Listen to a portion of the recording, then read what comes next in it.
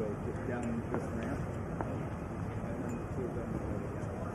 But I don't know if they'll go after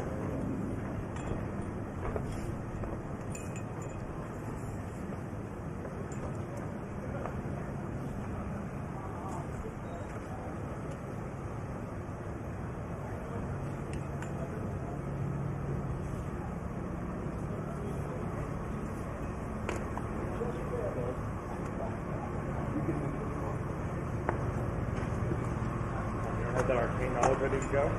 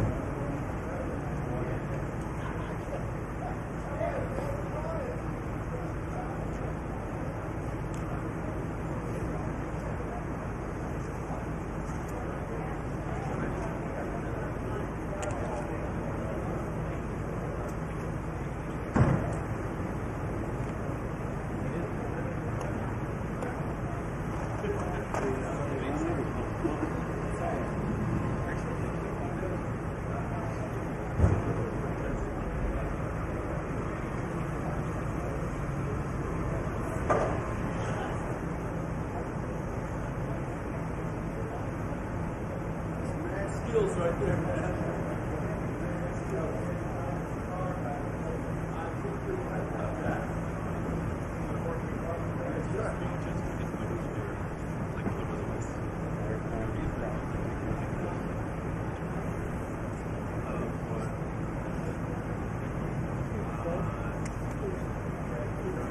Party going to go separately, but they're going to go in the door into the windows right here.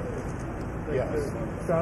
Spouses will go first. Second spouses will go first. Okay, so everybody will go in right here. Everybody's going to go, yeah, one car at a time. They'll fill up and leave. The next one comes up. Okay. Not yet.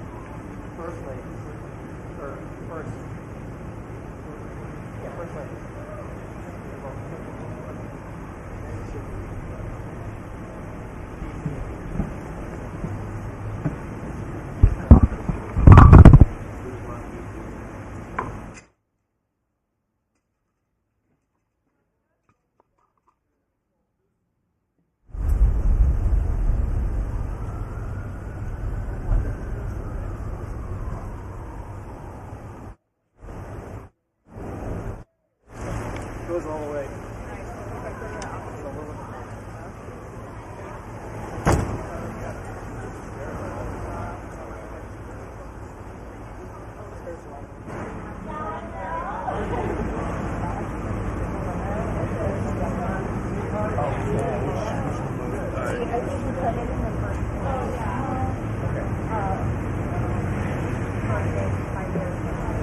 will virtually be. Okay. Got it.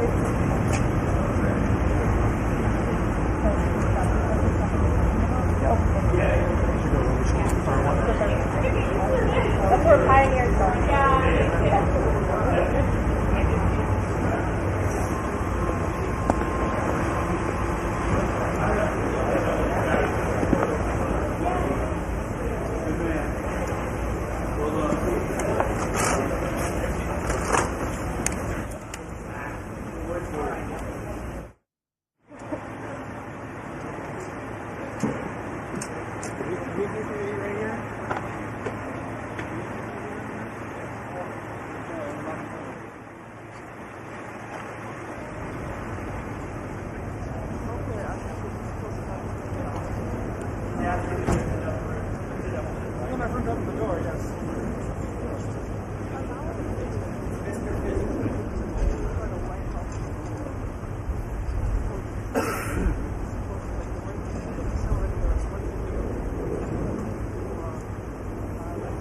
Usually the cars pull forward for the group photo, and they didn't.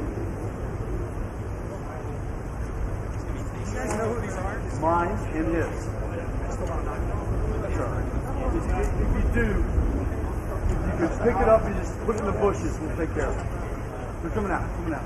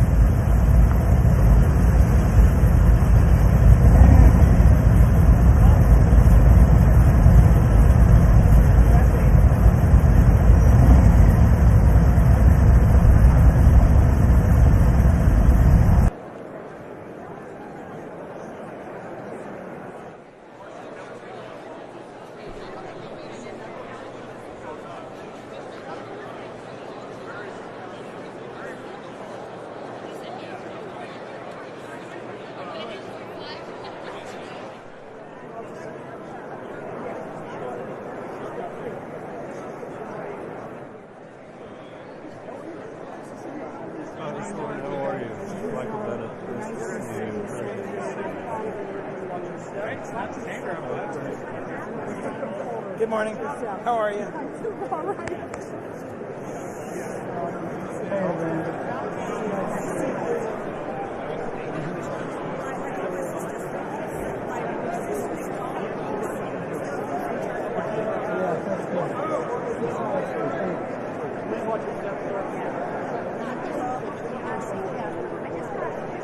Senator, right this way, please. Hey, Daisy. Sorry.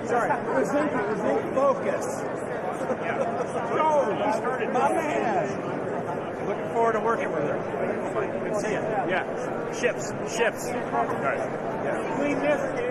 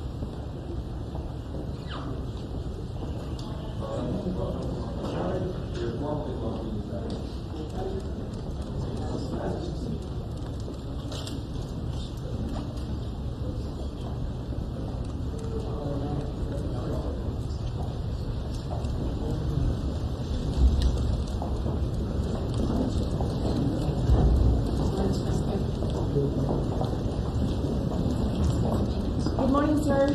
How are you this morning? Good morning. Mr. Thank you. President Trump, how do you feel? President Biden? Well,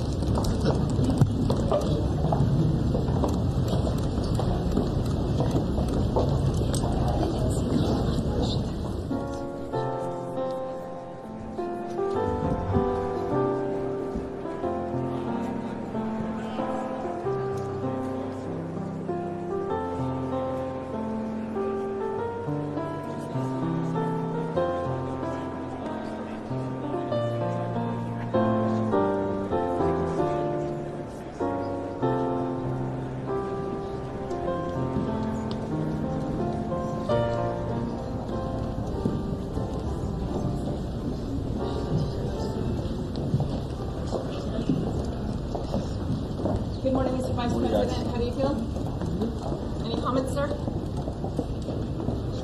Nope.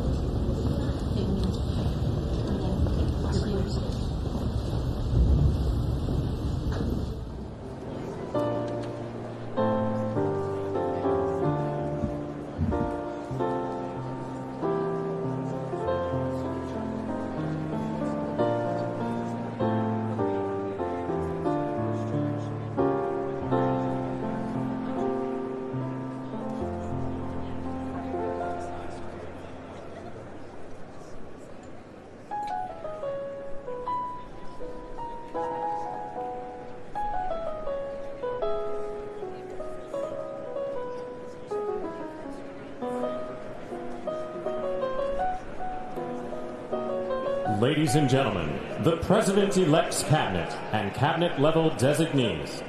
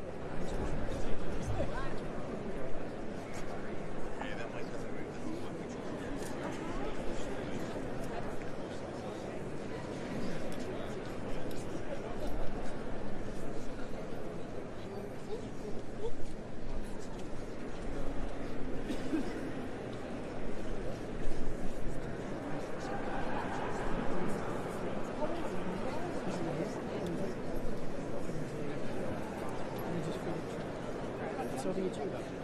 Yeah.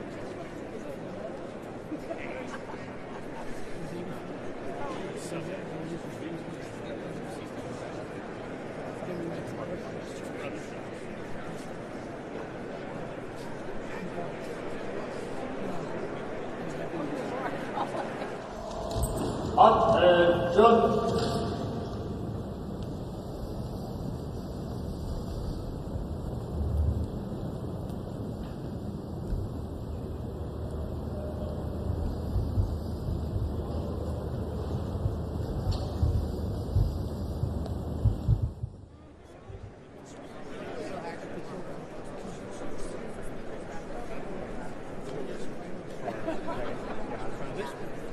Just trying to catch her eye.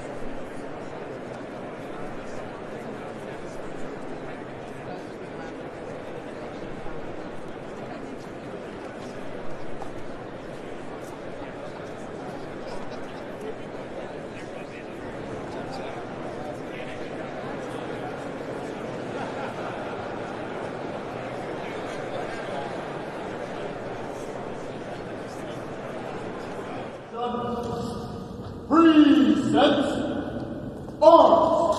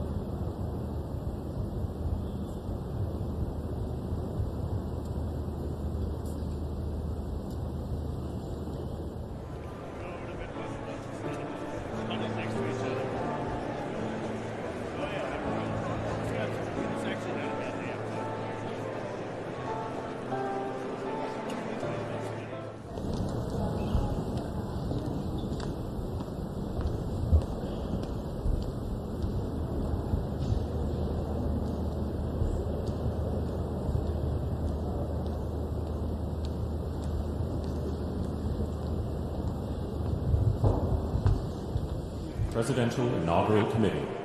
Committee Co-Chair, Mr. Steve Whitcomb.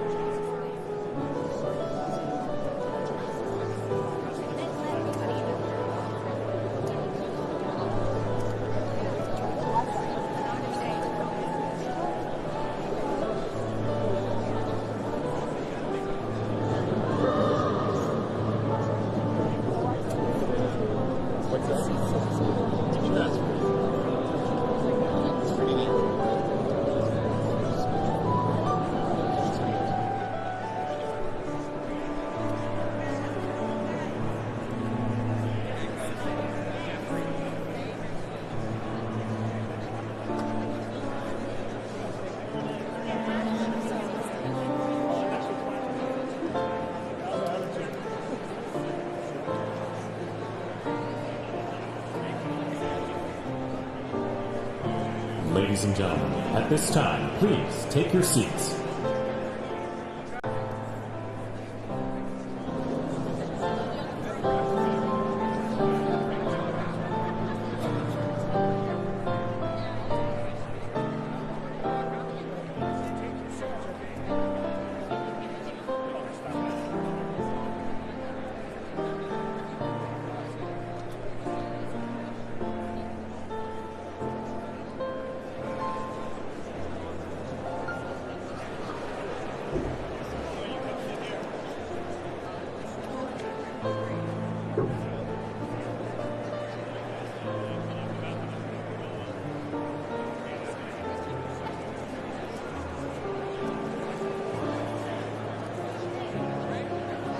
Ladies and gentlemen, at this time, please be seated.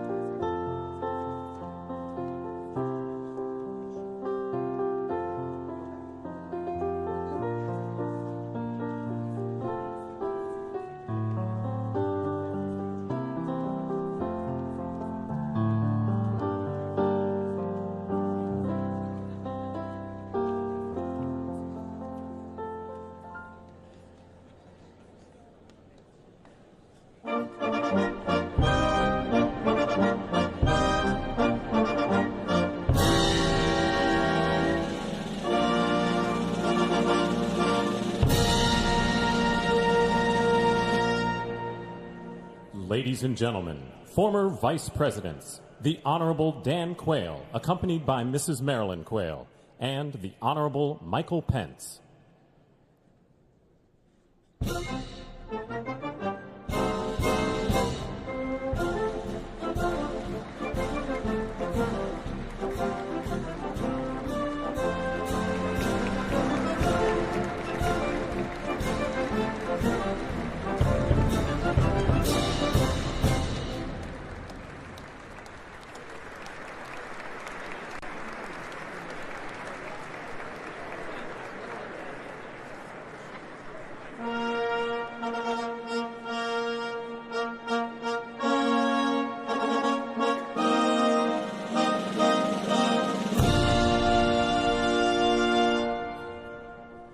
Ladies and gentlemen, the 42nd President of the United States, the Honorable William J. Clinton, accompanied by the Honorable Hillary Rodham Clinton.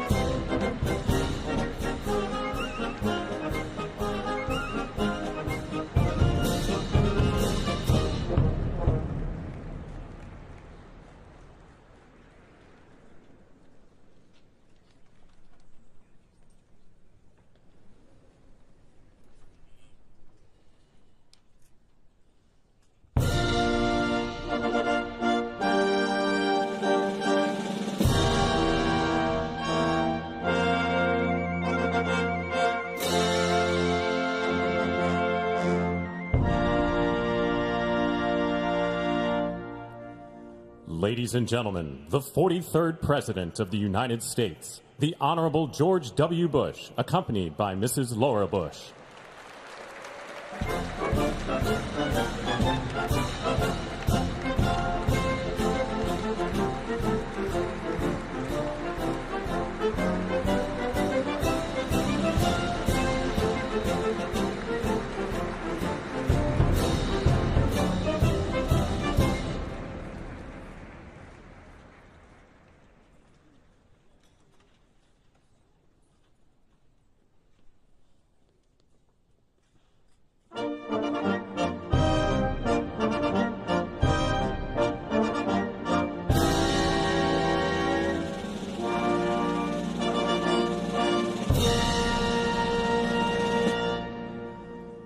Ladies and gentlemen, the 44th President of the United States, the Honorable Barack H. Obama.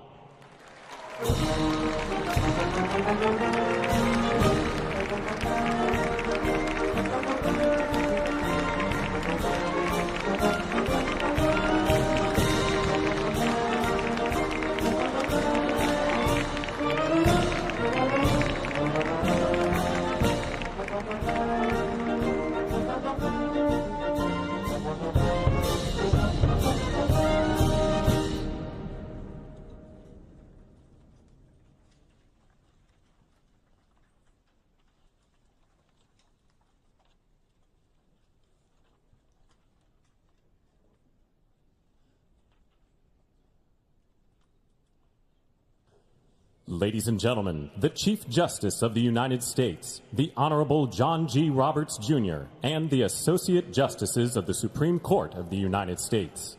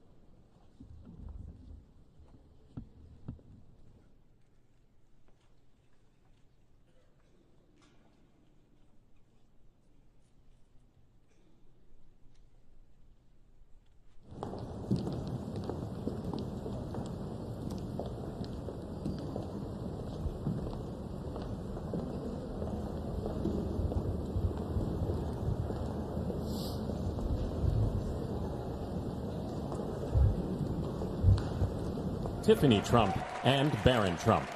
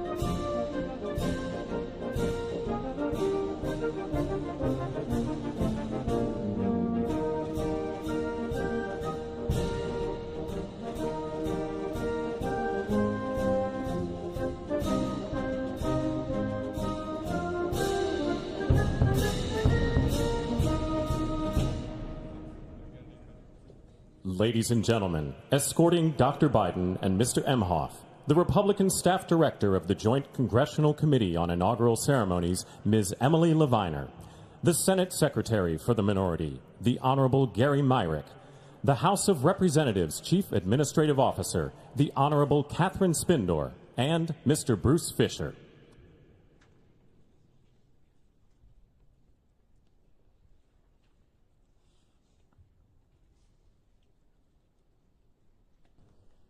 Ladies and gentlemen, Dr. Jill Biden and Mr. Douglas Emhoff.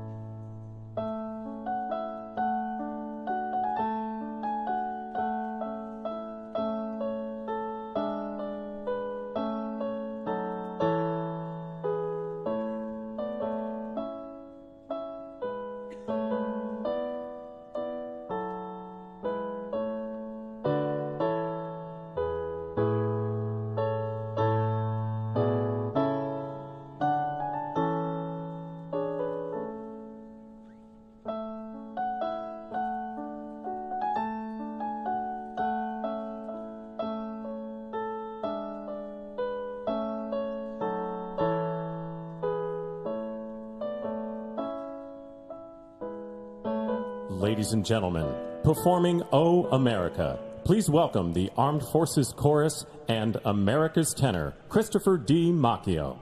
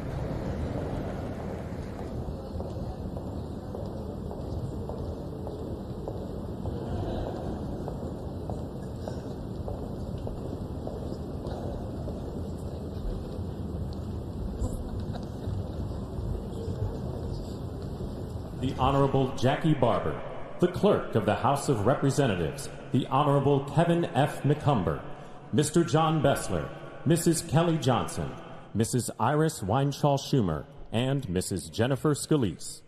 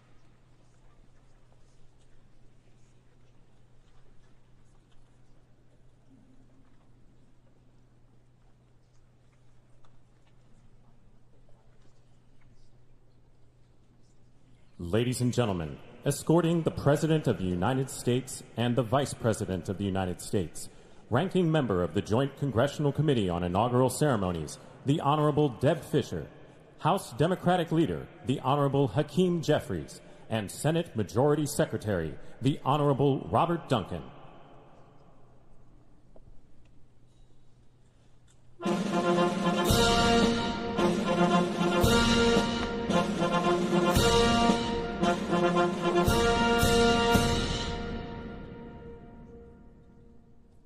Ladies and gentlemen, the President of the United States, the Honorable Joseph R. Biden, Jr., and Vice President of the United States, the Honorable Kamala Devi Harris.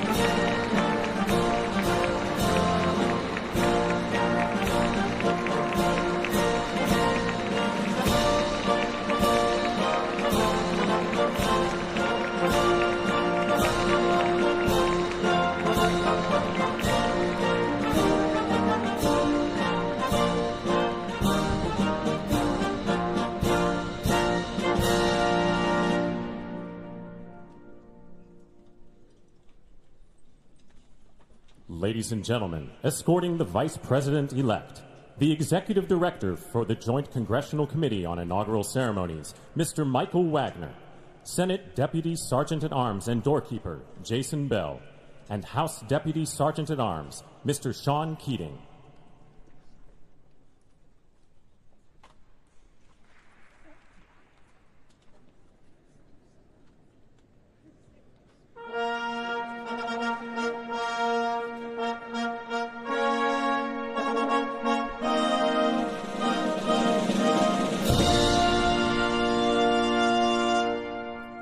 Ladies and gentlemen, the Vice President-elect of the United States, the Honorable J.D. Vance.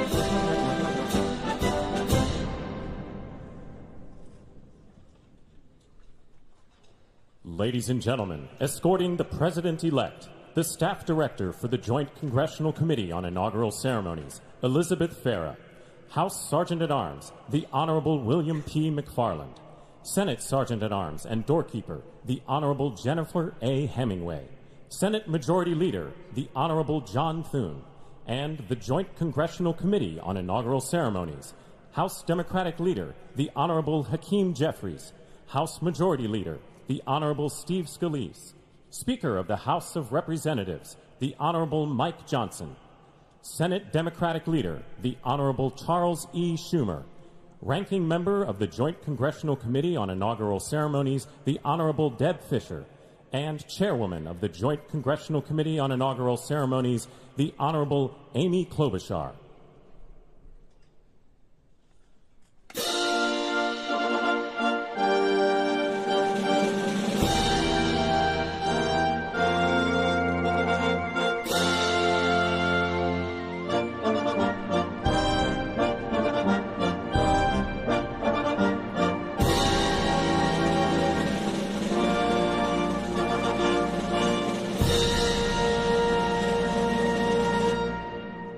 Ladies and gentlemen, the President-elect of the United States, the Honorable Donald John Trump.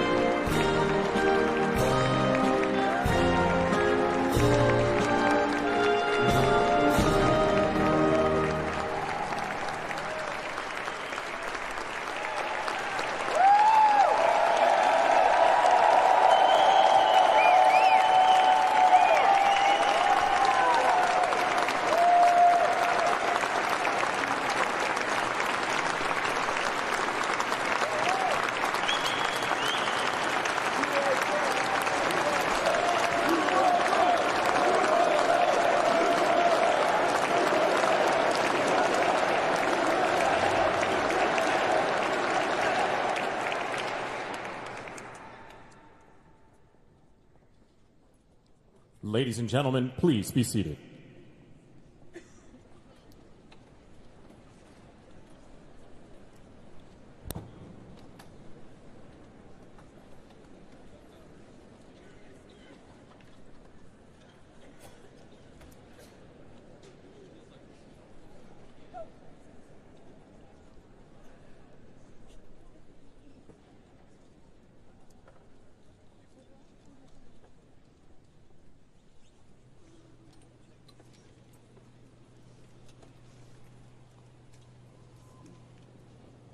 Please welcome the chairwoman of the Joint Congressional Committee on Inaugural Ceremonies, the Honorable Amy Klobuchar.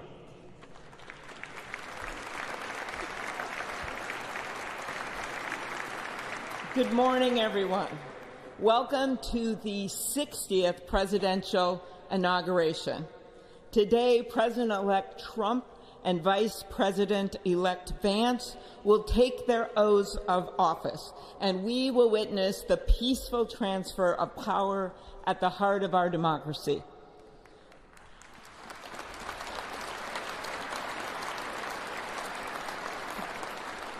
For the past year, I've chaired the Inaugural Ceremony Committee, which includes the leadership of Congress from both parties.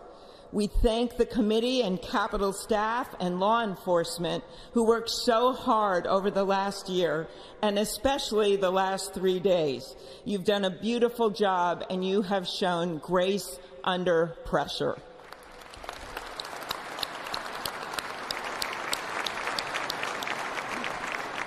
Our theme this year is our enduring democracy. The presence of so many presidents and vice presidents here today is truly a testament to that endurance. We welcome President Biden and Dr. Biden. We welcome Vice President Harris and Doug Emhoff, President Obama, President Clinton and Secretary Clinton, President Bush and Laura Bush, Vice President Pence, Vice President Quayle and Marilyn Quayle. The justices of the United States Supreme Court are with us, all 9 of them, I counted, and of course, the Trump and Vance families. This ceremony marks what will soon be 250 years of our democracy. It is the moment when leaders, elevated by the will of the people, promise to be faithful to our Constitution, to cherish and defend it. It is the moment when they become, as we all should be, the guardians of our country. Through war and peace, through adversity and prosperity, we hold this inauguration every 4 years, and today it falls on Martin Luther King Day. A further reminder that we must strive to uphold the values enshrined in our Constitution, the freedoms, the liberties, and, as is inscribed on the entrance of the United States Supreme Court, equal justice under law.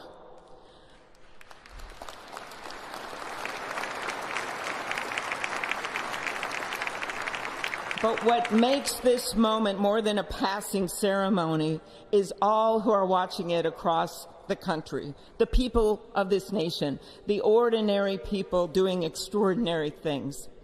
President Kennedy, who at one point worked as a senator in this building and would often walk through this very rotunda, once said, "In a democracy, every citizen, regardless of interest in politics, holds office. Every one of us is in a position of responsibility." With that responsibility of citizenship comes an obligation not to seek out malice, as President Lincoln once reminded us, but to view others with a generosity of spirit despite our differences. With that responsibility of leadership comes an obligation to stand our ground when we must and find common ground when we can. With everything swirling around us, the hot mess of division, it is on all of us, to quote an incredible songwriter who just happened to be born in my state, to ensure that our nation's democracy is our shelter from the storm. There's a reason this ceremony takes place at the Capitol. In other countries, it might be in a presidential palace or a gilded executive office building. Here it is traditionally held at the Capitol, the People's House. It is a fitting reminder of the system of checks and balances that is the very foundation of our government, 3 equal branches of government. That is how, for nearly 250 years, our great American experiment, grounded in the rule of law, has endured. So, as we inaugurate a new president and vice president, let us remember that the power of those in this room comes from the people. The construction workers who build our country, the teachers and healthcare workers who nurture us, the troops defending our freedoms, and yes, the firefighters in Los Angeles putting themselves on the line for us.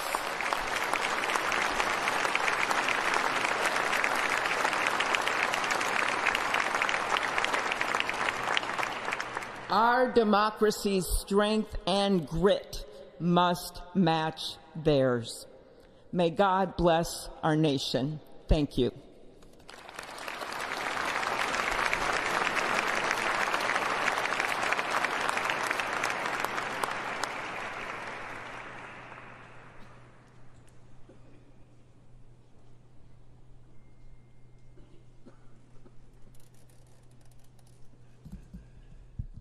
Good afternoon. Endurance through the years is the ultimate test. To persevere through time is the truest measure of an idea, an institution, and a nation. Our founders wrote the Constitution so that America could withstand all the twists and turns of time. They wrote it to guide us and to preserve forever our right of life, liberty, and the pursuit of happiness.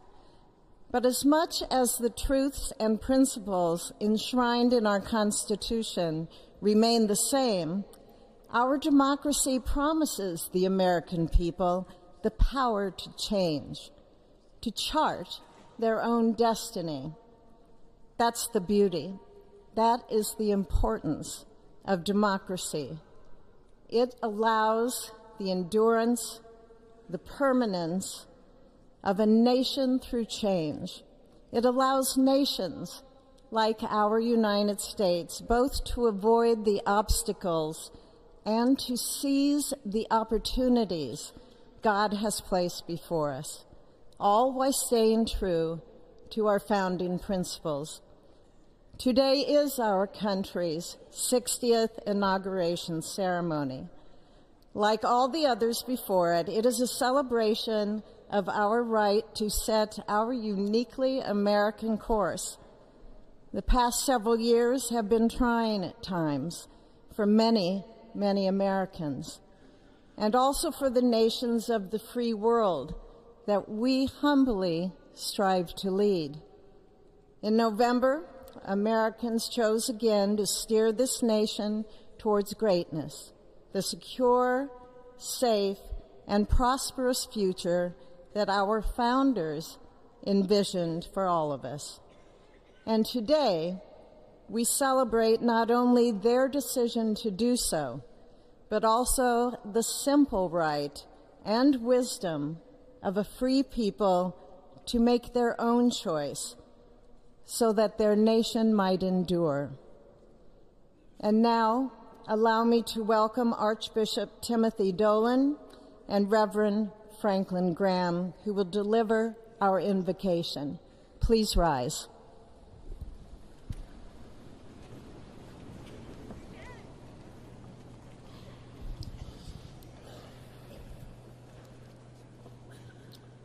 Be still and know that I am God, supreme among the nations, supreme on the earth. Let us pray.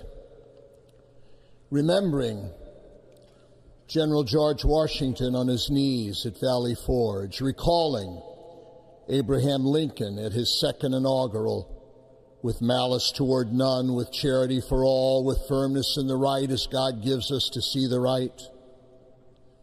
Remembering General George Patton's instructions to his soldiers as they began the Battle of the Bulge 8 decades ago. Pray. Pray when fighting. Pray alone. Pray with others. Pray by night. Pray by day. Observing the birthday of the Reverend Martin Luther King, who warned, without God, our efforts turn to ashes. We, blessed citizens of this one nation under God, humbled by our claim that in God we trust, gather indeed this Inauguration Day to pray for our President Donald J. Trump, his family, his advisors, his cabinet, his aspirations, his vice president, for the Lord's blessings upon Joseph Biden, for our men and women in uniform, for each other whose hopes are stoked this new year, this Inauguration Day. We cannot err in relying upon that prayer from the Bible, upon which our President will soon place his hand in oath, as we make our own the supplications of King Solomon for wisdom as he began his governance. God of our fathers, in your wisdom you set man to govern your creatures, to govern in holiness and justice, to render justice with integrity. Give our leader wisdom, for he is your servant, aware of his own weakness and brevity of life. If wisdom which comes not from you be not with him, he shall be held in no esteem. Send wisdom from heavens that she may be with him, that he may know your designs. Please, God, bless America. Please, mend her every flaw. You are the God in whom we trust, who lives and reigns forever and ever. Amen.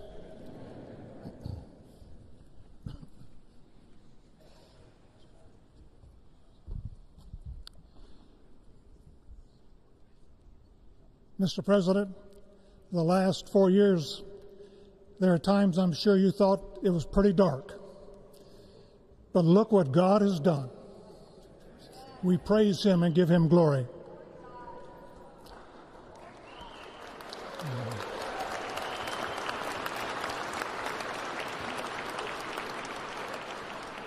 Let us pray.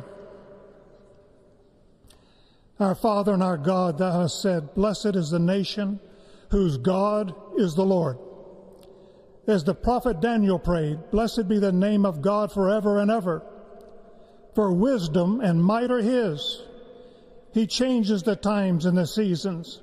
He removes kings. He raises up kings. He gives wisdom to the wise and knowledge to those who have understanding. Our Father, today, as President Donald J. Trump takes the oath of office once again, we come to say thank you, O Lord our God. Father, when Donald Trump's enemies thought he was down and out, you and you alone saved his life and raised him up with strength and power by your mighty hand. We pray for President Trump that you'll watch over, protect, guide, direct him, Give him your wisdom from your throne on high. We ask that you would bless him and that our nation would be blessed through him. We also ask that you would bless and protect Melania as First Lady. We thank you for the beauty, the warmth, and grace that she shows not only to this nation, but to the whole world. We thank you for Vice President-elect J.D. Vance and his wife Usha and their young family. May he be a strength to President Trump, to stand beside him, to hold up his arms like Aaron held up the arms of Moses in the midst of battle. The prophet Samuel reminded the people, it was you that brought them up from the land of Egypt. And he said, now stand still that I may reason with you before the Lord. So, Father, we take this moment to stand still, to remember the great things that you have done for this nation. Thank you for the protection, the bounty, the freedoms that we so enjoy. We remember to keep our eyes fixed on you, and may our hearts be inclined to your voice.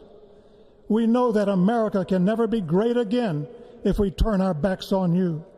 We ask for your help, and we pray all of this in the name of the King of Kings, the Lord of Lords, your Son, my Savior, and our Redeemer, Jesus Christ. Amen. Ladies and gentlemen, please welcome Associate Justice Kavanaugh to administer the Vice Presidential Oath of Office.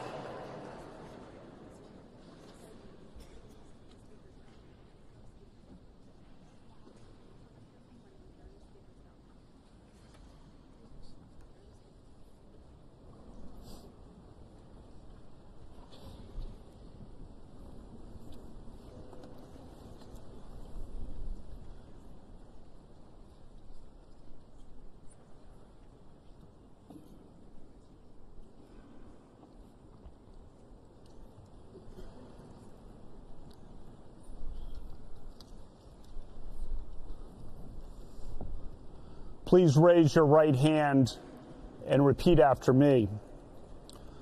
I, James David Vance, do solemnly swear. I, James David Vance, do solemnly swear that I will support and defend the Constitution of the United States. That I will support and defend the Constitution of the United States against all enemies, foreign and domestic. Against all enemies, foreign and domestic. That I will bear true faith. That I will bear true faith and allegiance to the same. And allegiance to the same. That I take this obligation freely. That I take this obligation freely. Without any mental reservation. Without any mental reservation. Or purpose of evasion. Or purpose of evasion. And that I will well and faithfully discharge. And that I will well and faithfully discharge. The duties of the office. The duties of the office. On which I am about to enter. On which I am about to enter. So help me God. So help me God. Congratulations, Mr. Vice President.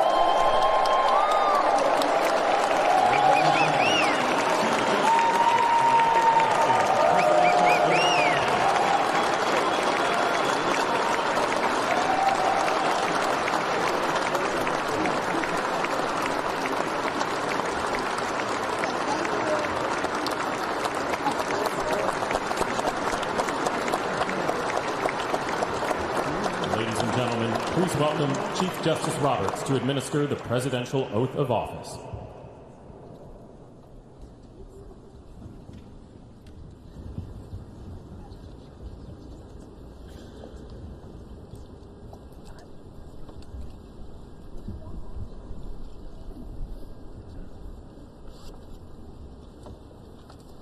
Please raise your right hand and repeat after me. I, Donald John Trump, do solemnly swear. I, Donald John Trump, do solemnly swear that I will faithfully execute the office of President of the United States the office of President of the United States and will, to the best of my ability, preserve, protect, and defend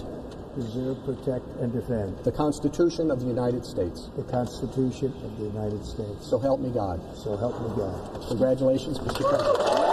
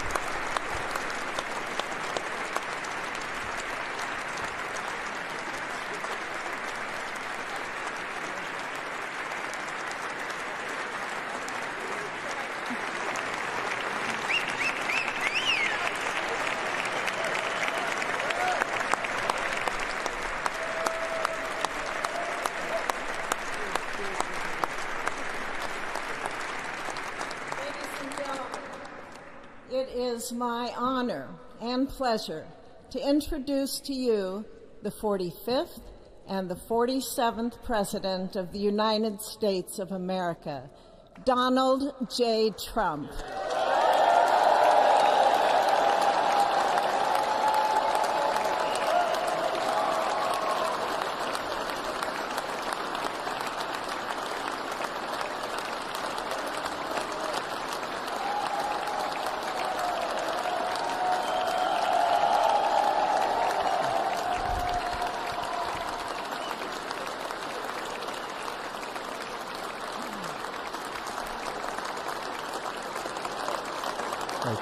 Thank you very much, everybody. Well, thank you very, very much.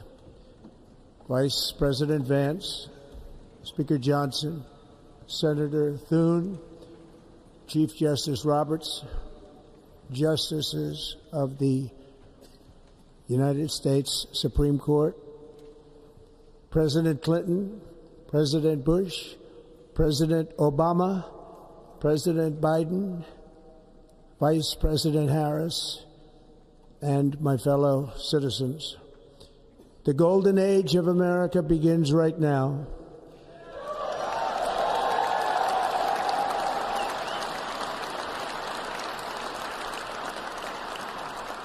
From this day forward, our country will flourish and be respected again all over the world.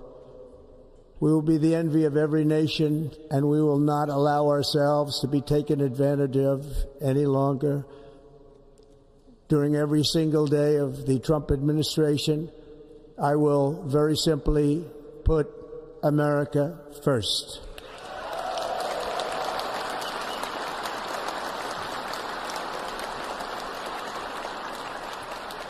Our sovereignty will be reclaimed. Our safety will be restored. The scales of justice will be rebalanced. The vicious, violent, and unfair weaponization of the Justice Department and our government will end.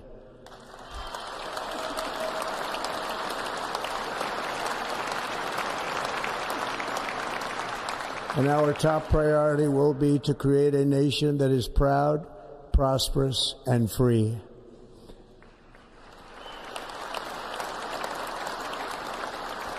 America will soon be greater, stronger, and far more exceptional than ever before. I return to the presidency confident and optimistic that we are at the start of a thrilling new era of national success. A tide of change is sweeping the country. Sunlight is pouring over the entire world. And America has the chance to seize this opportunity like never before. But first, we must be honest about the challenges we face. While they are plentiful, they will be annihilated by this great momentum that the world is now witnessing in the United States of America. As we gather today, our government confronts a crisis of trust. For many years, a radical and corrupt establishment has extracted power and wealth from our citizens while the pillars of our society lay broken and seemingly in complete disrepair. We now have a government that cannot manage even a simple crisis at home, while at the same time stumbling into a continuing catalog of catastrophic events abroad. It fails to protect our magnificent, law-abiding American citizens, but provides sanctuary and protection for dangerous criminals, many from prisons and mental institutions that have illegally entered our country from all over the world. We have a government that has given unlimited funding to the defense of foreign borders, but refuses to defend American borders or, more importantly, its own people. Our country can no longer deliver basic services in times of emergency, as recently shown by the wonderful people of North Carolina, been treated so badly.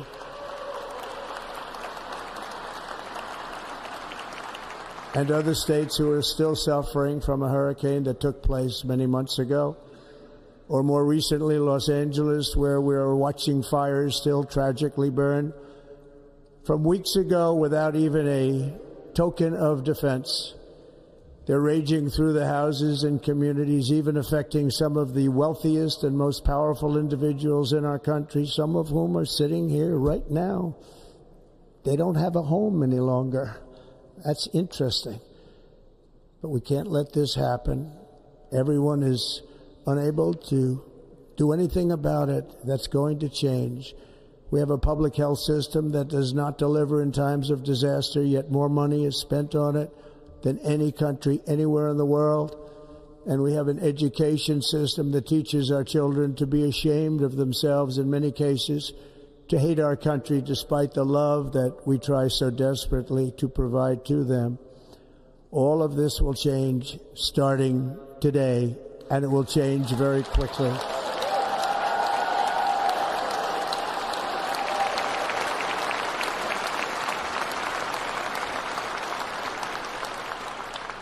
My recent election is a mandate to completely and totally reverse a horrible betrayal and all of these many betrayals that have taken place, and to give the people back their faith, their wealth, their democracy, and indeed their freedom.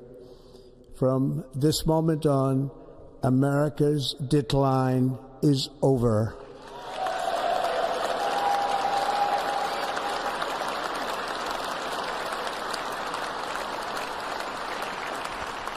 Our liberties and our nation's glorious destiny will no longer be denied, and we will immediately restore the integrity, competency, and loyalty of America's government. Over the past 8 years, I have been tested and challenged more than any president in our 250-year history, and I've learned a lot along the way. The journey to reclaim our republic has not been an easy one, that I can tell you. Those who wish to stop our cause have tried to take my freedom and indeed to take my life. Just a few months ago in a beautiful Pennsylvania field, an assassin's bullet ripped through my ear. But I felt then, and believe even more so now, that my life was saved for a reason. I was saved by God to make America great again.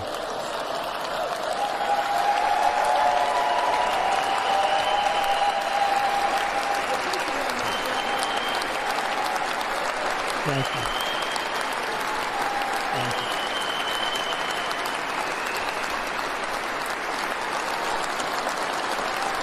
Thank you very much.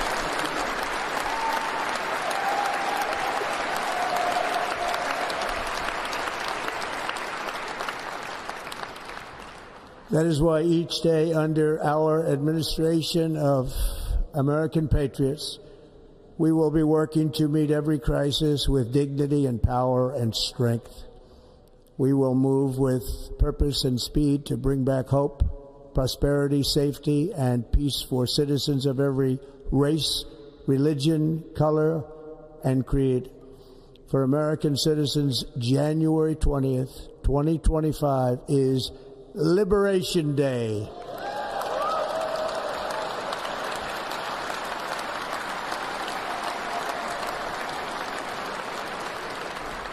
It is my hope that our recent presidential election will be remembered as the greatest and most consequential election in the history of our country. As our victory showed, the entire nation is rapidly unifying behind our agenda with dramatic increases in support from virtually every element of our society, young and old, men and women, African Americans, Hispanic Americans, Asian Americans, urban, suburban, rural. And very importantly, we had a powerful win in all 7 swing states. And the popular vote, we won by millions of people. To the Black and Hispanic communities, I want to thank you for the tremendous outpouring of love and trust that you have shown me with your vote. We set records, and I will not forget it. I've heard your voices in the campaign, and I look forward to working with you in the years to come.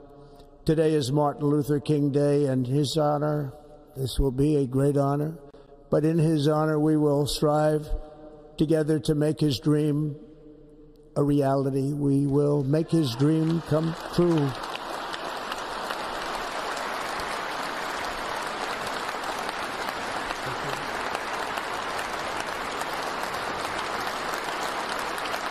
Thank you.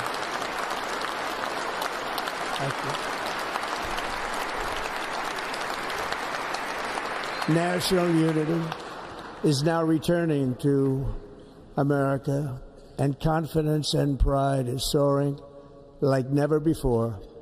In everything we do, my administration will be inspired by a strong pursuit of excellence and unrelenting success.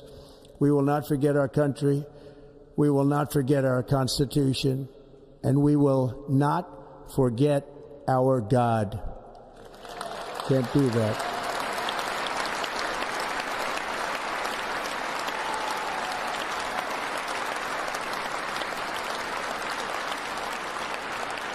Today I will sign a series of historic executive orders. With these actions, we will begin the complete restoration of America and the revolution of common sense. It's all about common sense. First, I will declare a national emergency at our southern border.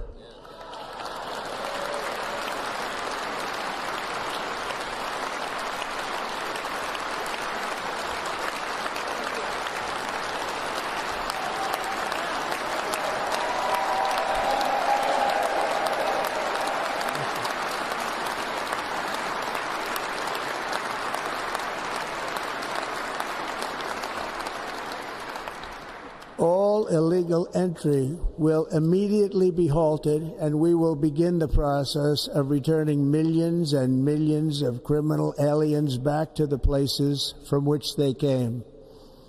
We will reinstate my Remain in Mexico policy.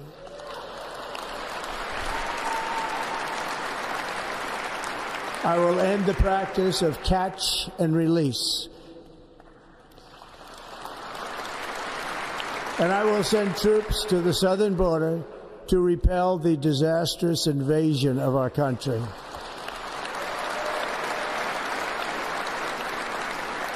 Under the orders I signed today, we will also be designating the cartels as foreign terrorist organizations.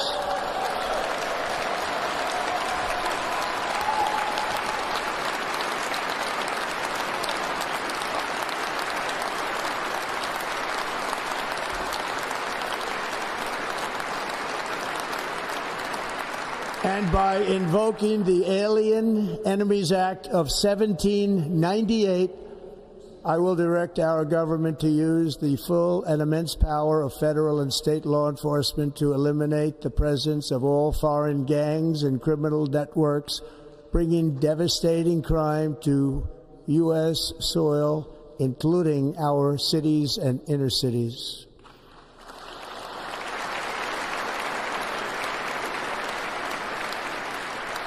As Commander-in-Chief, I have no higher responsibility than to defend our country from threats and invasions, and that is exactly what I am going to do. We will do it at a level that nobody's ever seen before. Next, I will direct all members of my cabinet to marshal the vast powers at their disposal to defeat what was record inflation and rapidly bring down costs and prices.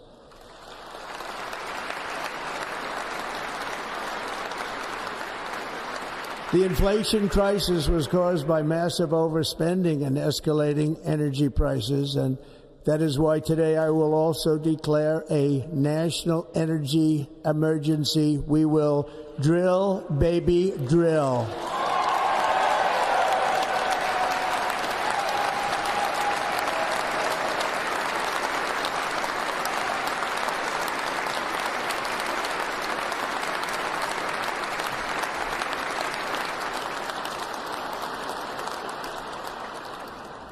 America will be a manufacturing nation once again, and we have something that no other manufacturing nation will ever have, the largest amount of oil and gas of any country on earth, and we are going to use it. We're going to use it. We will bring prices down, fill our strategic reserves up again right to the top, and export American energy all over the world. We will be a rich nation again, and it is that liquid gold under our feet that will help to do it. With my actions today, we will end the Green New Deal and we will revoke the electric vehicle mandate, saving our auto industry and keeping my sacred pledge to our great American auto workers.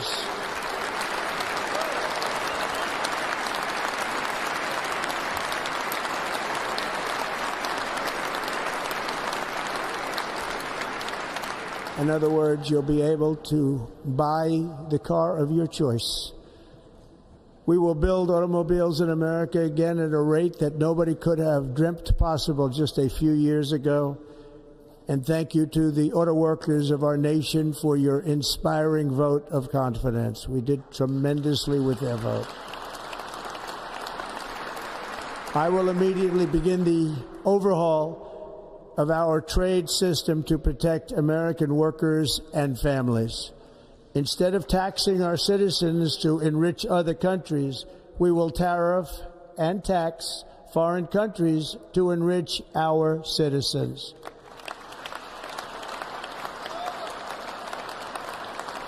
For this purpose, we are establishing the External Revenue Service to collect all tariffs, duties, and revenues. It will be massive amounts of money pouring into our treasury, coming from foreign sources. The American dream will soon be back and thriving like never before to restore competence and effectiveness to our federal government.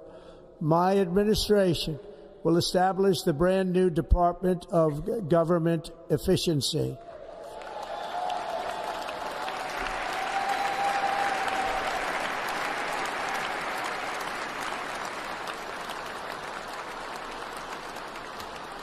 After years and years of illegal and unconstitutional federal efforts to restrict free expression, I will also sign an executive order to immediately stop all government censorship and bring back free speech to America.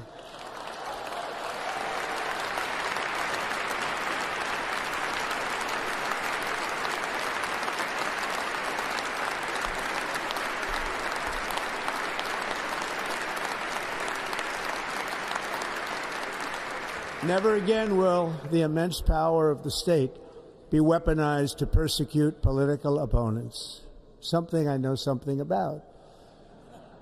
We will not allow that to happen. It will not happen again. Under my leadership, we will restore fair, equal, and impartial justice under the constitutional rule of law.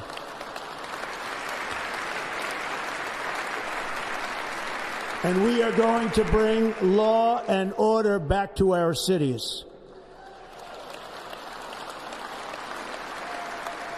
This week, I will also end the government policy of trying to socially engineer race and gender into every aspect of public and private life.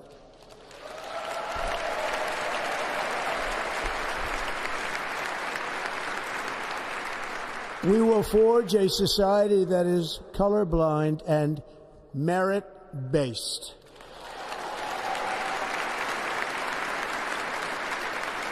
As of today, it will henceforth be the official policy of the United States government that there are only two genders, male and female.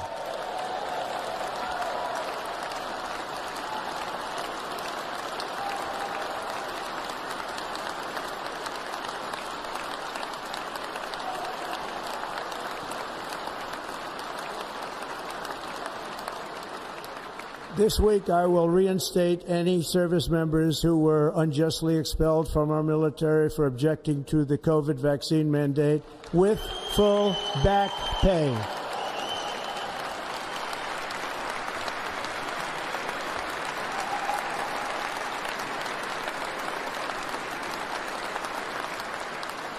And I will sign an order to stop our warriors from being subjected to radical political theories and social experiments while on duty.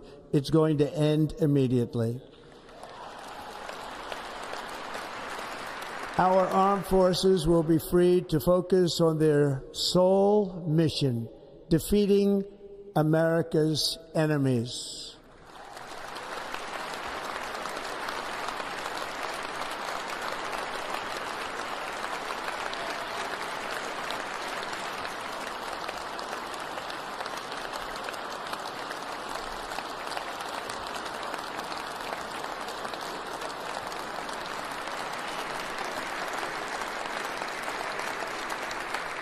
Like in 2017, we will again build the strongest military the world has ever seen.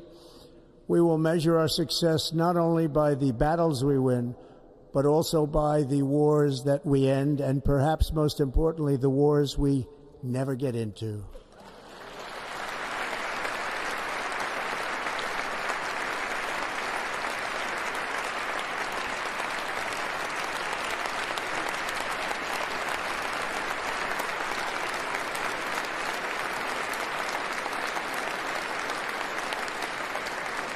My proudest legacy will be that of a peacemaker and unifier. That's what I want to be, a peacemaker and a unifier.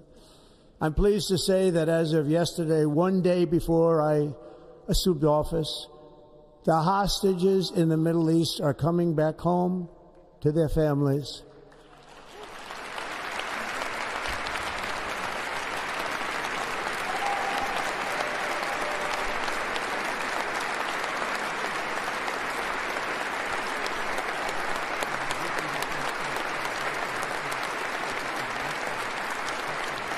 Thank you. America will reclaim its rightful place as the greatest, most powerful, most respected nation on earth, inspiring the awe and admiration of the entire world. A short time from now, we are going to be changing the name of the Gulf of Mexico to the Gulf of America, and we will restore the name of a great president, William McKinley, to Mount McKinley, where it should be and where it belongs.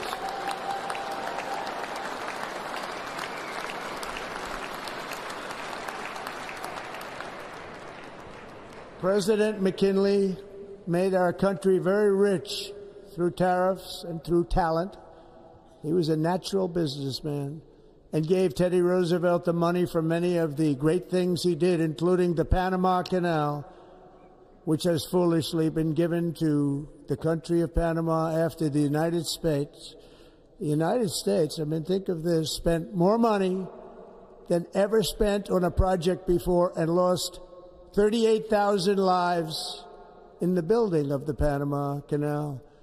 We have been treated very badly from this foolish gift that should have never been made, and Panama's promise to us has been broken. The purpose of our deal and the spirit of our treaty has been totally violated. American ships are being severely overcharged and not treated fairly in any way, shape, or form, and that includes the United States Navy. And above all, China is operating the Panama Canal, and we didn't give it to China, we gave it to Panama, and we're taking it back.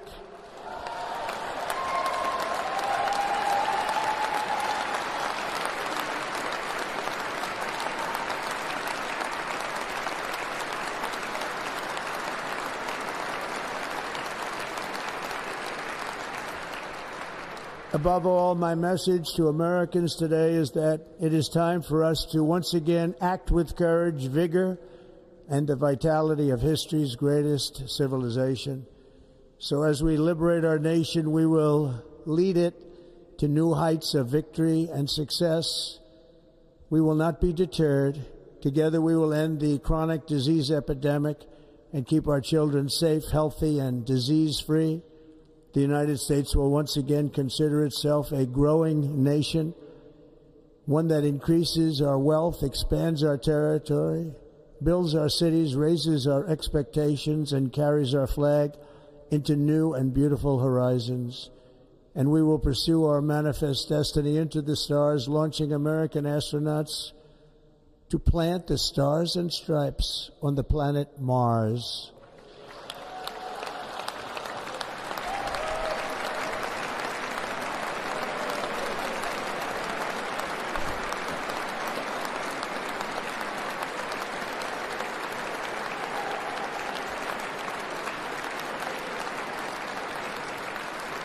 Ambition is the lifeblood of a great nation, and right now our nation is more ambitious than any other. There's no nation like our nation. Americans are explorers, builders, innovators, entrepreneurs, and pioneers. The spirit of the frontier is written into our hearts. The call of the next great adventure resounds from within our souls. Our American ancestors turned a small group of colonies on the edge of a vast continent into a mighty republic of the most extraordinary citizens on earth. No one comes close. Americans pushed thousands of miles through a rugged land of untamed wilderness. They crossed deserts, scaled mountains, braved untold dangers, won the Wild West, ended slavery, rescued millions from tyranny, lifted billions from poverty, harnessed electricity, split the atom, launched mankind into the heavens, and put the universe of human knowledge into the palm of the human hand. If we work together, there is nothing we cannot do and no dream we cannot achieve. Many people thought it was impossible for me to stage such a historic political comeback. But as you see today, here I am. The American people have spoken.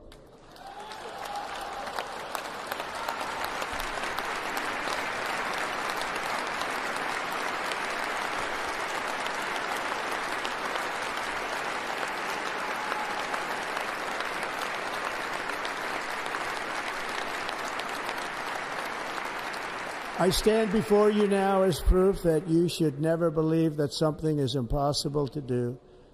In America, the impossible is what we do best.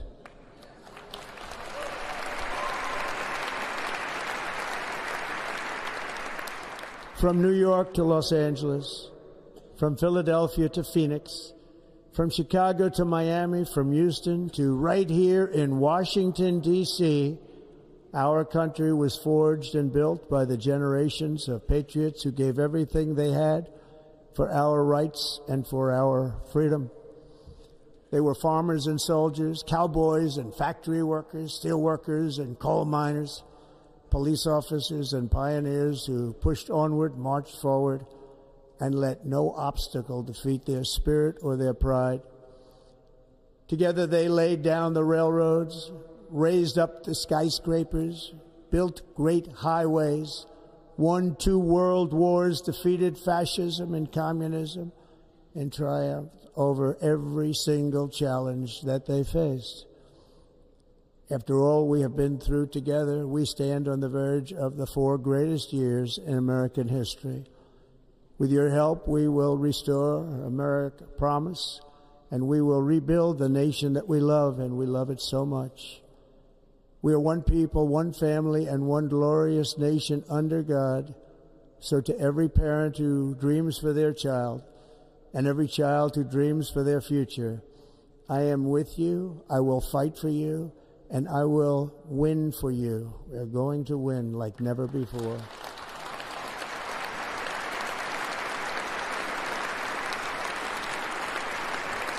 Thank you. Thank you.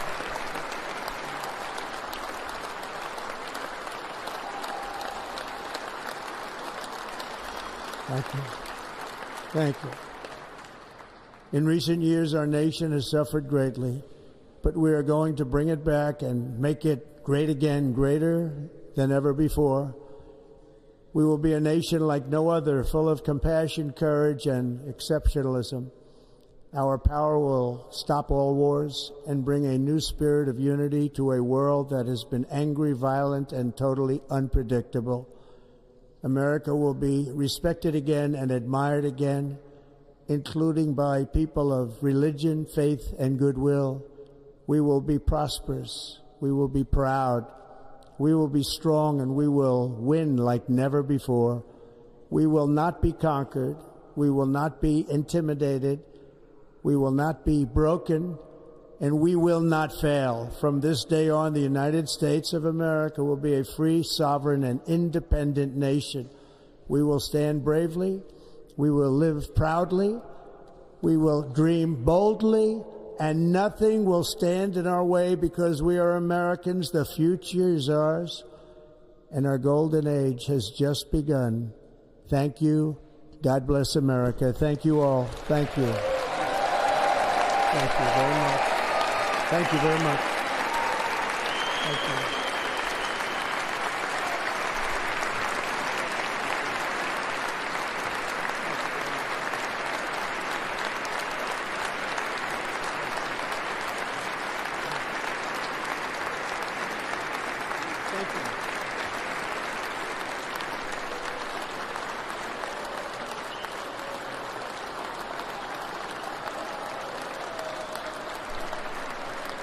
Ladies and gentlemen, performing America the Beautiful, please welcome the Armed Forces Chorus and Carrie Underwood.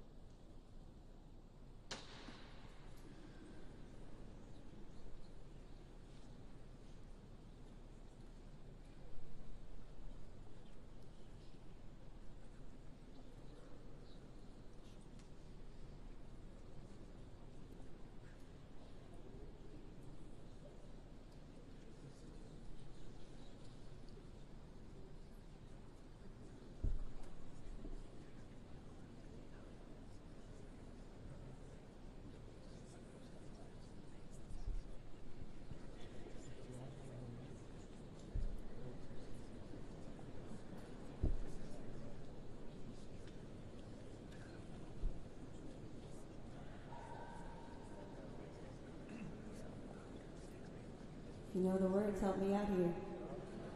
Oh, beautiful for spacious skies, for amber waves of grain, for purple mountain majesties above the fruited plain. America, America, God shed His grace on thee and crown thy good with brotherhood from sea to shining sea.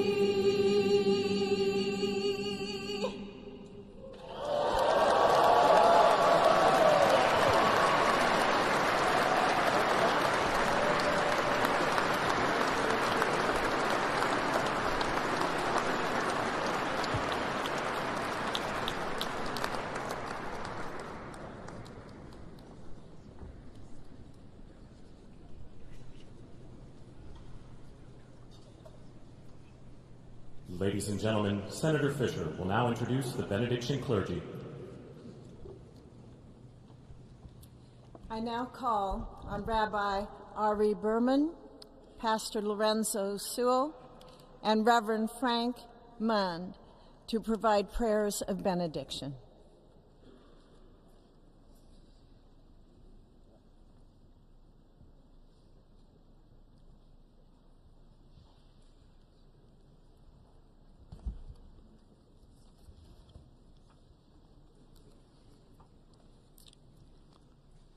Let us pray.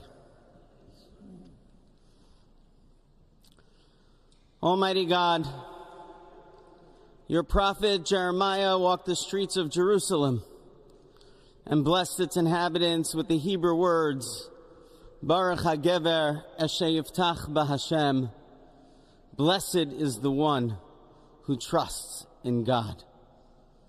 Thousands of years later, this great nation, which adopted these words as its motto, "In God we trust," stands at a moment of historic opportunity. Americans are searching for meaning. Our merciful Father, help us rise to meet this moment. Bless President Donald J. Trump and Vice President J.D. Vance with the strength and courage to choose the right and the good. Unite us around our foundational biblical values of life and liberty, of service and sacrifice, and especially of faith and morality, which George Washington called the indispensable supports of American prosperity. Guide our schools and college campuses, which have been experiencing such unrest, to inspire the next generation, to pair progress with purpose, knowledge with wisdom, and truth with virtue. Hear the cry of the hostages, both American and Israeli, whose pain our president so acutely feels. We are so thankful for the 3 young women who yesterday returned home, and pray that the next 4 years brings peace to Israel and throughout the Middle East. Almighty God, grant all Americans the opportunity to realize our shared dream of a life filled with peace and plenty, health and happiness, compassion and contribution. Stir within us the confidence to rise to this moment. For while we trust in God, God's trust is in us, the American people. America is called to greatness, to be a beacon of light and a mover of history. May our nation merit the fulfillment of Jeremiah's blessing, that like a tree planted by water, we shall not cease to bear fruit. May all of humanity experience your love and your blessing. May it be thy will, and let us say, Amen. Let us pray for our 47th president. Heavenly Father, we're so grateful that you gave our 45th and now our 47th president a millimeter miracle. We are grateful that you are the one that have called him for such a time as this, that America would begin to dream again. We pray that we would fulfill the true meaning of our creed, that we hold these truths to be self-evident, that all men are created equal. We pray that you use our president, that we will live in a nation where we will not be judged by the color of our skin, but by the content of our character. Heavenly Father, in the name of Jesus, we are so grateful today that you will use our 47th president so we would sing with new meaning, my country, 'tis of thee. Sweet land of liberty, of thee I sing. Land where my fathers died, land of the pilgrim's pride, from every mountainside. Let freedom ring, and because America is called to be a great nation, We believe that you will make this come true. So let freedom ring from the prodigious hilltops of New Hampshire. Let freedom ring from the mighty mountains of New York. Let freedom ring from the heightening Alleghenies of Pennsylvania. Let freedom ring from the snow-capped Rockies of Colorado. Let freedom ring from the curvaceous hilltops of California. But God, we're asking you not only that. Let freedom ring from Stone Mountain, Georgia. Let freedom ring from Lookout Mountain of Tennessee. Let freedom ring from every hill and every molehill in Mississippi, from every state, every city, every village, and every hamlet. And when we let freedom ring, we will be able to speed up that day where all of your children, black men and white men, Protestant and Catholic, Jew and Gentile, will be able to sing in the meaning of that old Negro spiritual, free at last. Free at last. Thank you, God Almighty. We are free at last. If you believe where the Spirit of the Lord is, there is liberty. Come on, put your hands together and give your great God great glory.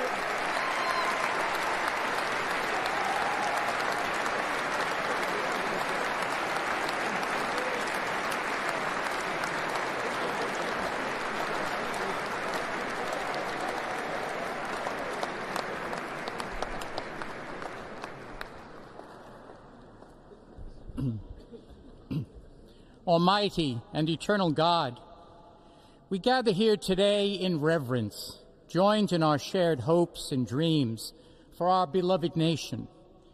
In this sacred moment of the inauguration of President Donald J. Trump and Vice President J.D. Vance, we turn our hearts to you, seeking your divine assistance and abundant blessings upon this pivotal moment in history. We come before you with profound gratitude for the many gifts you have bestowed upon our land. Thank you for the freedoms we cherish, for the strength of our communities, and for the resilience of our spirit. As our President and Vice President embrace their newly appointed roles, we humbly implore that your everlasting love and wisdom will envelop them. Grant them the clarity of mind to navigate the challenges that lie ahead and the compassion to serve all citizens with fairness and integrity. May their hearts be filled with a giving spirit and sincere understanding for those whom they represent. May they be beacons of hope in times of uncertainty and prophetic voices in defending the dignity of all created life. We pray for a spirit of collaboration to flourish in our government and across our nation, fostering an environment where dialogue and heartfelt listening will prevail over division or discord. May each decision made by our President and Vice President reflect the values of justice and peace. As we embark on this new chapter, we also seek your comfort, O God, for those who feel lost or disheartened. In this time of transition, may your light shine upon them, reaffirming their belief in a brighter tomorrow. May we all strive to lift one another, supporting our fellow citizens with kindness and empathy, recognizing that together we can overcome any adversity. Grant us the strength to endure, the courage to face our fears, and the clarity to see the light that remains, even when clouds of uncertainty may gather. Inspire our new leaders to be champions for the vulnerable and advocates for those whose voices are often silenced. May they pursue policies that promote the well-being of all, seeking to build bridges that will foster unity and belonging. As we stand witness to this inauguration, we hold fast to our faith in the goodness of each of us and the possibility of change. We trust that with your guidance, O God, our nation can move forward to a future filled with promise, prosperity, and understanding. And finally, we lift our hearts in gratitude for the beloved parents of President Trump. Without Mary and Fred Trump, this day would never be the miracle that has just begun. From their place in heaven, may they shield their son from all harm by their loving protection, and give him the strength to guide our nation along the path that will make America great again. Let us go forth now with these words of President Trump's emblazoned on our hearts. As long as we have pride in our beliefs, courage in our convictions, and faith in our God, then we will not fail. We stand tall, we stand proud, because we are Americans, and Americans kneel to God, and to God alone. Amen. Ladies and gentlemen, please remain standing for our national anthem.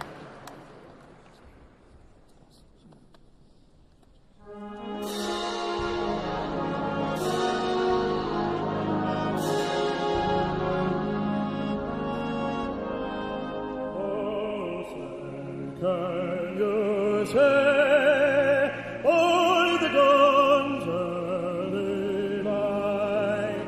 What's a proudly we have at the twilight's last gleaming, whose blood stripes and bright stars, oh, the perilous fight of the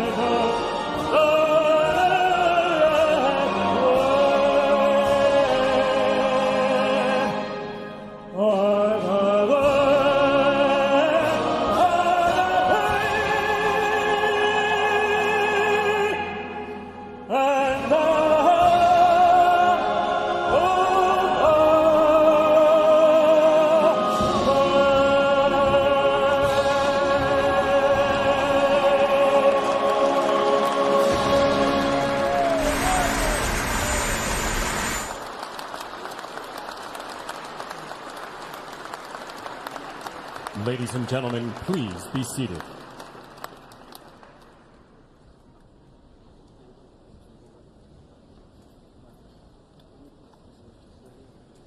Ladies and gentlemen, please remain at your seats while the President and official party depart the platform.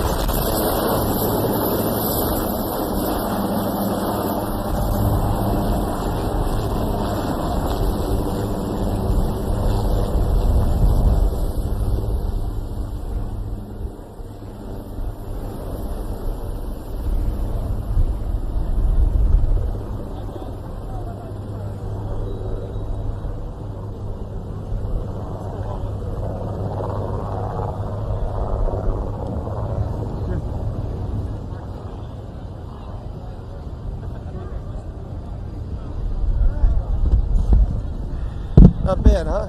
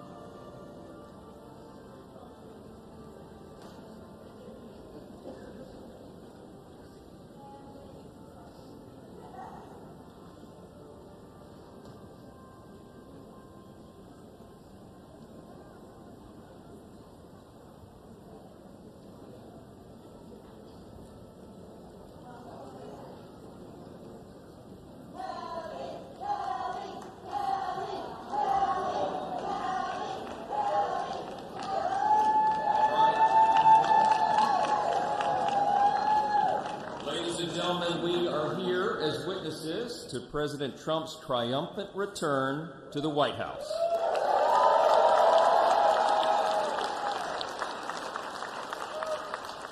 Right now, already this morning, you can feel it around the country. We certainly felt it here in the city. America is coming together and roaring back again, and it begins today, as the President just told us. I know we'd all rather be gathered together on the National Mall with hundreds of thousands of our closest friends, but our disappointment is well overcome with our excitement for the future that we feel today. We have the chance to make the next 4 years the most consequential period in our nation's history. And as Speaker of the House, it is my great pleasure, my great honor, to introduce to you the man who will lead us to this new golden age, the decisive winner of the Electoral College and the popular vote, the 45th and the 47th, and the greatest president of our lifetimes, Donald J. Trump.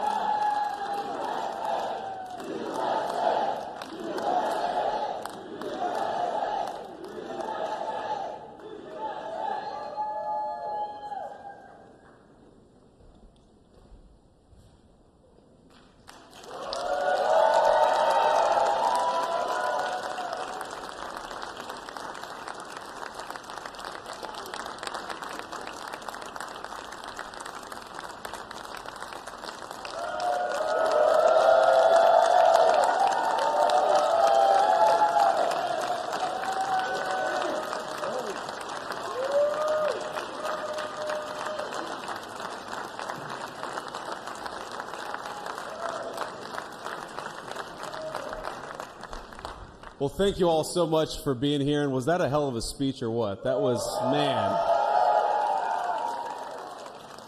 That was a good way to start it off. You know, I didn't know exactly what the president would put in that speech, and I hoped to myself that he wasn't going to hold back. And, sir, you didn't hold back. That was a hell of a way to start the next 4 years. But I just want to say from the bottom of my heart, and I know I speak for the president and for all of us, thank you, thank you, thank you for making this possible. We love you.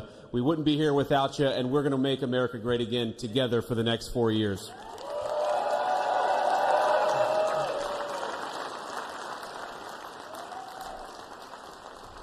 And the last thing I'll say is, you know, having stood outside for about 5 minutes to wave goodbye to the Bidens, thank God we moved that thing indoors because it was a beautiful ceremony and it was cold as hell outside. So, sir, the 45th and 47th President of the United States, Donald J. Trump.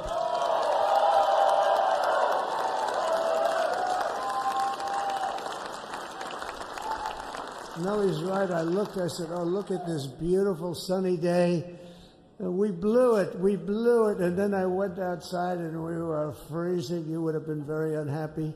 The sun was very deceptive, I will tell you. It is cold out. And I'm sort of saying, you know, that was so beautiful today. Maybe they should do it there every 4 years. Does that make sense? I don't know. Because, you know, the outdoor thing is really good, but it gets a little cold around this time of the year. Some people have noticed. And a lot of times they suffer through it. There was no suffering in that room. It was 72 degrees. It was perfect with the best acoustics I think I've ever heard in a room. This is not so bad either. But I just want to say, you're a younger, far more beautiful audience that I just spoke to. And I want to keep it off the record. I want to keep that off the record. Because I don't want to have all those big shots up there. I don't want to think you're more powerful than them, you look better than them, and I love you. Now, we just had a great time. We just had a great day. This was amazing. You know, when you think we took a journey, I mentioned in the speech, a lot of people said that was not a journey that was possible, and it was indeed possible. I didn't really know too much about what they were saying when they said that, but a lot of people felt it, and we hooked up with J.D. very early. I watched J.D. over a period of time. I endorsed him in Ohio. He was a great senator and very, very smart. The only one smarter than him was his wife. That was I would have chosen her, but somehow the line of succession didn't work that way, right? But now she's great and he's great. This is a great, beautiful couple and unbelievable career. I just said to him, you are very upwardly mobile, because he hasn't been doing it that long, but he picked it up so quickly. Remember, the first week was a little bit like the fake news was hitting him really hard.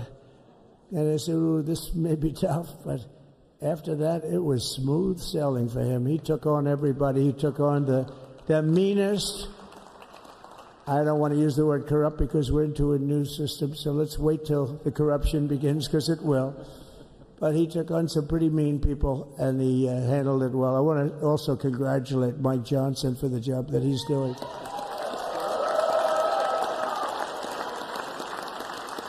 Steve, we gave him a majority of almost nothing, and then I said to make it tougher on him, let me take 2 or 3 of the people, right? I said he'll only have to suffer with that for about 3 months. How are they doing, by the way? Are they? Is that moving along? Totally unified. I said, do you mind if I take this one, that one, and a couple of others? He didn't mind. He can handle it. No, he's a man that's liked by everybody. I've never met a man like this. You've got how many is it, 219 or 220 or something? 220. And of the 220, 219 really like him. I noticed he got 1 negative vote once about 2 weeks ago. But I think even 220 like him, if you want to know the truth. And that's very unusual. I know a lot of nice guys in Congress, and they have 35 people that hate him. So if you have 35 people that hate you and you only have 1 or 2 or 3 votes, you'll have 5, I think. But that's going to be like, you know, the good news is when we get to that 5 number, it's going to feel like a massive majority. You could be really nasty to a couple of them at least, you know? So it's going to feel like hitting your head on the wall and stopping. It feels so good to stop. But he's done a fantastic job. And Steve Scalise is, he's our hero because, you know, I was with him. You talk about being shot. I was with him. He got some bad ones, and his incredible wife, and she really loves him. You know, you never know about that. I've been with other people. They were doing poorly, and the wife is like looking at her watch. She can't get out of the hospital fast enough. How's he doing? Oh, I don't know. He's all right. That woman was a mess. She was crying and crying. No, they're going to take him. They're going to take him. I told Steve when he finally woke up, it was a while, too. The doctor told me it was the most blood they've ever transfused in any patient. They've never done anything like it. And here he is, the picture of strength, right? And he's been a great friend of mine, right? With a family, because of a family. And what a job you did. It worked out pretty much better than we even thought, right? And I did have a couple of things, to say that were extremely controversial. And between J.D. and Melania and anybody else that heard, please, sir, it's such a beautiful, unifying speech. Please, sir, don't say these things.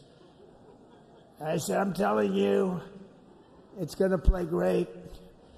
They say, you're right. For this group of people, it's going to play great. You're the only ones I hurt by not, but we had some beauties, didn't we, Melania? She said, sir, calls me sir when she's angry.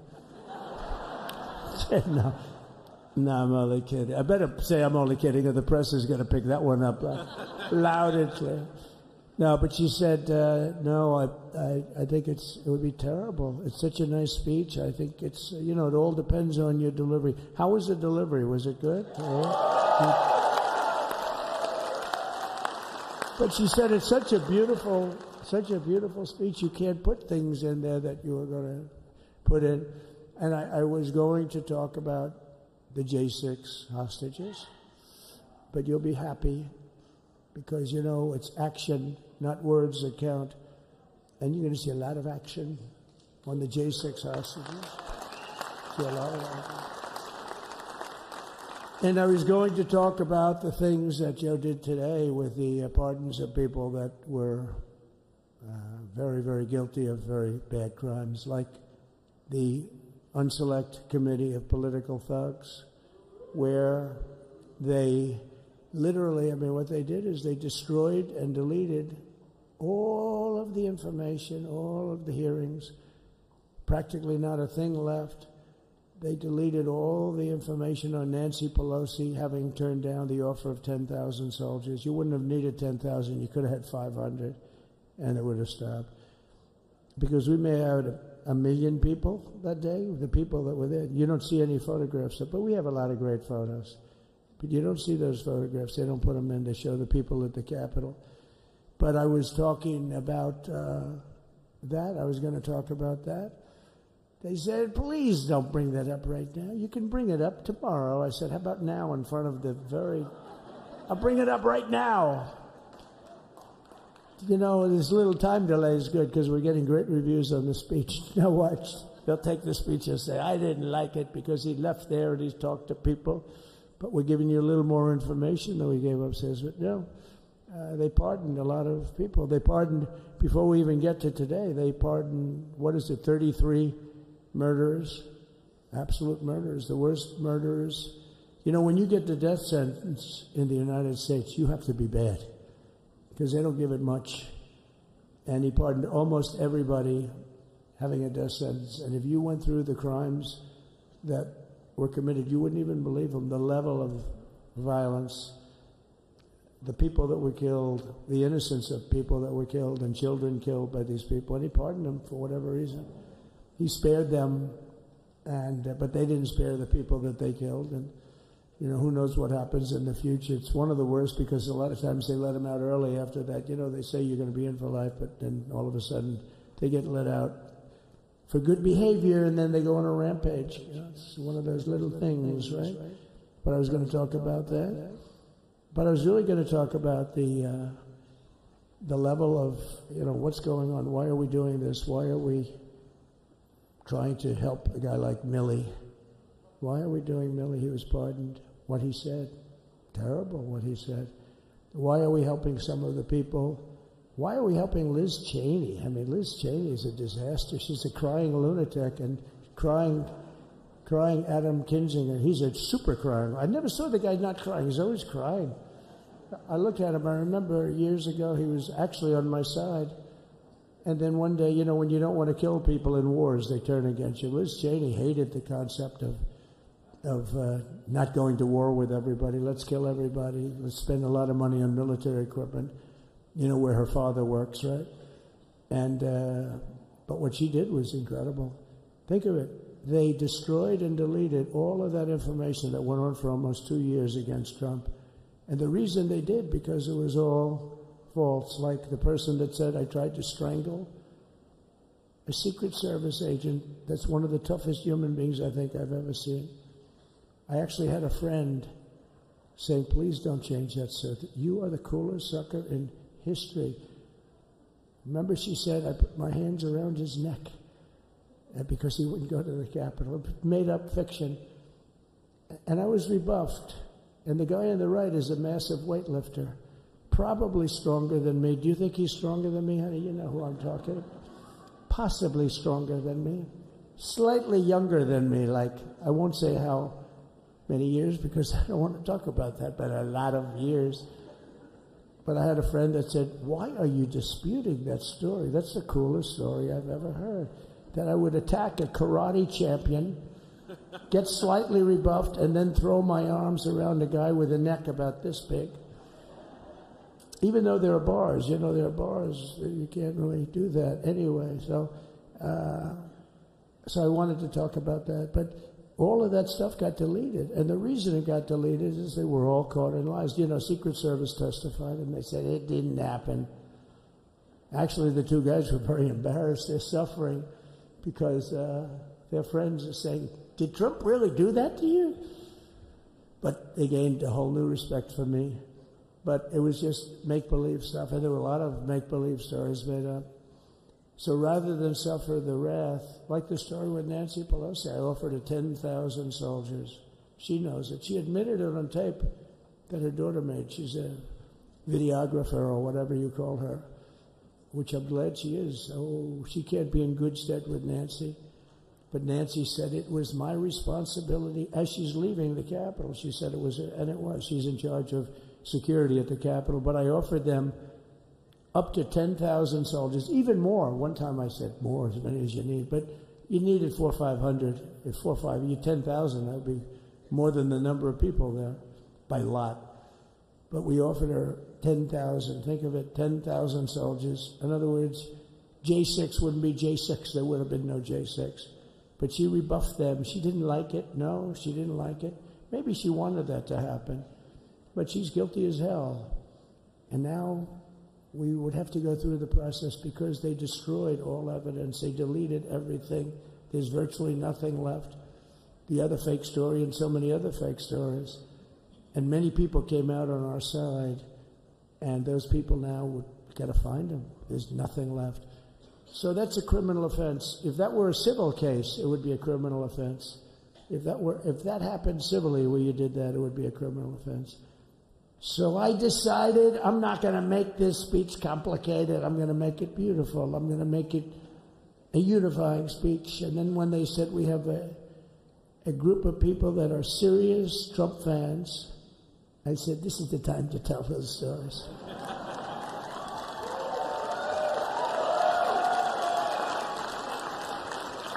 Yes. So anyway, but seriously, I'd like to, I think it was a tremendous success. I think we're very lucky we put it inside because it is really cold. We just went to the helicopter out of respect for something that's taken place for a long time. I guess it's as old as helicopters. You used to get into a stagecoach, now you get into a helicopter. Times change. But it's pretty old custom. And it's a beautiful custom, actually. It's a beautiful custom. I wish we could have had a better relationship. I wish we could have had a better relationship between Republicans and Democrats. I was with Senator Schumer. I said, Chuck, I think it's time we all start getting along a little bit because it doesn't make sense. I mean, we literally never get a Democrat vote. They never get a Republican vote, almost. And although there is a bill coming up very shortly that we have a lot of Democrat votes, right? That's going to be a very beautiful bill. We're going to have a deciding, I would say, within a week or so, I think. And it's going to be a very good bill. You all know what I'm talking about. So I just want to thank you all for being here. You have been our fans from day one. All these people all over. You've been our fans. This has been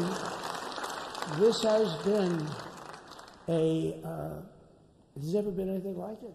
There's never been anything like it. This has been a movement like no movement ever in history for probably any country, let alone this country.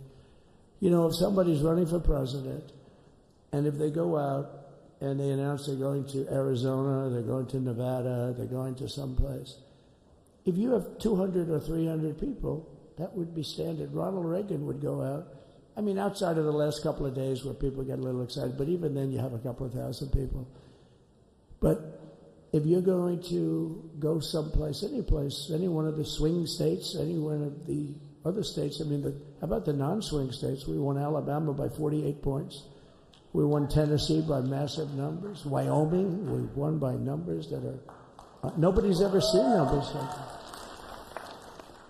And, you know, places like California, we did great, but when they send out like 38 million ballots, and nobody knows where the hell they're sending them, and then they come pouring back, the whole thing. You know, they passed a law in California that if you work in an election bureau and if you so much as ask for a voter ID, if you say, sir, ma'am, could I please look at your voter ID? They have the right to put you in jail. You're a criminal. Can you believe that? There's only one reason that happens. They want to cheat.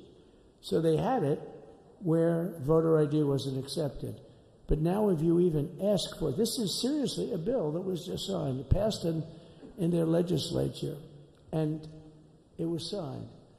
And I think when we get things cleaned up and we get back to a little bit of normalcy, I'm going to ask the Speaker to really get involved, because I think we would have won the state of California, because, you know, if you look at my numbers with Hispanic, we're 56%. And we won the Texas border that had never been won, as the governor said. He's doing a good job, the governor, by the way, of Texas. But as the governor said, it hasn't. Oh, did I get lucky? Did I get lucky? Supposing I said, you know, he's not here, but the governor of Texas has done a terrible job. Wow, look at you.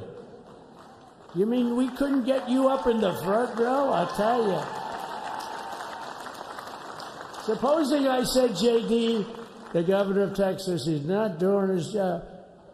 You heard what I said. See, I didn't know you were there. I said he's doing a great job. He's doing a phenomenal job. But now you're going to have a partner that's going to work with you, because you didn't have. Not only didn't he have a partner, he had people selling the wall, right? We have a fence structure that we worked on, the governor worked on with me. And I didn't love it, to be honest with you. I wanted a nice precast concrete, you know, 40, 50 feet high, like a beautiful, could have been a T-shape, Y-shape.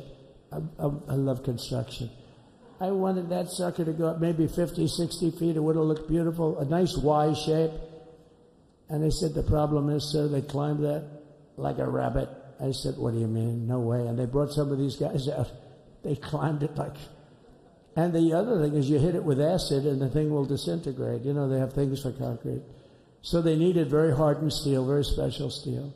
And then they needed 7,000-pound concrete inside that steel, inside that steel. And then they have a rebar that's the toughest steel made. Very hard to cut. So this is why very little is cut. I mean, it's right. And then they put a anti-climb panel on top. I hated it. I said, it's so unattractive. And I said, why would that work? I don't believe it works. And I went to watch the Border Patrol, gave a display. We had actually two sets of climbers. The guys that climb up walls with drugs on their back, I mean, they got like 60, 70 pounds of drug, and they go as fast as you can walk. They go bip, bip, bip. Or we have Mount Everest-type climbers. And honestly, the drug guys were much better. I couldn't believe it. The drug guys blew them away, right? But it's true, the anti-climb panel, they couldn't get around it. They just couldn't. You didn't have it. So sometimes you sacrifice beauty for efficiency. And we did. So we built this wall, and we built over 500 miles of wall. That's why we had such good numbers. The famous chart that came down very thankfully. The chart that came down on my right, Governor, had I not looked over there, I'm not speaking right now. You might be speaking here. You want to know the truth? You, JD, and we've got a lot of great people in this party, but I got very lucky, but we had the best numbers we've ever had. But I bought, what happens is when you fill it up, it's like water. You fill it up. Now we have 571 miles of wall. And they would always say, when we renovated a wall, so there'd be like a piece of plywood sitting there for 60 years, or a 2x4 sitting for 60 years on the ground and rotting. Because, and they say, you didn't build a new wall. Here we're building 50 feet up in the air, 30 feet sections, 50-foot sections, all steel, all concrete, all everything. And all, by the way, they don't even want me to say this, but what the hell, doesn't take that long time. They're all wired for all of the equipment. We put wires in everything so they can easily wire for all the different types of equipment. And if there's a doubt, we have to wire. Whenever we just look, you just find the wires all over the place up top, so we can just hook it up. We don't have to have wires on the outside, which wouldn't do too well, right? So anyway, we built an extra 200 miles of wall, and the governor wanted to buy it. He tried to buy it, and they wouldn't sell it to him. He wanted to put it up himself. Could have been done in 3 to 4 weeks, 200 more miles, because when you do it, now they just keep going further out, getting around. So we did an extra 200 miles, and it was all bought, and they announced that they're not going to put it up. And that's when I realized they wanted open borders, and that's when I realized that people are going to come pouring through the wall like nobody's ever seen before, but you've seen it. A lot of you are here because of that.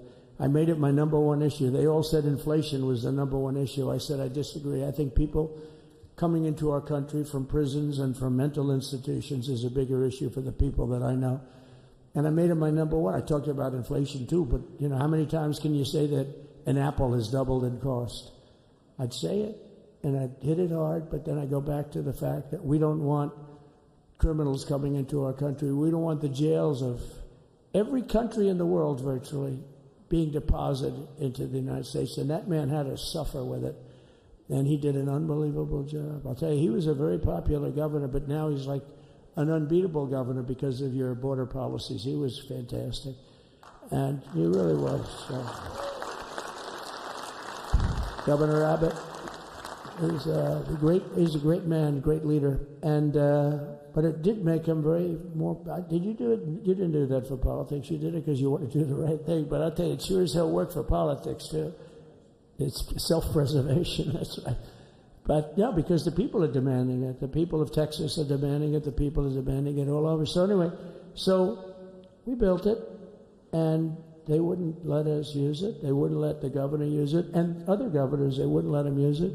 But he was the leader of the pack and did a great job. And then we heard about a month ago that not only wouldn't they let us use it, they were selling it. They were going to sell it for 5 cents on the dollar. Now, 5 cents on the dollar then, but today it would cost more than twice as much to build because we bought it like 6 years ago.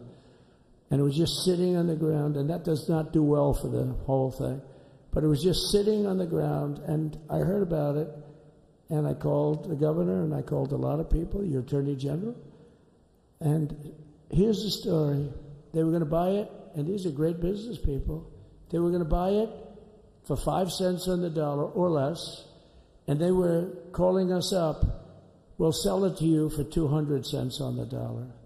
In other words, it will cost you twice as much, so it's 200 cents on the dollar. I said, can somebody explain that to a judge? I mean, how corrupt is that? You'd think they'd say, maybe we'll sell it to you for 20 cents, 30 cents, but not 200 cents. So they were going to buy something for 5 cents, and they were going to sell it to us for a fortune. They were going to make it they'd have it down in Fortune magazine, they'd put it as the deal of the year, okay? You buy something like that. But it was so corrupt and so horrible. And when we told that to the administration, they didn't care. They just kept going forward. They couldn't care less. And they kept going forward. They knew that they were trying to sell it back to us. They would have sold it back to us. You would have ended up buying it. You would have paid probably 50, 60 cents. Who knows? But they were going to use it for scrap metal, but then they made a much better deal. They could just buy it and sell it to us for 15, 20 times what they paid. 20 times, think of it, like 20 times what they paid. And we wouldn't let it happen. And the governor with his attorney general, Ken Paxton, they made a fantastic, they're a good lawyer. He's pushed around pretty good by people, right? I said, you got a great attorney general. They said, leave him alone. He was with me.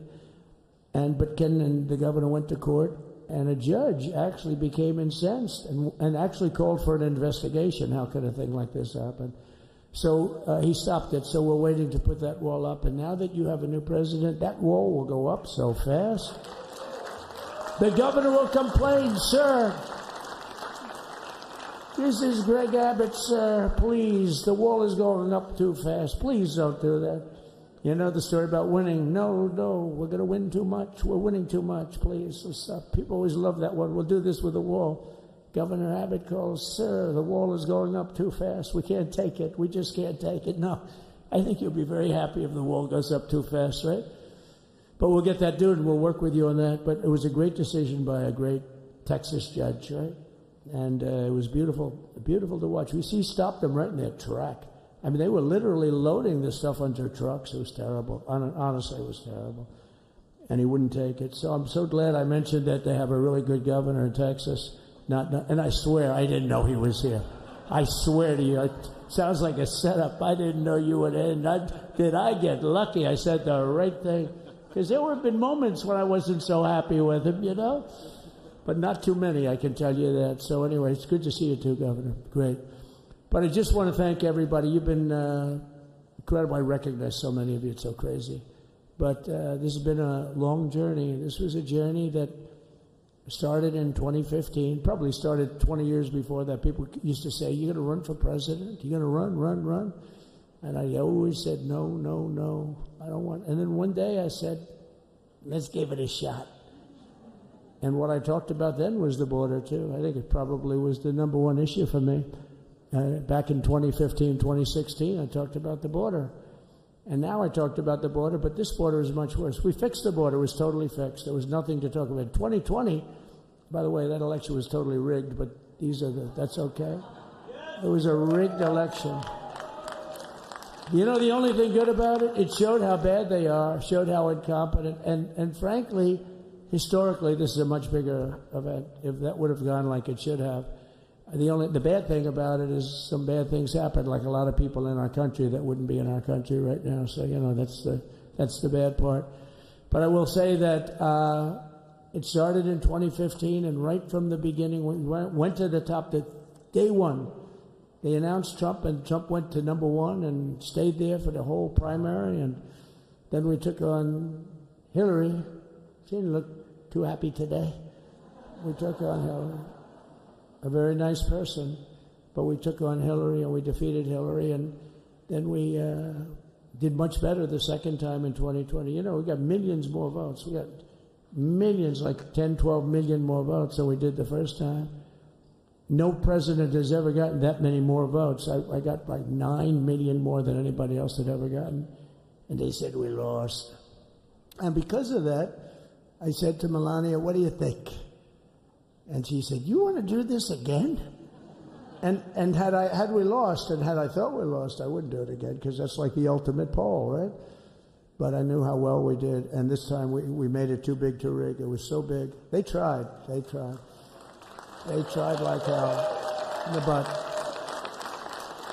They tried to do it, and around 9:02 they gave up. Last time they did bad things, at this time they just said, yes. You know, I don't know if you saw, Mr. Speaker, in Washington, they had placards. They were all set to march. They thought it'd be closer. A gentleman asked me, a very respected gentleman asked me yesterday, how come the polls were so wrong?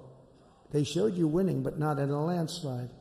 I said, because people that are true Trumpers are so angry at the whole polling system and at the writers, the fake news, that they don't want to talk to anybody. So when you call somebody from Trump, who are you voting for? They say, it's none of your business. I'm not telling you. And that was probably 40% of the people they called. So they would discard that one, and they didn't show that. And then when the election happened, the vote came, and it was much different, much higher than we're going to win, but they really thought, they couldn't believe the one man said, it was so much higher. We won all 7 swing states. We won the popular vote by millions of votes, which is hard for a Republican. I'll tell you who came through. The unions came through. The auto workers were great. The Teamsters were great. The firemen were great. I think almost every union was great. The only one that weren't great, although Sean was great, and the Teamsters, Sean O'Brien, the head of the Teamsters, was fantastic. But generally speaking, the head of the union was against Trump, but the union would be with us for like 80-85%. Look what we did with the auto workers in Michigan. Look what we did with the Teamsters. The Teamsters were unbelievable. They were a solid Democrat vote, and they voted for Trump. So we had a great experience. Now we have to go to work and get it done, because we have to do something that's going to be great. We're going to turn our country around, and we're going to turn it around fast. And I think this was a better speech than the one I made upstairs, okay? I think this was better, JD. I think this was much better, and I got to see my friend. So, Governor, take care of yourself. You call me, we'll start working. You know what that means with him. He's going to be calling me tomorrow morning at about 6. And I said, how about next week? You call me, and we're going to get it started real fast. We'll really help you a lot. You've done a fantastic job protecting something which it's not supposed to be for the states. And amazing job you've done. Thank you very much. And I want to thank everybody. And I have a First Lady who's been incredible. She's been incredible. I shouldn't say this. I'm going to get hell when I say this, but her feet are absolutely aching. Those heels.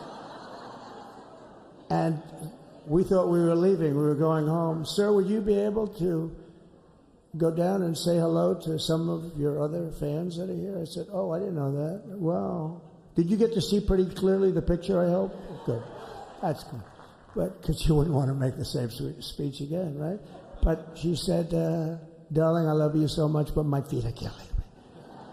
I said, honey, let me just see how far it is. I asked the person. Oh, not that long, maybe 400 or 500 yards. That's 5 football fields. I said, can you make it? She said, we're going to make it no matter what. We're going to make it because we have to go. Right? Right? And then we went out to the helicopter, though, just prior to this, and said goodbye. And it's a custom, and the wind is blowing like crazy. And with the hat that she's wearing, she almost blew away. We almost lost off her. She was being elevated off the ground. She almost blew away. No. So we all appreciate it, because you've been a great First Lady. A beautiful and a great First Lady. And they love our First Lady. JD, whenever I make a speech, I see hundreds of times, we love our First Lady. And they do, and they should. She's great. So I just want to thank you. Thank you very much. I just want to thank everybody. And I felt that, I said to JD, should we give him the A treatment, the B treatment, the C, the D, or the F? You know what the F is? Hello, everybody. Thank you for being here. Bye-bye. I gave you the A+ treatment. Thank you. Thank you all. Thank you, Governor. Thank you all very much. Appreciate it.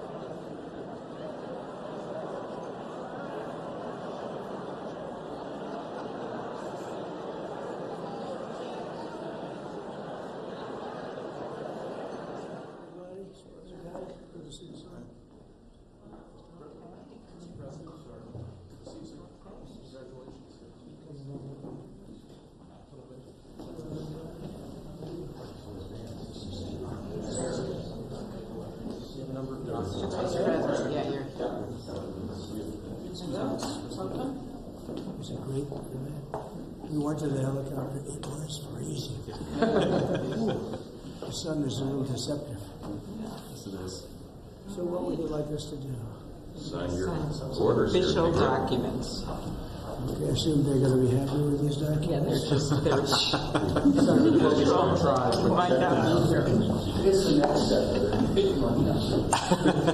It's a tradition. Sir, the first is 22 cabinet and cabinet level appointments for your signature. Okay.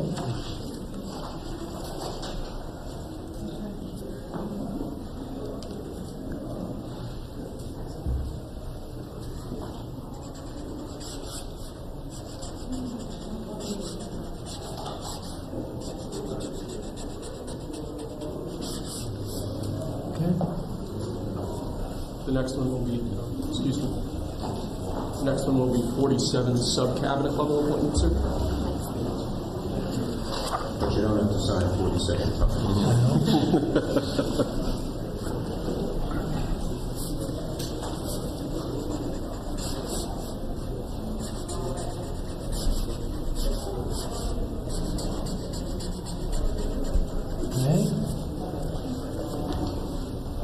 Thank you, sir. Now 31 acting designations and appointments to effectively take control of the government. Let's do that. That's important. That's important, man.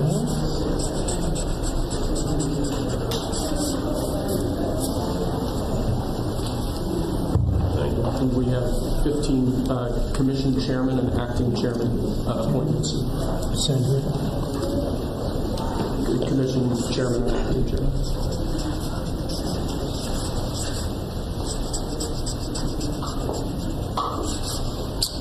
He was number one at Harvard also.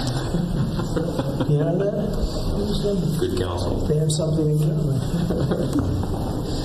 Thank you, sir. Lastly, we have a proclamation ordering that on all future inauguration days, including this inauguration day, that flags shall be flown at full mast. Very important.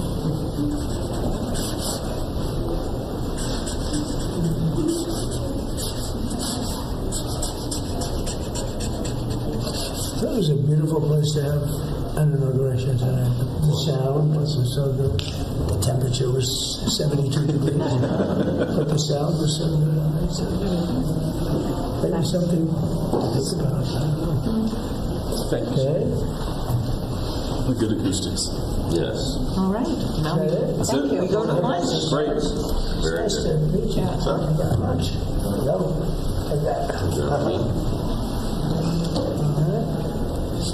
Thank you, sir.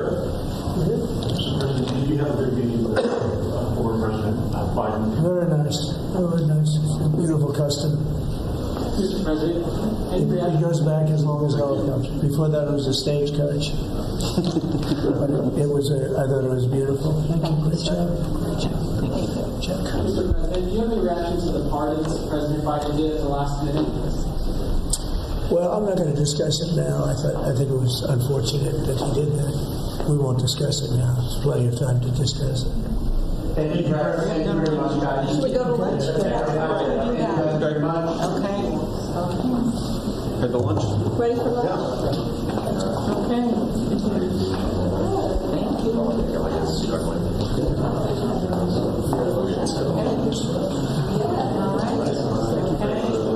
That was 3 times the number of appointments you did in 2017, sir. One plenty of time. Just getting started. A lot of good work to do on all the closure. So where are you going to stop? That's good counsel. So that's when they get green.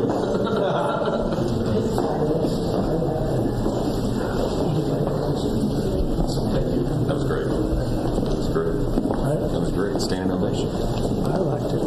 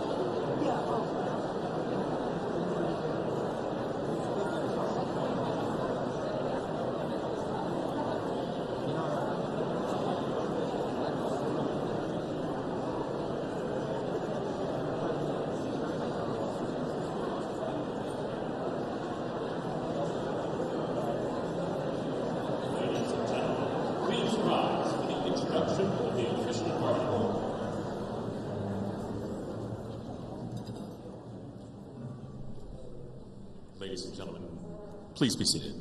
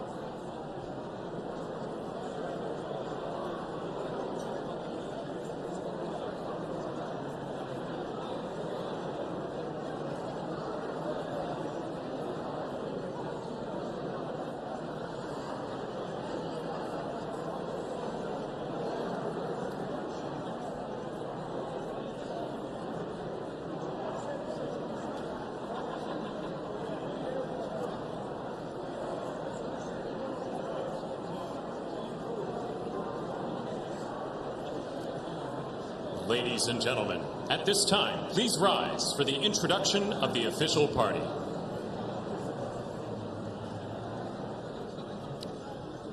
Please welcome members of the Joint Congressional Committee on Inaugural Ceremonies, the Speaker of the House, the Honorable Mike Johnson, accompanied by Mrs. Johnson, Senate Democratic Leader, the Honorable Charles Schumer, accompanied by Mrs. Weinschall Schumer, House Majority Leader, the Honorable Steve Scalise, accompanied by Mrs. Scalise, and House Democratic Leader, the Honorable Hakeem Jeffries.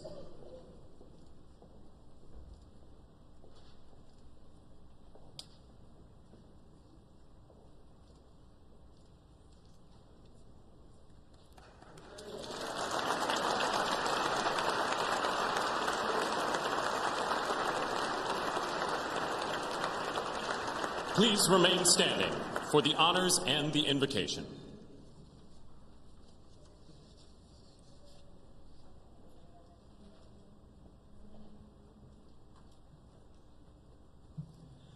Ladies and gentlemen, escorting the Vice President of the United States, ranking member of the Joint Congressional Committee on Inaugural Ceremonies, the Honorable Deb Fischer and Mr. Fischer.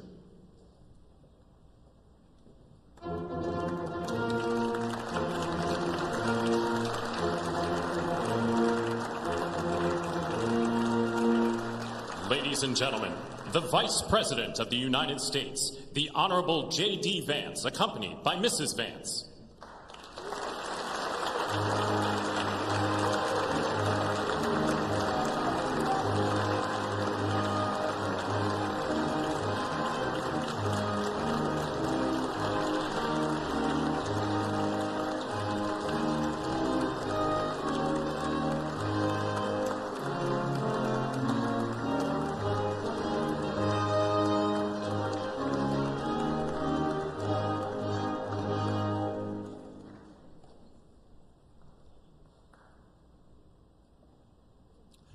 Ladies and gentlemen, escorting the President of the United States, the Chairwoman of the Joint Congressional Committee on Inaugural Ceremonies, the Honorable Amy Klobuchar and Mr. Bessler.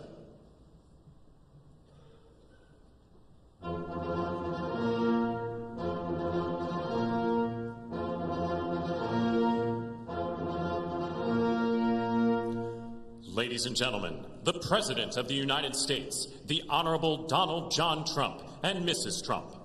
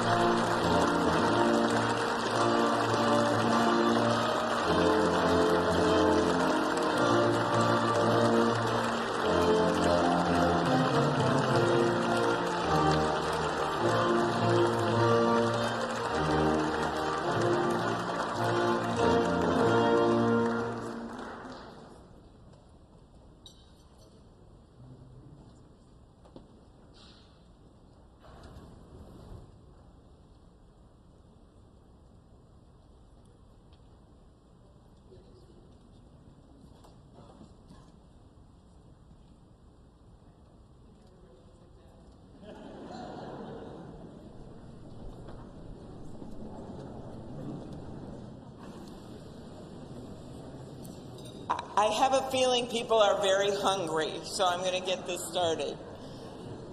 Mr. President and Madam First Lady, Mr. Vice President and Madam Second Lady, my colleague Senator Fisher, distinguished guests including the Speaker, Leader Jeffries, and Senate Leaders Thune and Schumer, on behalf of the United States Congress, welcome to the 60th inaugural lunch. Big surprise, we are featuring Nebraska beef and Minnesota apples for dessert. We are here in Statuary Hall, where these luncheons have taken place since President Reagan's first inauguration in 1981, and where the House of Representatives once met over 150 years ago. That would be before you were born, Mr. Speaker. In 1864, after the new House wing of the Capitol was built, and in the midst of the Civil War, Congress dedicated this chamber to host statues chosen by every state. Walking into the hall, we all passed under the arch, holding the marble Car of History clock. The statue shows Clio, the Greek muse of history, holding a book to record events as they happen. And as you can see, she's heard a lot of stuff. And as she rides her chariot forward into the future, she looks behind her to remember the past. She remains here as she has for hundreds of years, a reminder that history will remember the events of the present, and it is on us to write that history right now. Speaking of art, the painting right here before you, I chose this painting for this lunch this summer, and it's titled American Horizon. It's by Jane Wilson, who grew up on her family farm in Seymour, Iowa. Coming from the middle of our country, Senator Fisher and I both like the painting because the artist is from America's heartland, but the horizon could easily be Florida, Mr. President. I will also note that this is the first time in history we are featuring the work of a woman artist at this lunch, and we thank the Art Institute of Chicago for their assistance. Looking at the vast open landscape of this painting, we're drawn to the bottom of the frame where the land or the water, depending on where you're from, meets the sky, and the horizon endures. The enduring horizon is especially meaningful for us today as we mark our enduring democracy as we approach its 250th anniversary. It's a reminder that what's over the horizon is our next chapter, and it is my prayer that the people in this room can write that chapter together.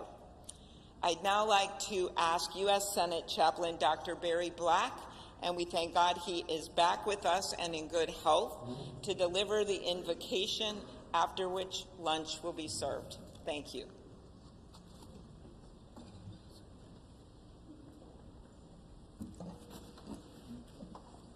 Let us pray. King of kings and Lord of lords, whose kingdom is above all earthly kingdoms, and who judges all lesser sovereignties. Look with favor upon President Donald John Trump and Vice President James David Vance. Empower them with the wisdom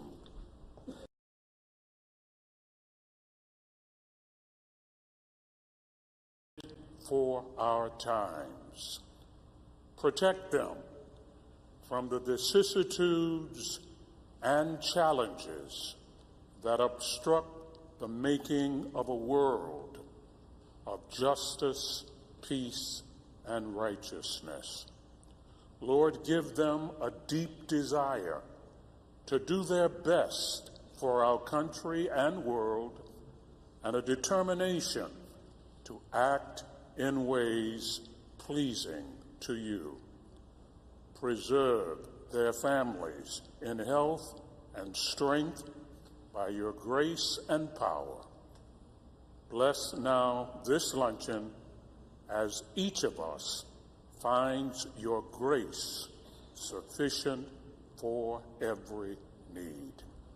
We pray in your sovereign name. Amen.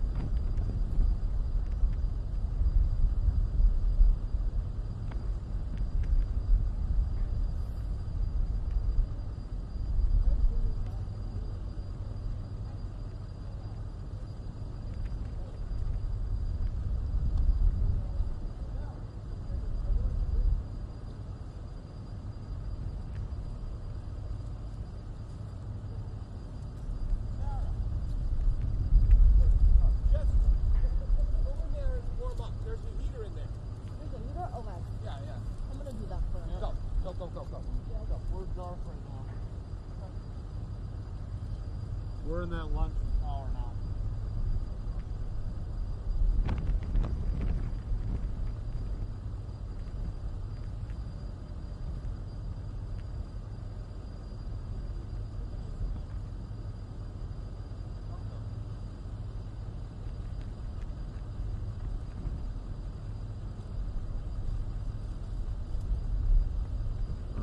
Supposedly have 30 minutes.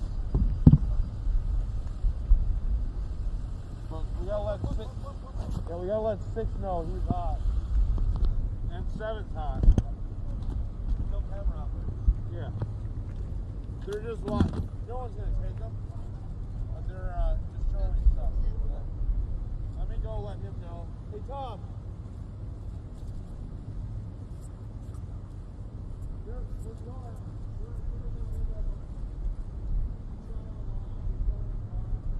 They're showing 6.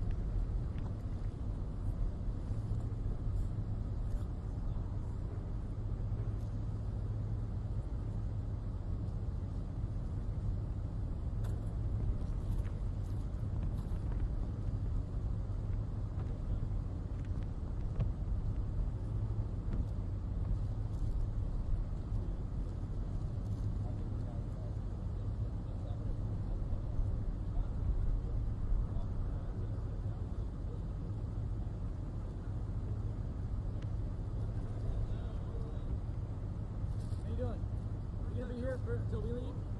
Leaning right here until we leave? Okay. No, we're,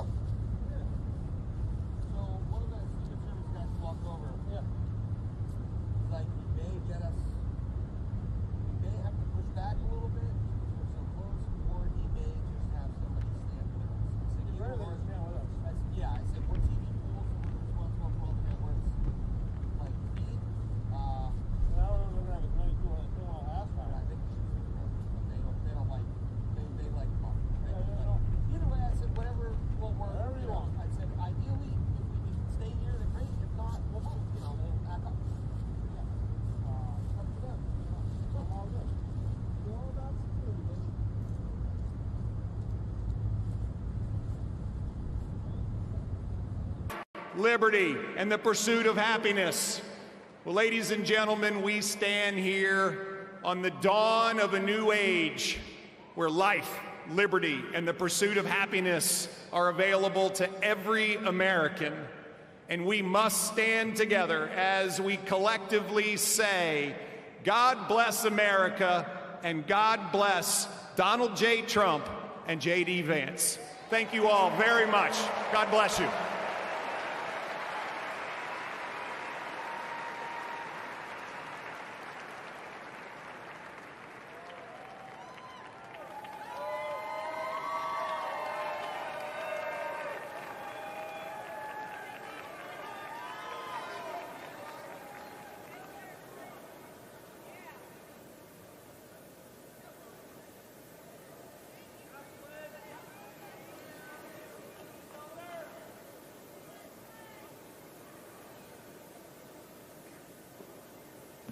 Ladies and gentlemen, please welcome to the stage, Mr. Elon Musk.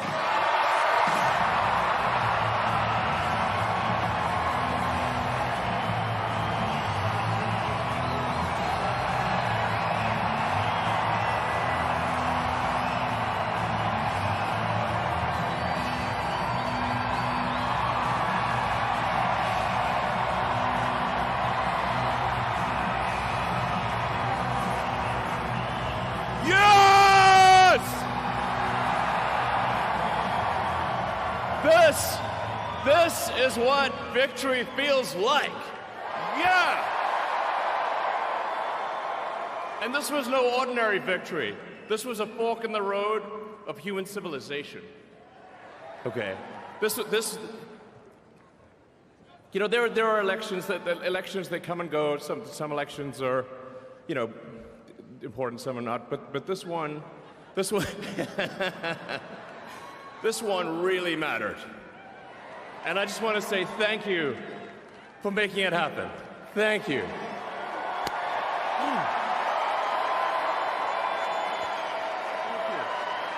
My heart goes out to you. It is thanks to you that the future of civilization is assured. Thanks to you. We're going to have safe cities, finally, safe cities. Secure borders, sensible spending, basic stuff. And we're going to take Doge to Mars.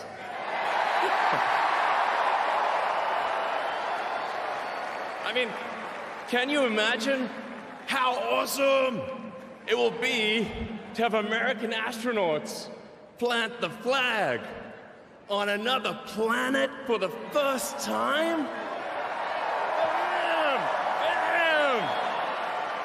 Yeah! How inspiring would that be? You know, there's always problems in life. You know, there's this problem, solve that problem. But you know, there need to be things that inspire you. There need to be things that make you glad to wake up in the morning and say, I'm looking forward to the future. Yeah. I love you guys.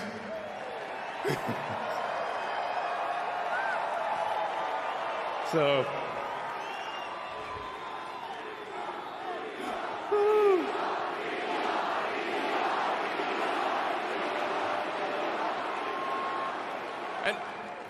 and let me tell you, I'm gonna work my ass off for you guys. So, I really will. So, and yeah, but I'm super fired up for the future. It's going to be very exciting. As the president said, we're going to have a golden age. It's going to be fantastic. And one of the fundamental things, one of the most American values that I love is optimism, and this feeling like we're gonna make the future good. We're gonna make it good. So, man, I can't wait. This is gonna be fantastic. So thank you again, and yeah, I'm just so excited about the future. Thank you, guys. Thank you.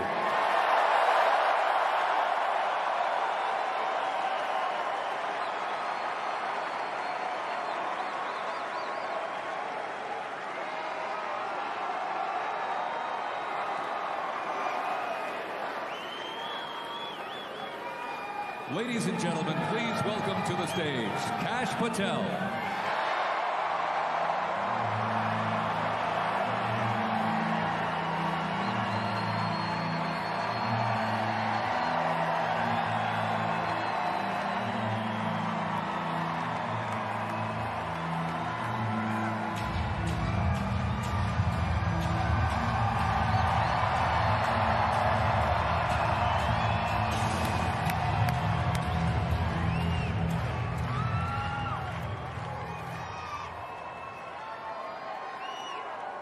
My, oh my, how do you follow Elon Musk when he tells you you're going to take you to Mars? I'll tell you how. He and I share something deeply. We love the American dream. And we have been given a gift by God today to usher in a new dynasty because we just inaugurated Donald J. Trump as our 47th president. And we just inaugurated J.D. Vance as our Vice President of the United States. And we did that because the American dream is alive and well, because you chose that our dream can be the dream for our children and the dream for our world.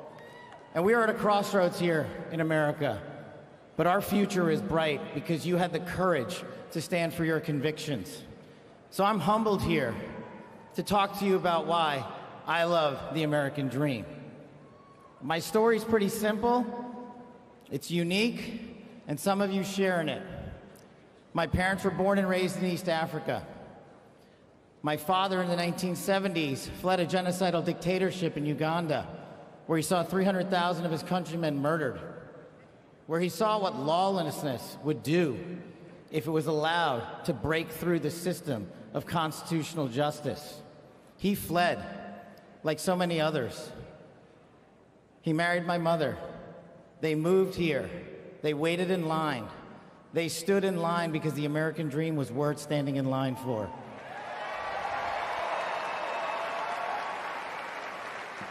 That dream is woven into the fabric of this nation, and our immigration policy is the greatest policy in the world. And now that we have Donald J. Trump and J.D. Vance, it will become the greatest policy in the world again.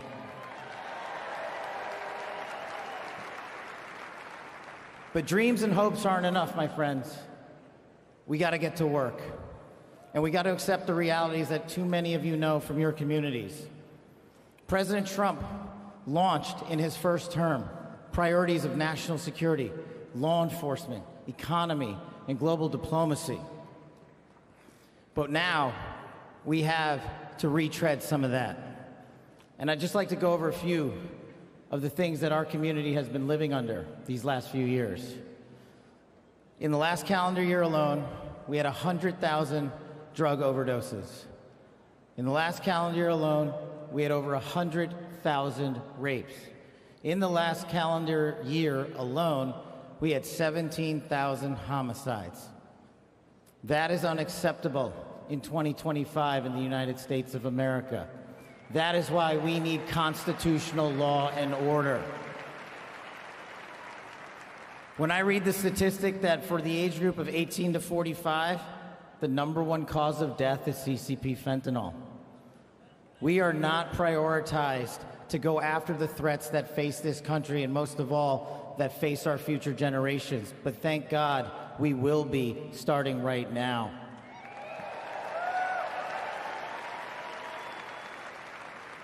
President Trump and J.D. Vance's leadership and administration will usher in the priorities that I cherished during my 16 years in government service. That we will always, always honor the men and women who wear the cloth of our nation and stand on that wall and tell you nothing's getting by them tonight. And so to them, thank you.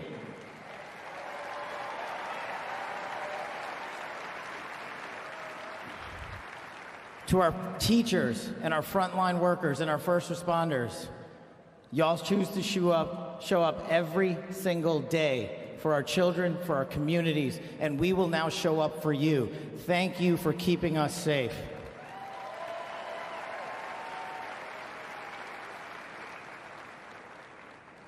To the men and women in law enforcement, and maybe I'm biased on this one, our police officers, our sheriffs, our federal agents are some of the greatest warriors that God has ever created. And we will put them first because they have our backs, and now we will have your backs.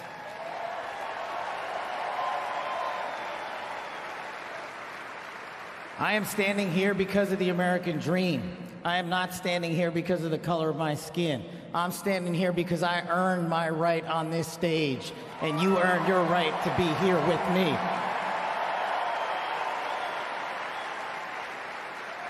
And I promise you this, with every fiber of my being, that our law enforcement, that our teachers, that our first responders, that our veterans, that our men and women in uniform who dare to serve this country and put themselves below the rest of our needs will be reprioritized to the top of the heap because they are standing on that wall, and we will not let that light go dark on them.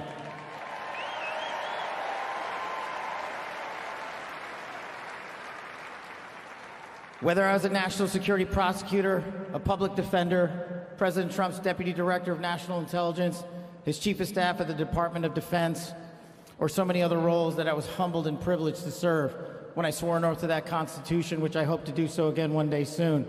You have my word that you have ushered in a dynasty of change. You have ushered in a dynasty that will allow our children to live this American dream. My American dream. I am living the world's American dream. I am the son of lawful immigrants. We worked our tails off just like you all do, and I'm gonna make you a deal. I promise you I will never quit on your children. I will never quit on their children, because this American dream does not belong to me. It does not belong to them. This American dream belongs to the world.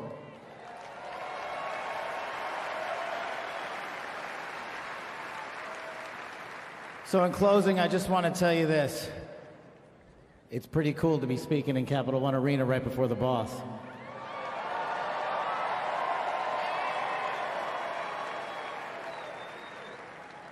You've inspired me beyond words.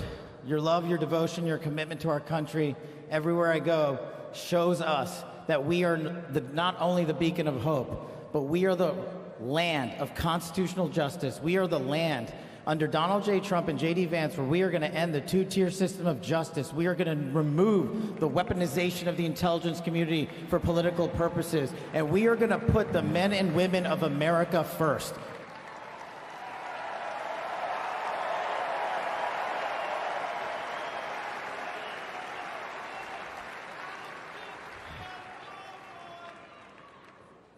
So listen, there's just one thing left to do. We all got work to do. We've got the greatest president and the greatest vice president in the history of the world. And so I just need you all to do a little bit more. Every time you see a law enforcement officer, every time you see a veteran, every time you see a teacher, shake their hand. Give them a little bit of your time, because they're giving us all of our time. And don't forget to enjoy the ride, ladies and gentlemen. God bless America. God bless these United States of America. God bless every one of you. I'm living the American dream. My name is Kash Patel, and I ain't going anywhere. Let's go to work.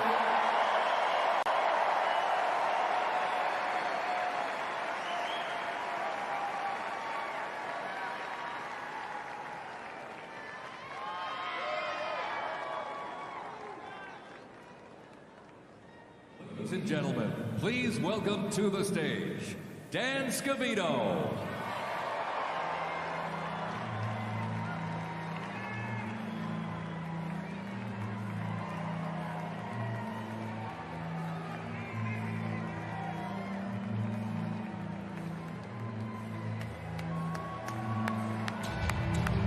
Let's go! Let's go!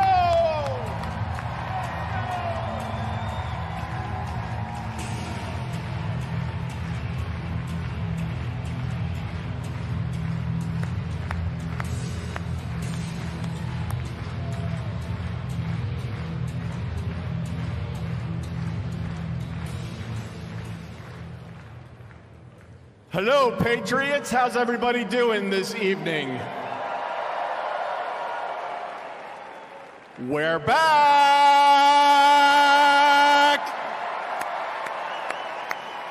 USA! USA! USA! USA! USA! USA!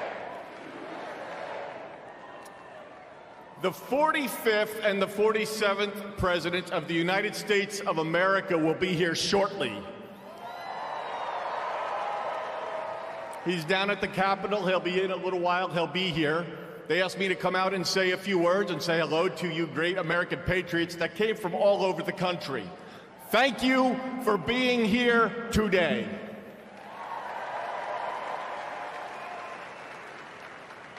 One thing I just noticed when we were leaving the Capitol after the swearing in that really hit me hard after the journey we have been on over the last 9 years, especially over the last 4 years.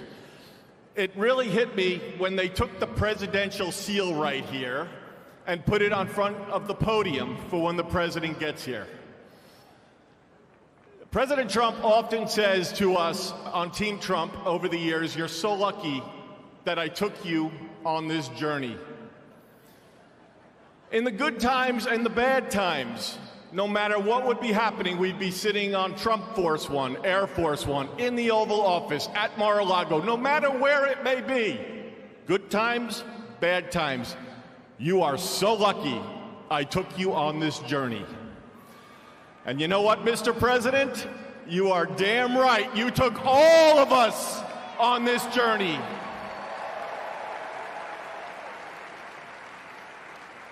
There's been a lot of stops along the way from 2016 when we started back in 2015 with a small campaign team flying around the country, doing rallies, small team, 6, 7, maybe 8 people. Then it continued to grow. Before you knew it, the GOP nomination was going to Donald J. Trump in Cleveland in 2016. Fast forward, he became the 45th President of the United States of America. He had a great 4-year term, and you know what's been great? The last 4 years have not been great in many senses, but he's back in office right now, and I'm just absolutely so pumped up for what this president is going to do. He loves each and every one of you in this arena. The guy cares. He has a fighting spirit, as you saw in Butler, Pennsylvania, with the assassination attempt that came a few months ago. You could say that again. Fight, fight, fight. It's a moment that I will never forget, being there and in the hospital with him. I want to just give you a behind-the-scenes moment with the president and the heart that he has. We were in the hospital he had blood coming down his ear. He wanted to know how his staff was. Myself and Susie were with him, and Stephen Chung and Walt, and even the Secret Service. How are you guys doing? The guy just got shot in the damn head, and he's worried about us. Are you guys okay? He's on the phone with his family. Showed him a picture, the iconic photo of his fist raised in the air. Told him it was from Doug Mills from the New York Times, a great photographer. He looked at the picture. He's staring at the picture, one of the most historical photos of all time. There'll never be anything like it. He said, "Call Doug and see if he's doing okay." That's the attitude he had in that hospital.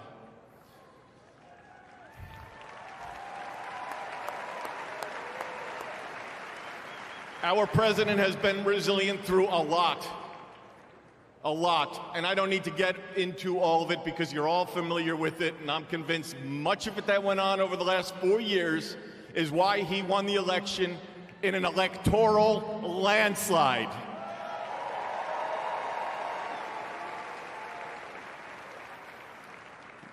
In Butler, Pennsylvania, when he got up and he raised that fist and he shouted, "Fight." He will do that for every one of you, for the United States of America. He will always put America first, without question. He loves what he does. He's got a great administration and a great team behind him. What a journey. McDonald's, drive-through window. Garbage trucks showing up at a rally, and him on the plane putting on his orange vest. Sir, are you gonna take that off? I'm going to the rally in my orange vest. The guy is 1 in a trillion. There will never be anybody like this man again. Enjoy this moment. Enjoy this movement. And together, we will continue to fight, fight, fight, put America first, and make America great again. God bless everybody here. We love you. Thank you.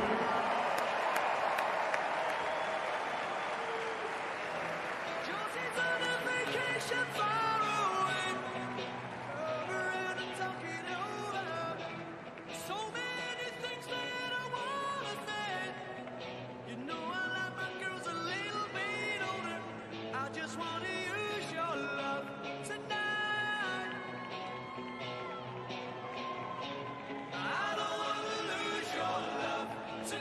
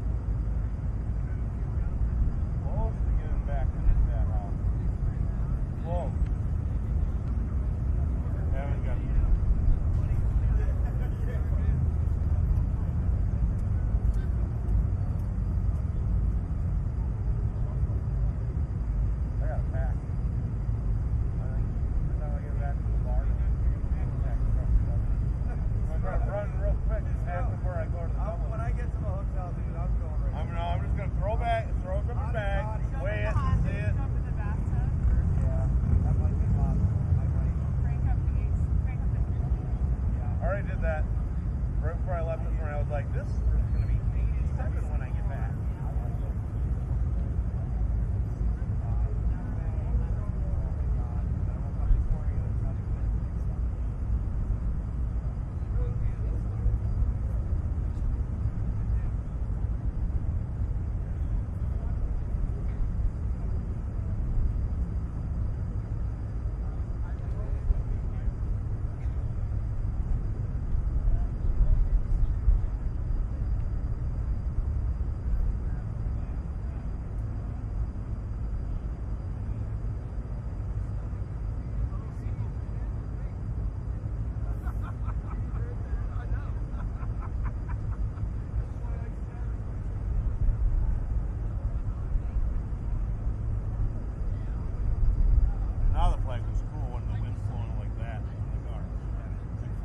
Flag, and stuff like that.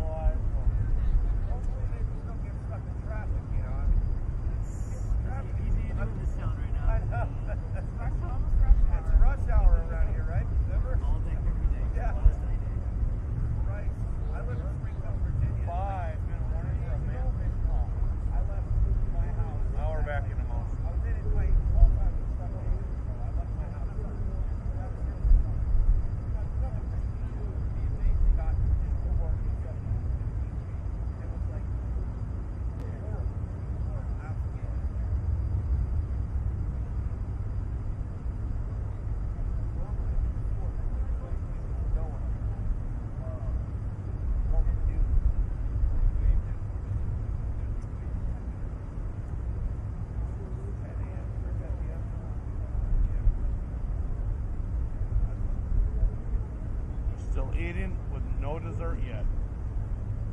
Huh? They're still eating and they haven't had dessert.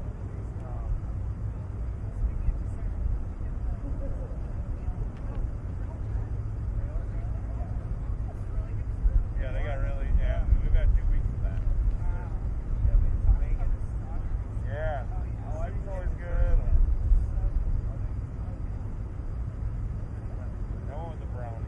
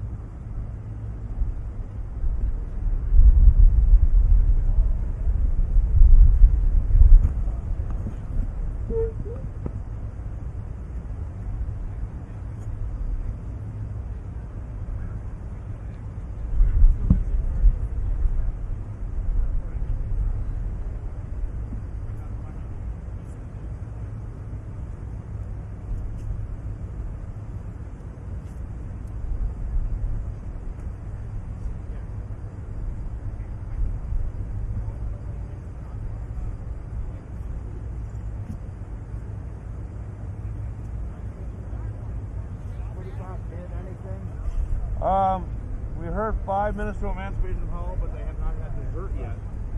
At their lunch. Somebody get out the cheesecake. Get out there. Come on, serve it up.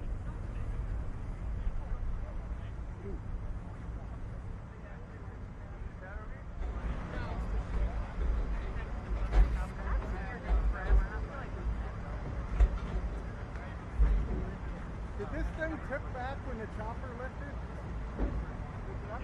Yeah, were you up here then? Yeah, it didn't go back? I was holding it. Oh, I thought for sure, it felt like this thing tipped back now. It probably did a little bit. Oh, but not enough that you were... I didn't notice. Oh. I had Sally, so I was live. I was like, this thing could have like fallen over and I would have been in the viewfinder. Right. It moves a lot though. It did, yeah. I was like, maybe I don't want to be up here.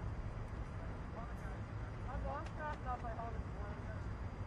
What's the camera? It's pretty heavy. Yeah, the camera's heavy. We'll go with that one. And you want the heavy things on top. That's how physics works, right? Exactly.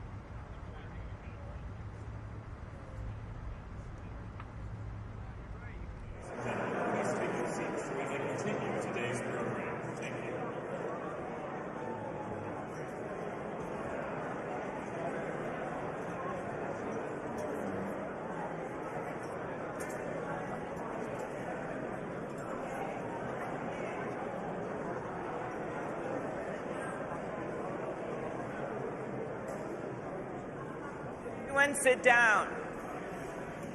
We're going to have a few toasts.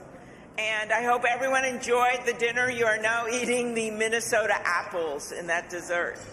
At this time, I'd like to invite Leader Steve Scalise of Louisiana and Leader Hakeem Jeffrey of New York for the presentation of the flags to the President and the Vice President.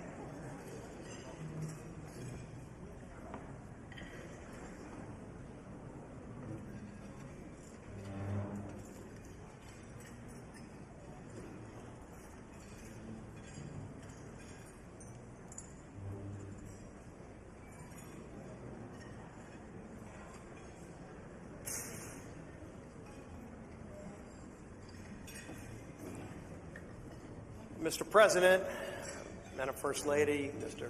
Vice President, Madam Second Lady, what a wonderful occasion. We all come here to celebrate what is a great tradition in the United States, and that is the peaceful transfer of power. And when President Trump spoke over in the beautiful rotunda, wonderful that it was indoors, Mr. President, because I don't think the crowd would have wanted to be in the 20s or below. But one of the things President Trump said that I thought was the most touching, he said, in America, the impossible is what we do best. And I think that epitomizes the spirit when you think about this room, this statuary hall, and you look at some of the statues. Thomas Edison, he did the impossible. Elon Musk, I'm not sure if Elon's still here. Elon does some of those things himself. But you look at somebody like Rosa Parks, and she did something that many would have said couldn't be done with just a simple gesture of saying, I'm not going to sit in the back of the bus. And so the impossible is what we do in America. And President Trump said something else. He said, our golden age has just begun. America's ready for another golden age. Mr. President, we present to you these flags that were flown over the United States Capitol at full mast in honor of being sworn in as President of the United States.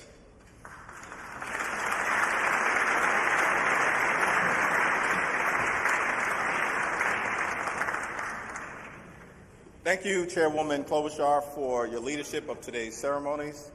President Trump, Madam First Lady, congratulations. I have the honor of presenting the Vice President with our nation's highest symbol, the American flag. As a United States Marine, the Vice President put on the uniform to protect and serve America, like so many men and women before him in our nation's history. Old Glory was adopted in wartime by the Second Continental Congress in 1777. A full 12 years before the office of the Vice Presidency was even created, or the House of Representatives convened for the first time.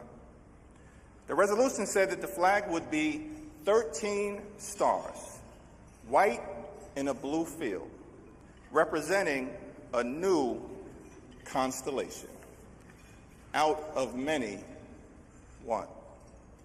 Some 250 years later, from Appalachia to Anacostia, Middletown to Mar-a-Lago, the Bayou to Brooklyn, we remain one nation under God. To Vice President Vance, Usha, and family, may God bless and watch over you as you begin this journey. On behalf of the Congress, we present one of the flags that flew above the Capitol today to the 50th Vice President of the United States of America, James David Vance, and wish you Godspeed.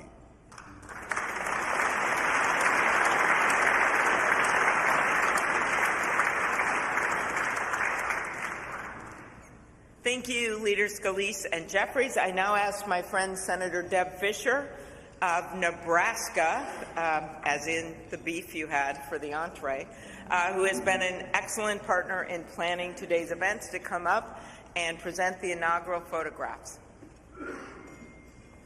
Well, my thanks to Chair Klobuchar for putting together and putting together again in the last 2 days the 60th inaugural ceremony here at the United States Capitol.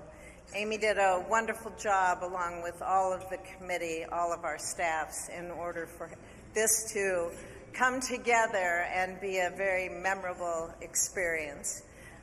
It is a tradition that the committee give our new President and First Lady, our Vice President, and Mrs. Vance the official photographs taken at the swearing-in ceremony.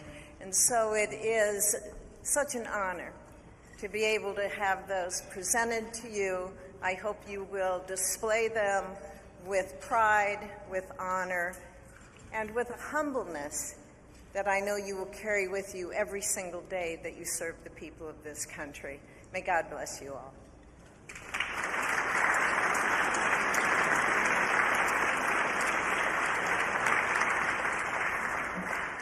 Thank you, Senator Fisher. Now, on behalf of the Joint Congressional Committee on Inaugural Ceremonies, I'd like to present the President and Mrs. Trump and the Vice President and Mrs. Vance with these crystal Lennox vases. See them over here? For the 10th consecutive inauguration, Lennox has provided the official inaugural gift. The hand-cut etched vases display the White House for the President and the U.S. Capitol for the Vice President, because I know that he is going to enjoy not only being the Vice President, but also, as Senator Thune and Schumer know, the President of the United States Senate, and there's no better job than that. These gifts symbolize our equal branches of government as well as our enduring democracy. There they are.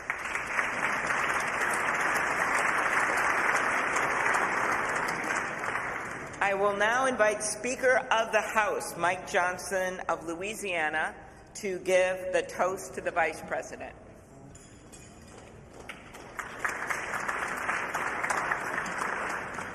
Thank you so much. It's my great honor to offer a toast to our new Vice President, Mr. J.D. Vance. J.D., you wrote something very poignant in your memoir, actually many things very poignant, but let me quote you here. What separates the successful from the unsuccessful are the expectations they had for their own lives. That's really meaningful. That expectation is a powerful thing. We remember the people in our lives who provided that to us. We all need that. Everybody needs hope and encouragement. They need a greater expectation. We need people in our lives who will make us look farther and reach higher. JD's written a lot about the people in his life that have done that.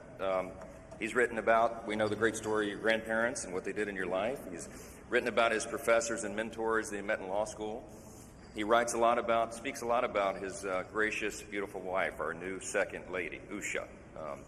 Is a great inspiration as well. And JD, you yourself have been inspiring people. Your story really has. It's one of the reasons that I believe God has raised your platform as he has, because you've been so faithful to tell that story and to inspire so many others. And so our hope and our prayer is, as you continue to do this, that as you go to help us execute on the America First agenda, that you also do what you've been doing so well all along, and that is providing a model for what is possible in America. What a great story. What an inspiring story you've had, and it's just getting started. I pray specifically that you inspire a lot of the young men in America. Some of them feel hopeless and stagnant sometimes, and you're a great example to all of them and to all of us, that if you work hard and you play by the rules and you do the right thing, you can make a better life. You're now the Vice President of the United States, my friend. So everyone, will you please join me in raising a glass to our own mentors, the people who inspired all of us, to the possibilities of our own future, to these great new horizons. What a perfect choice this was for the painting, the artwork today, and to the great example of our new Vice President, Mr. J.D. Vance. You're here.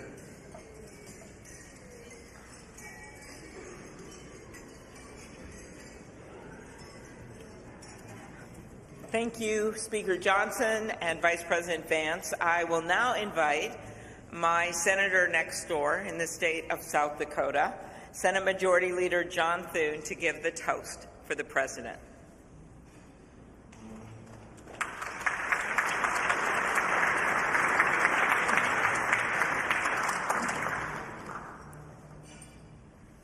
Well, Mr. President, Madam First Lady, congratulations. It is an honor for all of us to be able to be here today with you on this historic day as we celebrate your inauguration.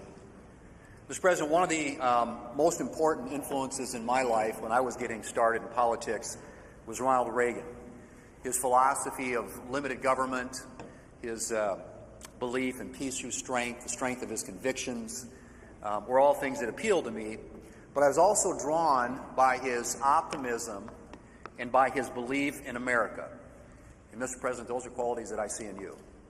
One of the things that resonated throughout your campaign was the unshakable belief in our country and in her citizens. You remind us of everything that's possible in America. I'm looking forward to working with you over the next 4 years to build up our great country. It says in the scriptures that if you ask for wisdom, it will be given to you and given to you generously. And so I pray, and our prayer is, that God will richly bless you in the years ahead and grant you not only strength, but wisdom. And ladies and gentlemen, I ask you to join me in raising a glass to the President of the United States, President Donald Trump. Hear, hear.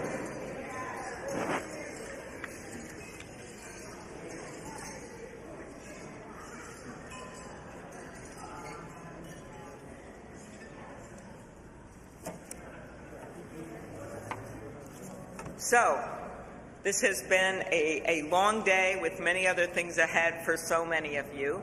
But I want to thank you for attending the 60th inaugural ceremonies.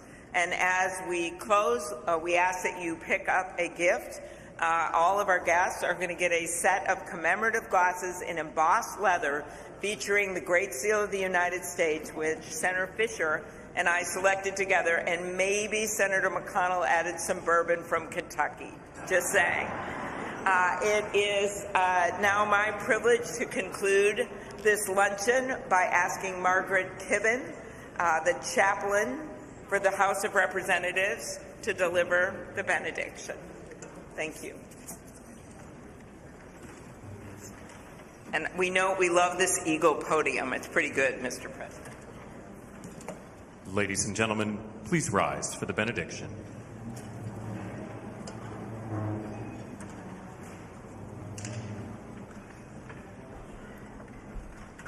Would you pray with me? Holy and merciful God, having witnessed another successful moment in the experiment that you have entrusted into the hands of the American people, we pray your blessing on our 47th President of these United States, Donald J. Trump, and Vice President James D. Vance. Ensure that this mantle of singular responsibility that you have laid upon our President's shoulders remains secure in your will and safeguarded in your keeping.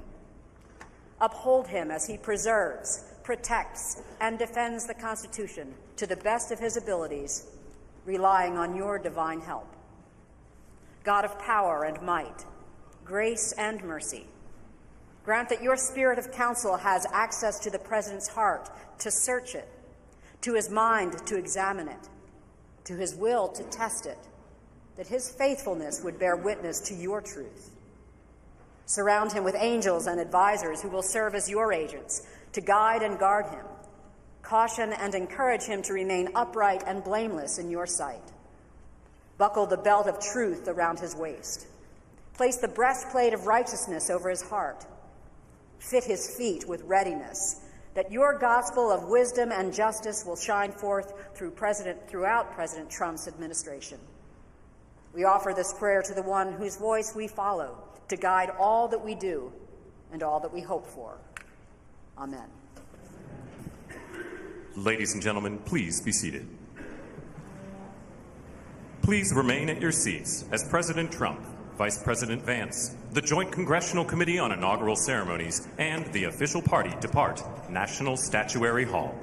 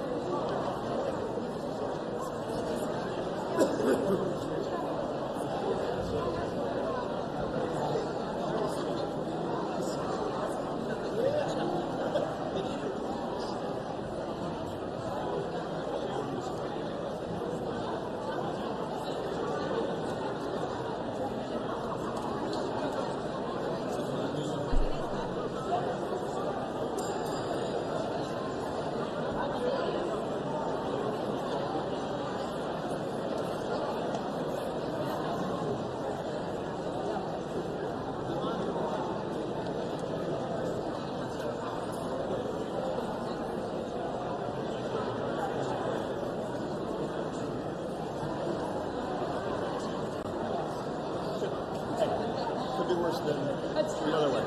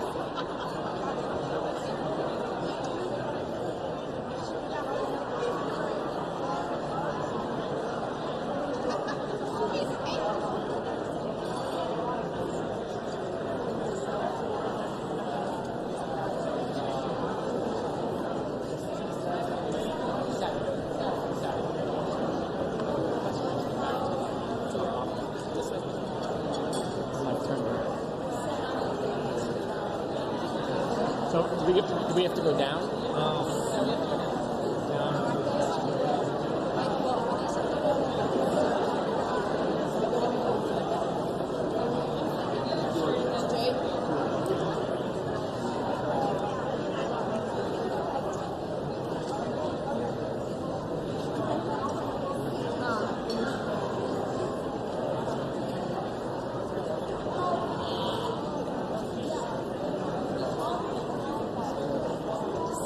Step to the governor's mansion, and then 1600 Pennsylvania.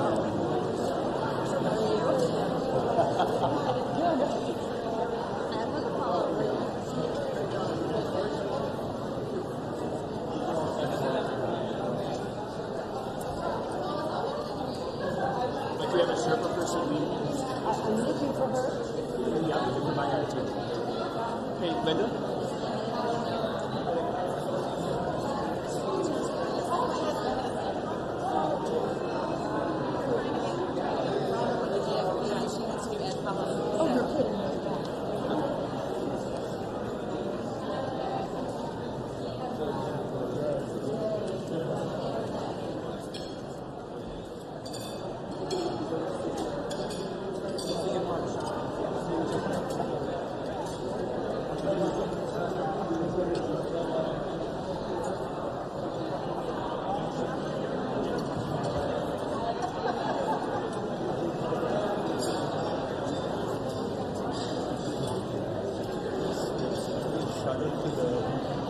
Village Hotel, and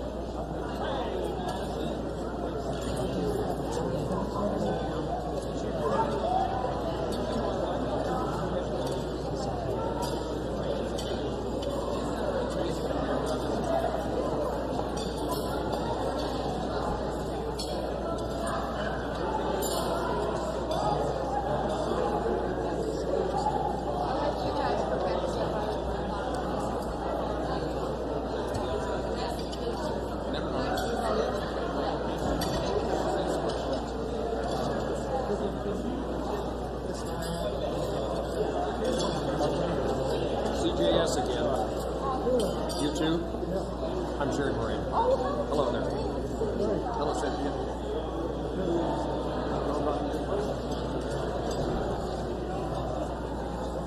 Seems fun.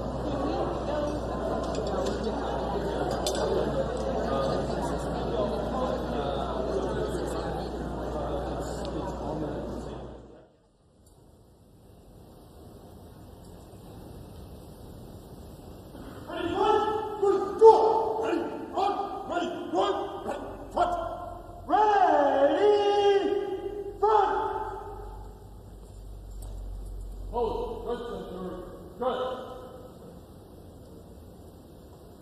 Officers, just center. Just! Hold, ready, front. Officers, ready, front. Ceremonial. Ceremonial. At ease. Hold, stand at ease. Attachments. Ceremonial. At ease.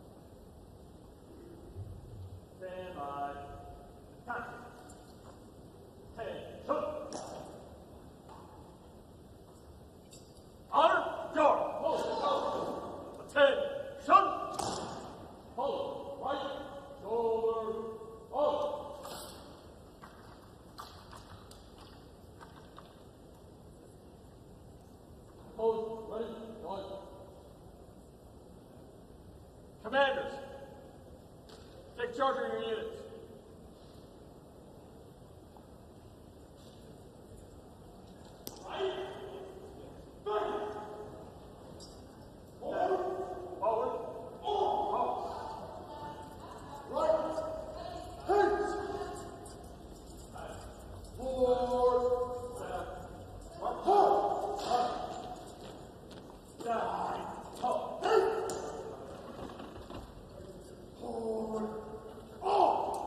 Return. Hold it. March. Right.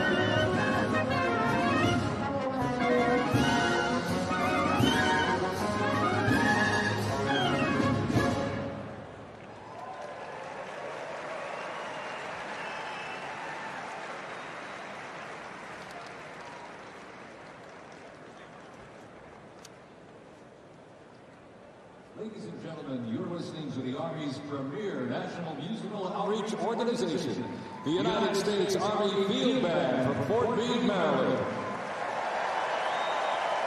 They are led by Commander-in-Chief Lieutenant Colonel Domingo S. Robinson.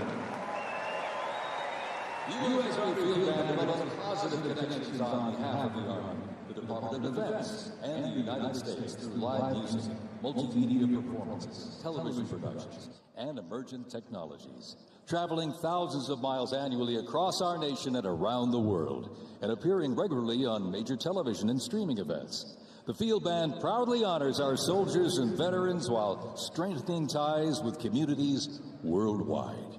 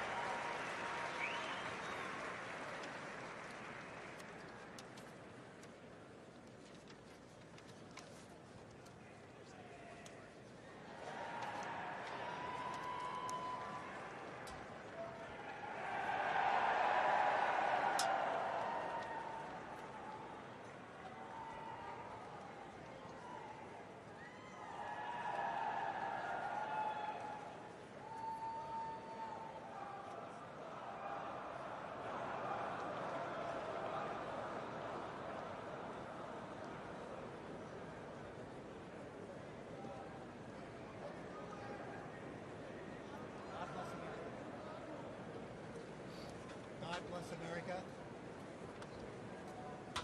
God bless America.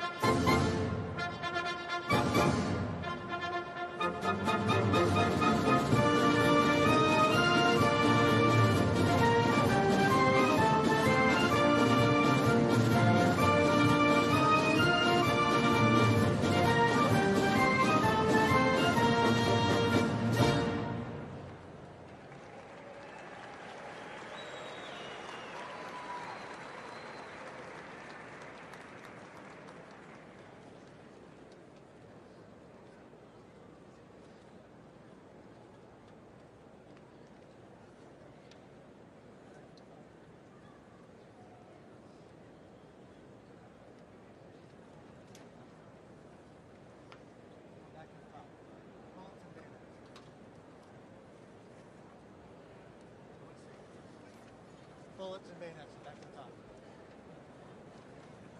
Pull-ups.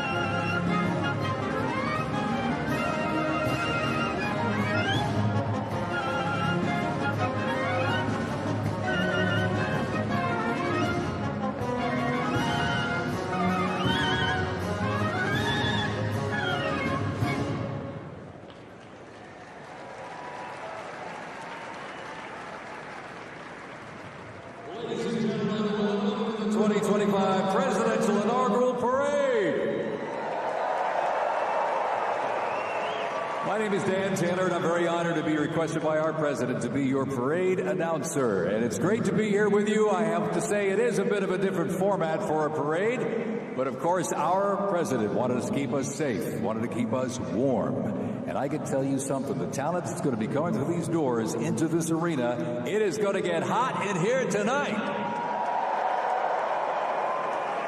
So thank you for joining us as we celebrate this historic occasion on behalf of the Trump-Vance Presidential Inaugural Committee. The ceremony is about to begin. We're going to get things underway, so if you're with family and friends, been talking in the halls or whatever, get down to your seats, grab a snack. We're going to get the show on the road.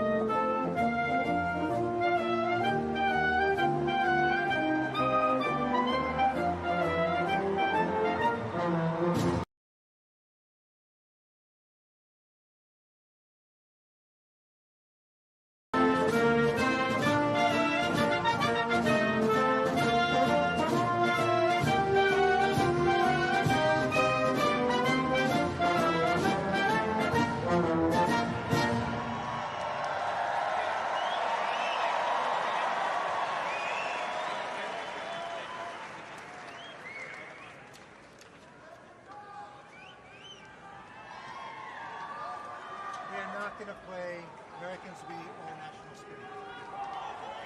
No, Americans We Our National Spirit. Next up is honors.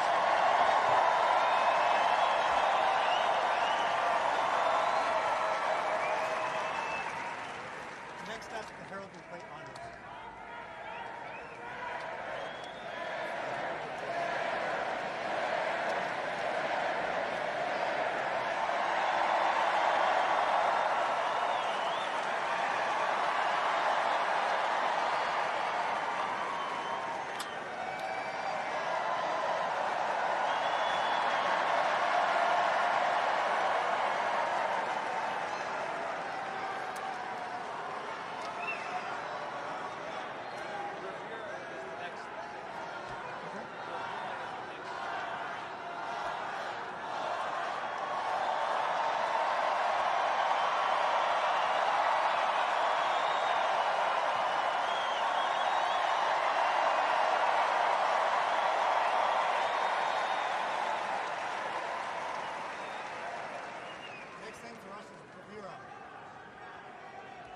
Next thing for us is bravura.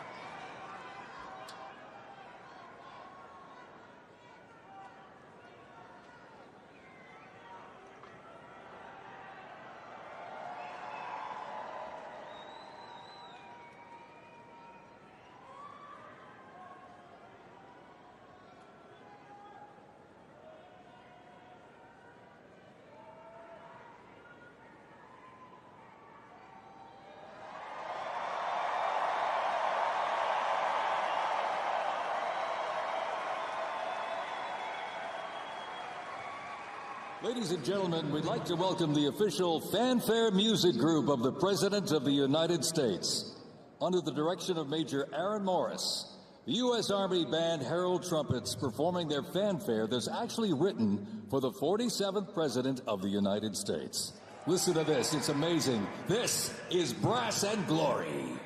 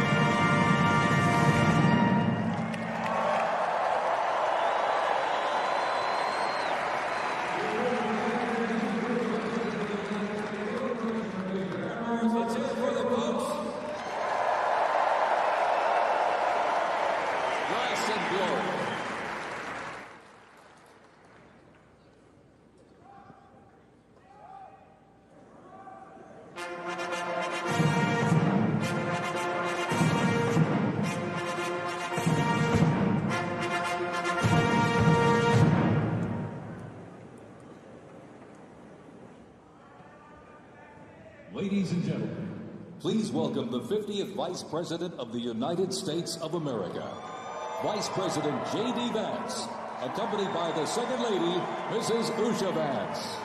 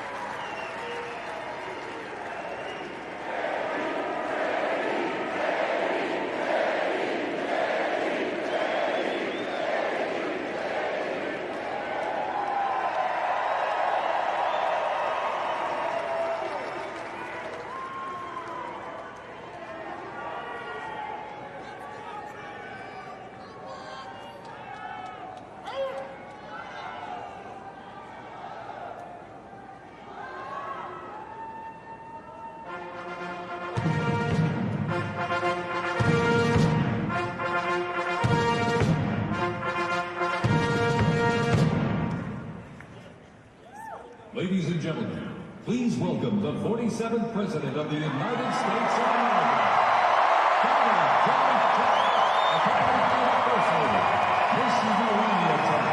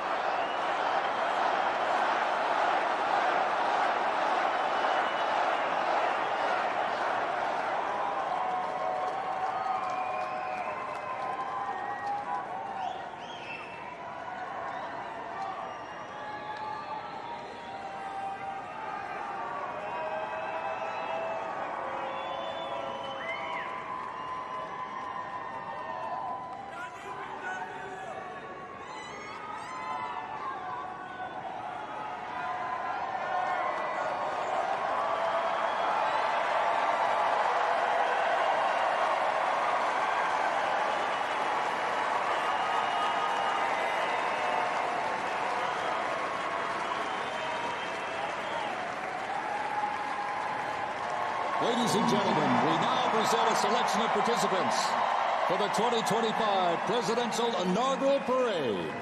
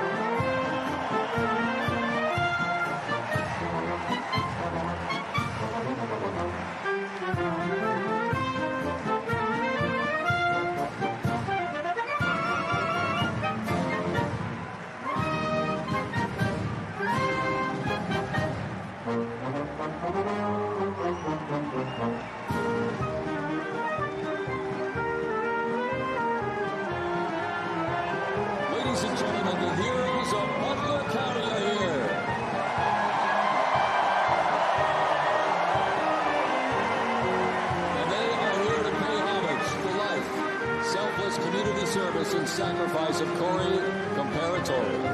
Mr. Comparatori, a 10-year U.S. Army Reserve veteran and past fire chief to the Buffalo Township Volunteer Fire Company, who died during the assassination attempt on the life of President Trump in Butler, Pennsylvania, July 13th, 2024. Their formation consists of Pennsylvania State Police, local police, county sheriffs, emergency services unit, EMS, 911 radio dispatch, and hospital personnel, who all heroically stepped into action during the horrific attack. They are also paying tribute to the courageous service of first responders nationwide.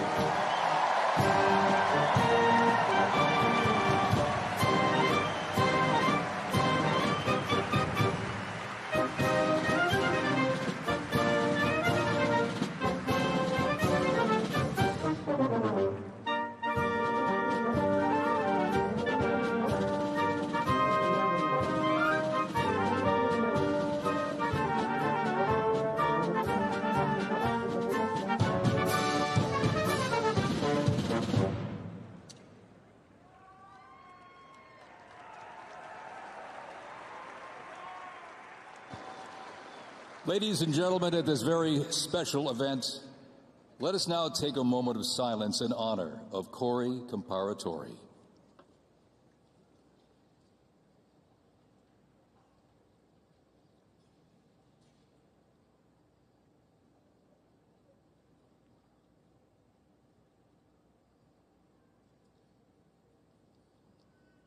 Thank you very much, ladies and gentlemen.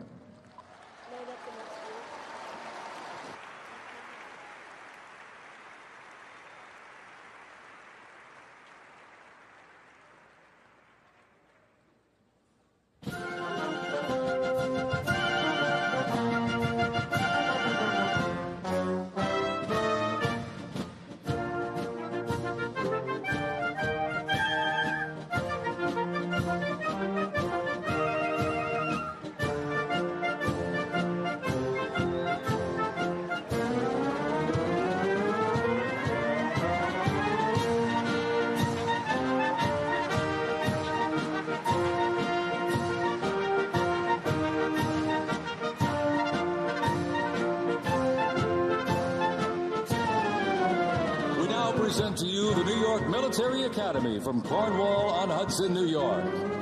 New York Military Academy stands out due to its unique connection to the President himself. President Trump is a 1964 graduate and has been enshrined as one of our alumni of distinction. This historic academy has been named a Junior Reserve Officer Training Corps, that's JROTC, and are marching with their cadet dress uniforms. Look at these, all modeled after post-World War I General Blackjack Pershing's gray uniform.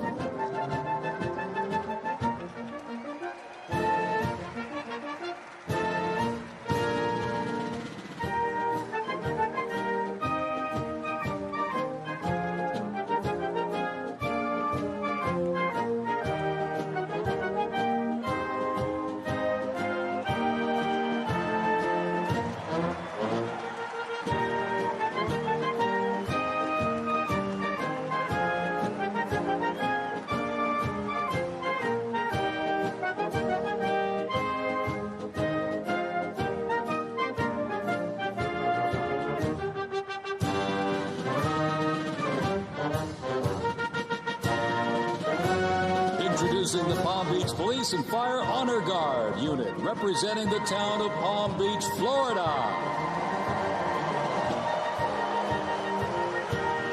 This group consists of police officers and firefighters from the town of Palm Beach, home to some of the most prestigious people in the world, including President Donald J. Trump.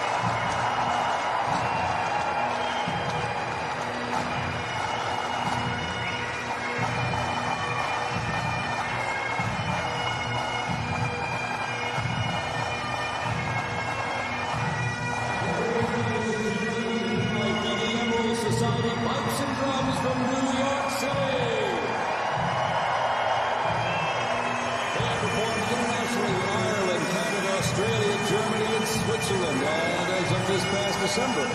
The band has had the distinct honor to perform at the 75th commemoration of the attack on Pearl Harbor in Oahu, Hawaii.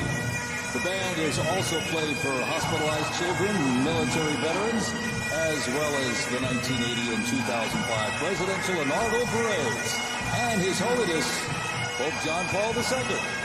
The NYPD Pembroke Society Pipes and Drums formed way back in 1960.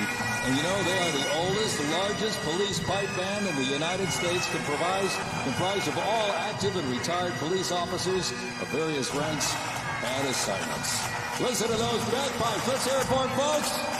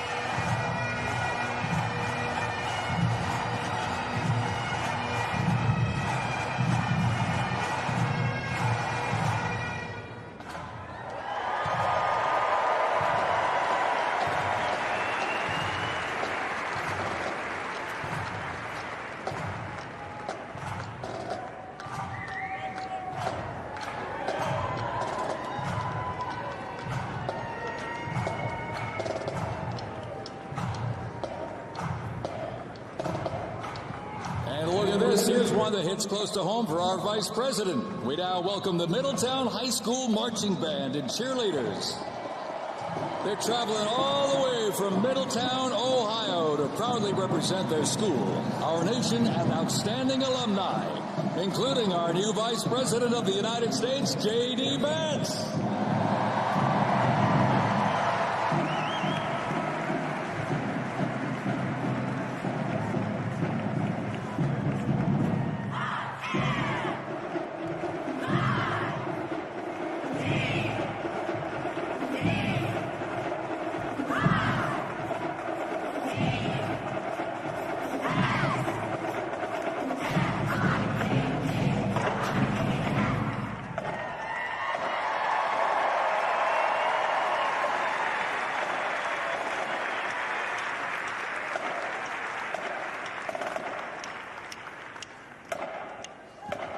The band has performed in countless parades, community and sporting events, as well as competitions. They have also always qualified for the Ohio Music Educators Association state finals for 23 years straight. How about that?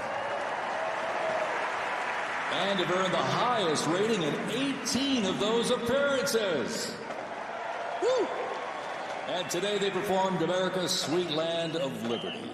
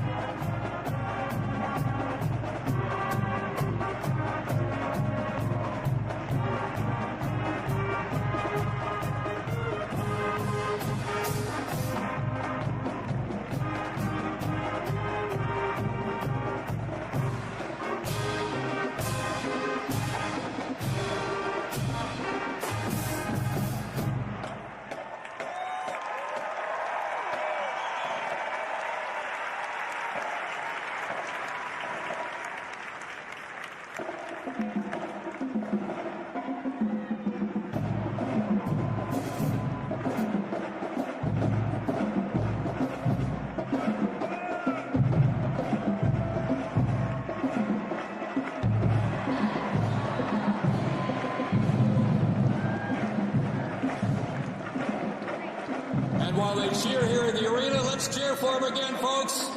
From our VP hometown, Middletown High School Marching Band.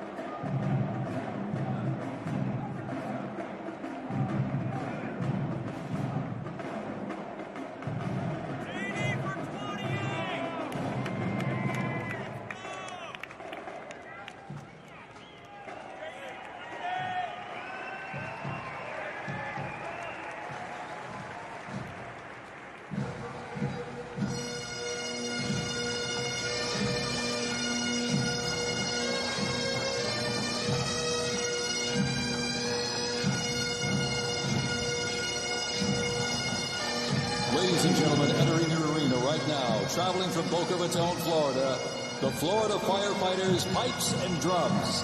And they are well seasoned when it comes to civic events. They've played and participated in parades, memorials, and other ceremonial events across both the United States and Europe. Today, they are wearing their most notable uniforms. What a great photo opportunity. Consisting of the Glengarry headgear and kilts. And they are proud to honor their fallen brothers and sisters each and every day.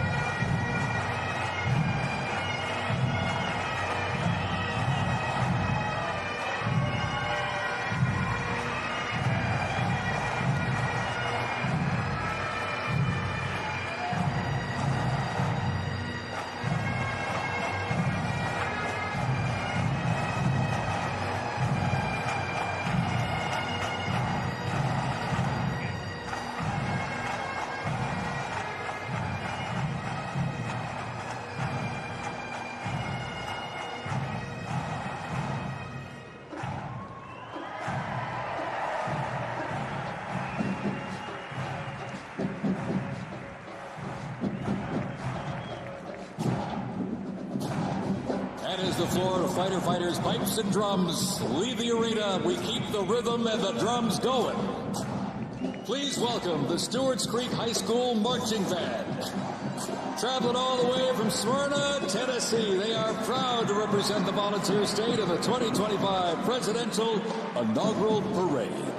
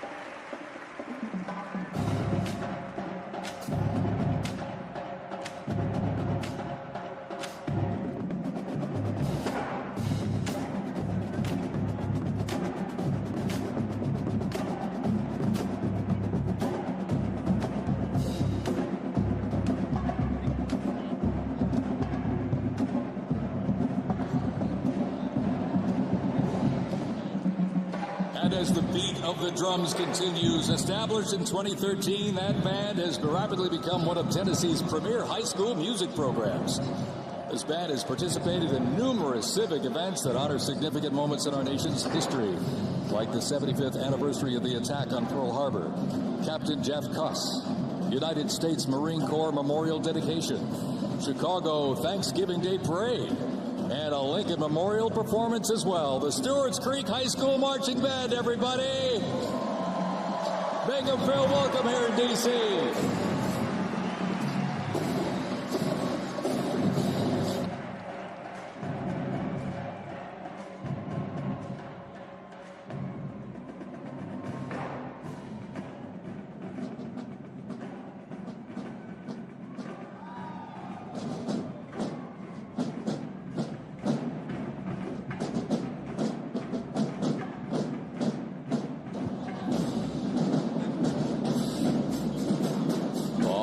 Ladies and gentlemen, now welcoming the Mississippi Valley State University Band.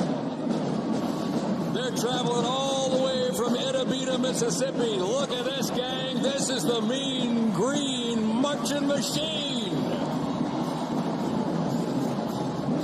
They are proud to represent historically black colleges and universities at the 60th Presidential Inauguration.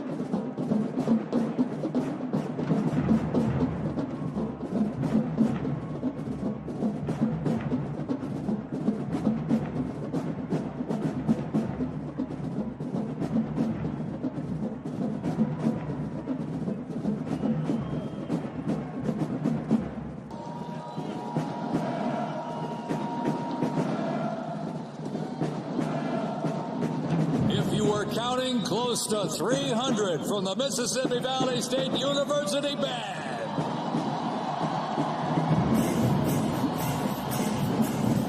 You know, since its founding, the band has consistently played a significant role at their university and across the United States. They have performed for athletic events, Mardi Gras parades, Rose Bowl parades, and many, many more. The Mississippi Valley State University Band takes great pride in presenting culturally diverse presentations for students, faculty, and the surrounding Mississippi communities.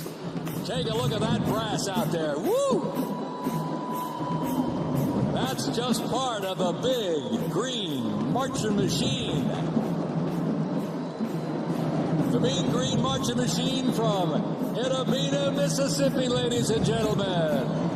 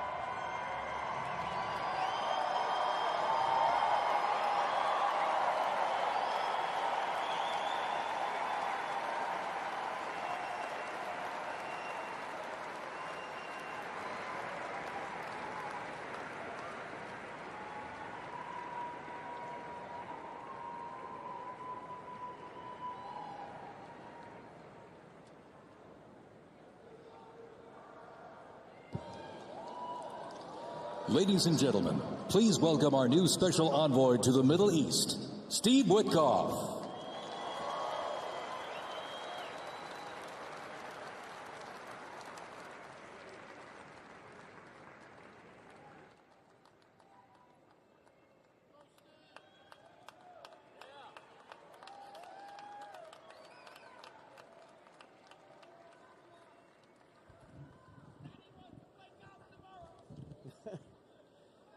Good evening, everybody. I was appointed by President Trump to be the special envoy for peace in the Middle East.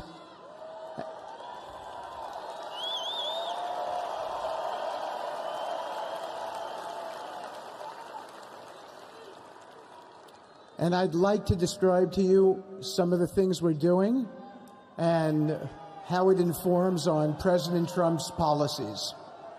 First of all, it is an honor to stand before you today as I reflect on the enormity of the role that President Trump has tasked me with. I am constantly reminded of the privilege it is to serve under the leadership of my boss, President Donald J. Trump.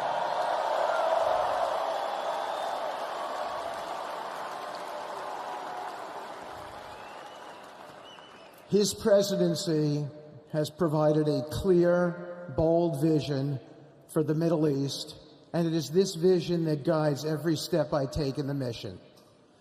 President Trump's leadership has redefined what is possible in the pursuit of progress and stability in the Middle East. His decisive, pragmatic approach ensures that even the most entrenched conflicts are met with fresh perspectives and innovative strategies. His policies have already delivered remarkable successes, such as yesterday's release of hostages in Gaza.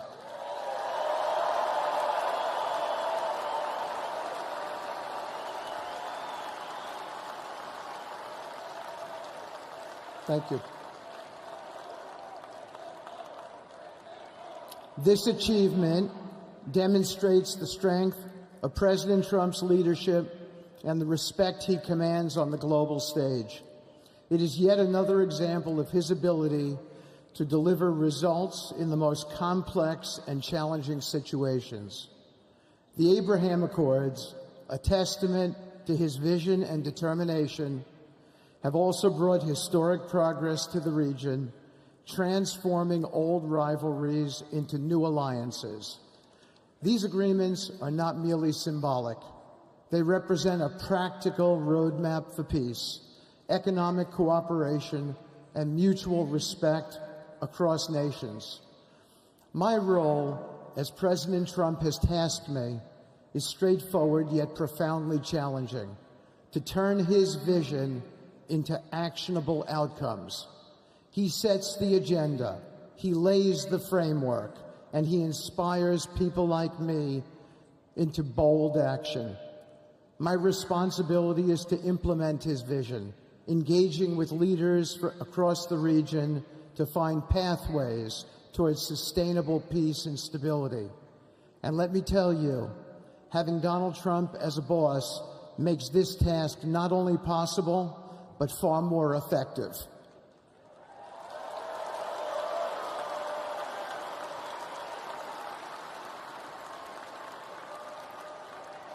President Trump's reputation as a leader who delivers results resonates far beyond Washington.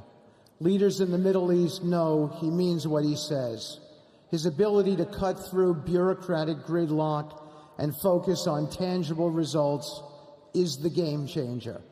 It allows me to approach delicate negotiations with the confidence that the full weight of the United States is behind me.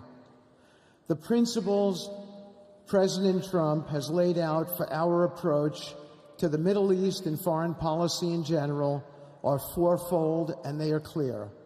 1, respect for sovereignty. Every nation deserves the right to determine its own destiny, free from the interference of external powers. 2, economic prosperity as a bridge to stability. Through economic partnerships and investment, we can build a foundation for cooperation that transcends historical grievances. 3, courageous diplomacy.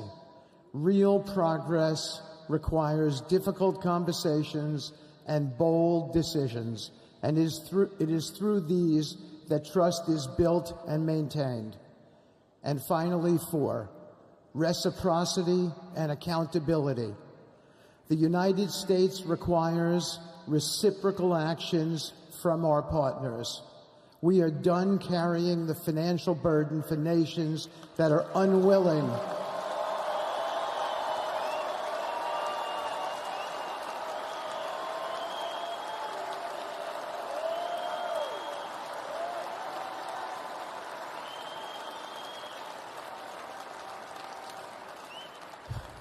We are done carrying the financial burden for nations that are unwilling to fund their own progress.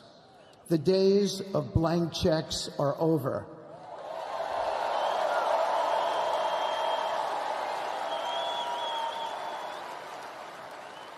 Partnerships under President Trump's leadership must be equitable, and contributions must reflect shared commitments to our goals.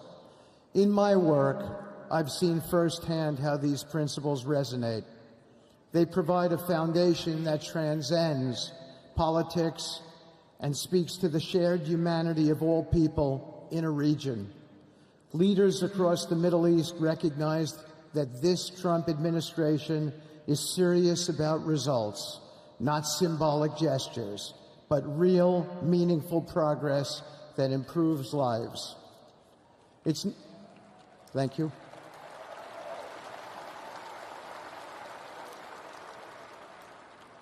It's not always easy.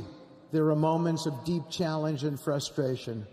Decades of mistrust cannot be undone overnight.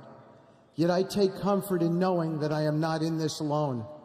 President Trump's clarity of vision ensures that I never have to question what success looks like. His leadership provides the confidence and direction necessary to navigate these complexities. As we move forward, my commitment is to continue the work of advancing President Trump's vision for the Middle East. Whether through expanding the Abraham Peace Accords, fostering economic development, or facilitating dialogue between long-standing adversaries, my focus remains on actionable results. Let me close by saying this: a stable and prosperous Middle East is not an unattainable dream. It is a goal within our reach, made possible by strong leadership and unwavering commitment. Under President Trump's guidance, we are proving that the impossible can become reality. Thank you, but I have one more thing to say. We have some special people for me to introduce you to tonight. President Trump has been talking to them as well. They are the families of hostages from Israel who have been in Gaza for the last year and a half. There are many of them here today. Several of the families have lost children and loved ones, and they're here because they're part of an effort to retrieve their bodies so they can be buried in a proper way. Several have children who are still in captivity.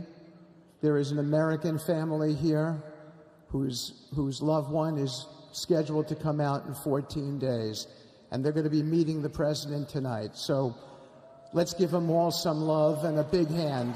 Come on up.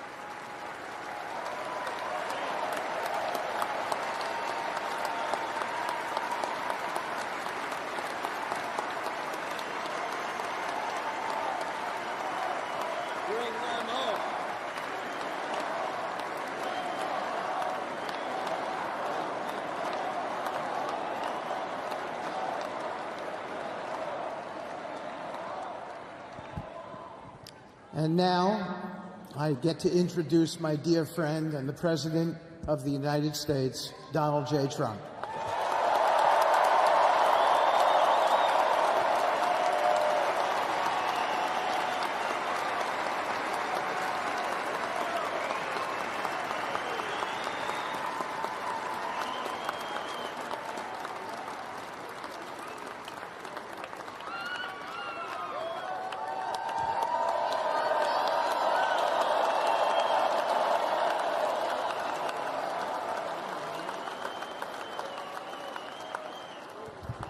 Thank you very much, everybody. Appreciate it. Thank you.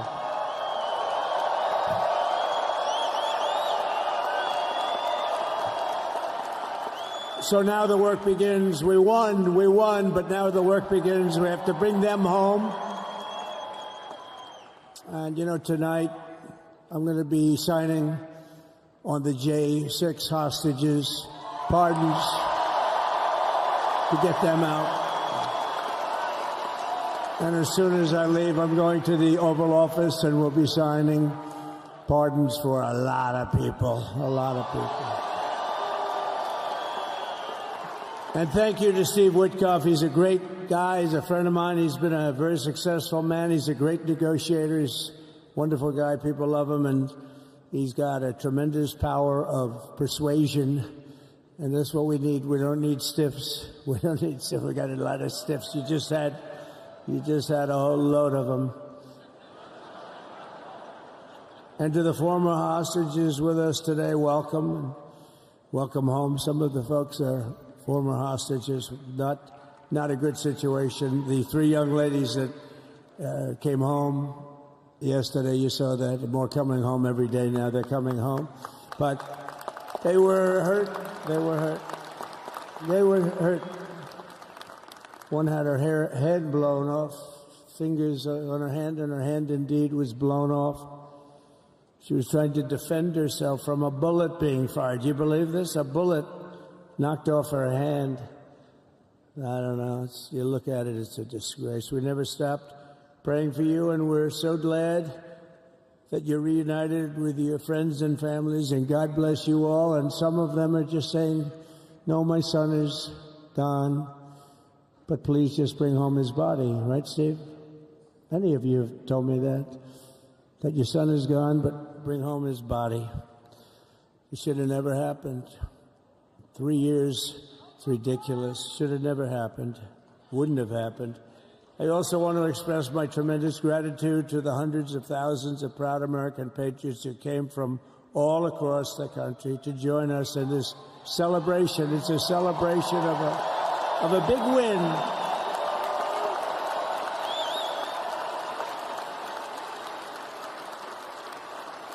And you're witnessing the dawn of the golden age of America. That's what it's going to be. We're bringing it back. We're going to bring it back fast. We're going to bring it back fast. Let us also thank the incredible service members, National Guardsmen, Police, Secret Service, and law enforcement personnel who are keeping us all safe, even though, and they are great people. New York's finest. I grew up with New York's finest, and we got to give them their authority back. You won't have any crime. There'll be no crime. You give them little authority back. The whole way they run things in this country now, it's disgraceful. But it's going to change rapidly. We're going to make our cities safe again, too. Even though we're indoors, we've had a magnificent inaugural parade. And let's give a big round of applause. They were great. To all of the incredible performers and hardworking men and women who made it possible. Those people, really talented, amazing people. I also want to thank my wonderful family for being here, especially my beautiful wife, our First Lady, Melania.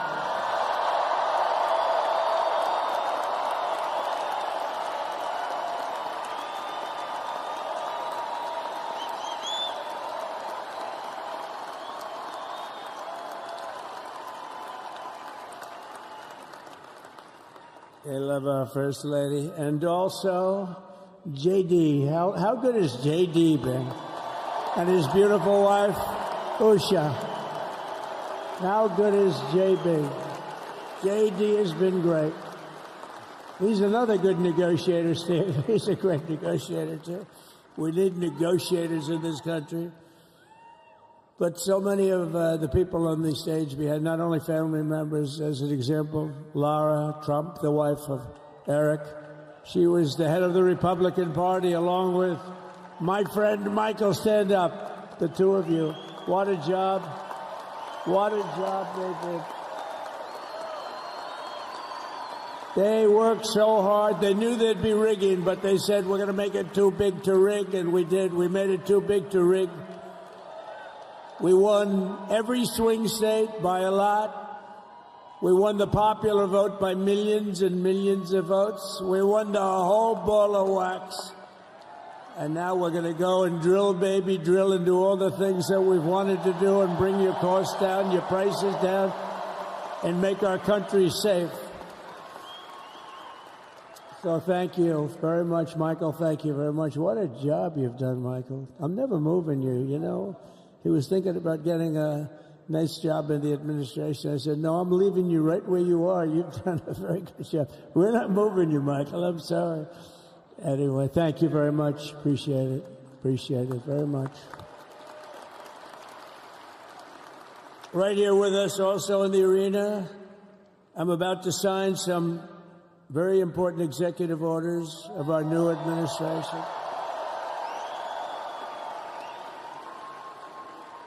Hey, Don, will you stand up, please? Don is another one. How about Don? This guy.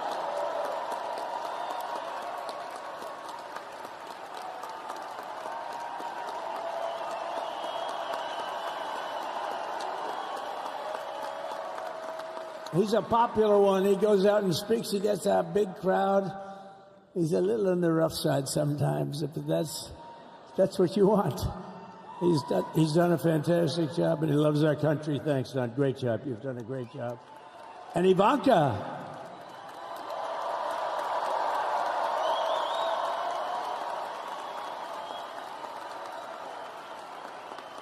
And, you know, Jared negotiated the Abraham Accords, which are the biggest, it's the biggest deal made in the Middle East in many, many years, and it's really something. Jared, stand up, Jared.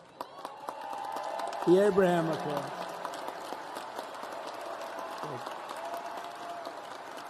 And Tiffany's going to have a little baby. And Michael.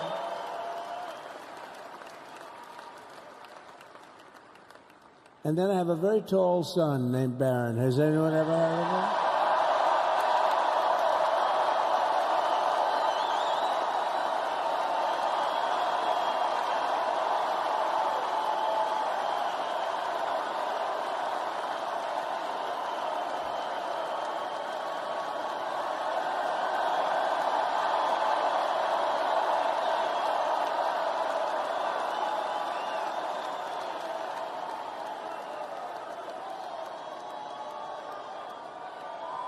Thank you.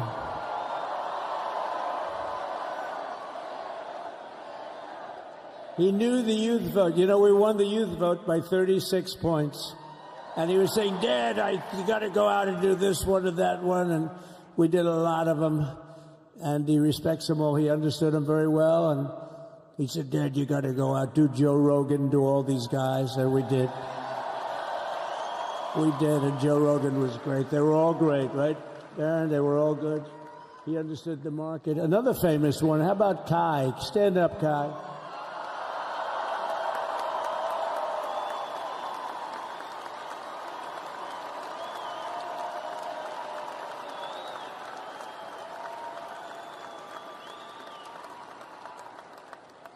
Is that Byron Donalds back there? Stand up, Byron. Stand up. What a future this one has. What a future. That's great, Byron. Thank you very much. And how about Lutnick, Secretary of Commerce? He's going to take in more money than any country has ever even thought about. He's going to take in some money. And we have many others. Look, I'm not going to go through it, but we're going to sign some orders right now, and that's really what I want to do. So we're going to sign executive orders. First, I'll revoke nearly 80 destructive and radical executive actions of the previous administration, one of the worst administrations in history. Maybe not one of them, the worst. Anybody that would allow millions of people to pour through our borders from jails, prisons, mental institutions, insane asylums, gang members to be taken off the streets of Venezuela and deposited in our country, and many, not just Venezuela. You know, crime in Venezuela is down 74% because they took their criminals and gave them to us through an open border policy of the previous administration. All over the world, they're emptying their prisons into our country. They're emptying their mental institutions into our country. It stops as of 1 o'clock this afternoon. Okay, it stops.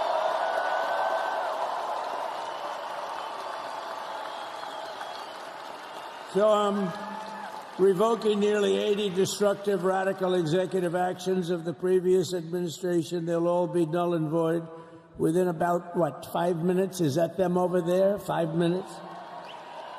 And next, to gain immediate control of the vast federal, out-of-control bureaucracy, I will implement an immediate regulation freeze, which will stop Biden bureaucrats from continuing to regulate. Most of those bureaucrats are being fired. They're gone.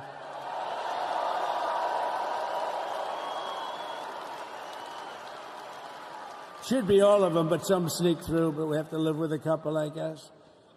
I'll also issue a temporary hiring freeze to ensure that we're only hiring competent people who are faithful to the American public. And we will pause the hiring of any new IRS agents. We will also require that federal workers must return to the office in person. And we're going to take the 88,000 people that they hired to go after you with guns. By the way, they're allowed to use guns and harass you like they were so many other people. Remember this. Okay, remember? Do you remember a little statement about tips? Does anybody remember that little statement? I think we won Nevada because of that statement. But they went out and harassed you over the tips. In other words, we are restoring control of our government to the people. We're going to take those 88,000. Let's see if they'd like to work on the border, because that's where we want them, really.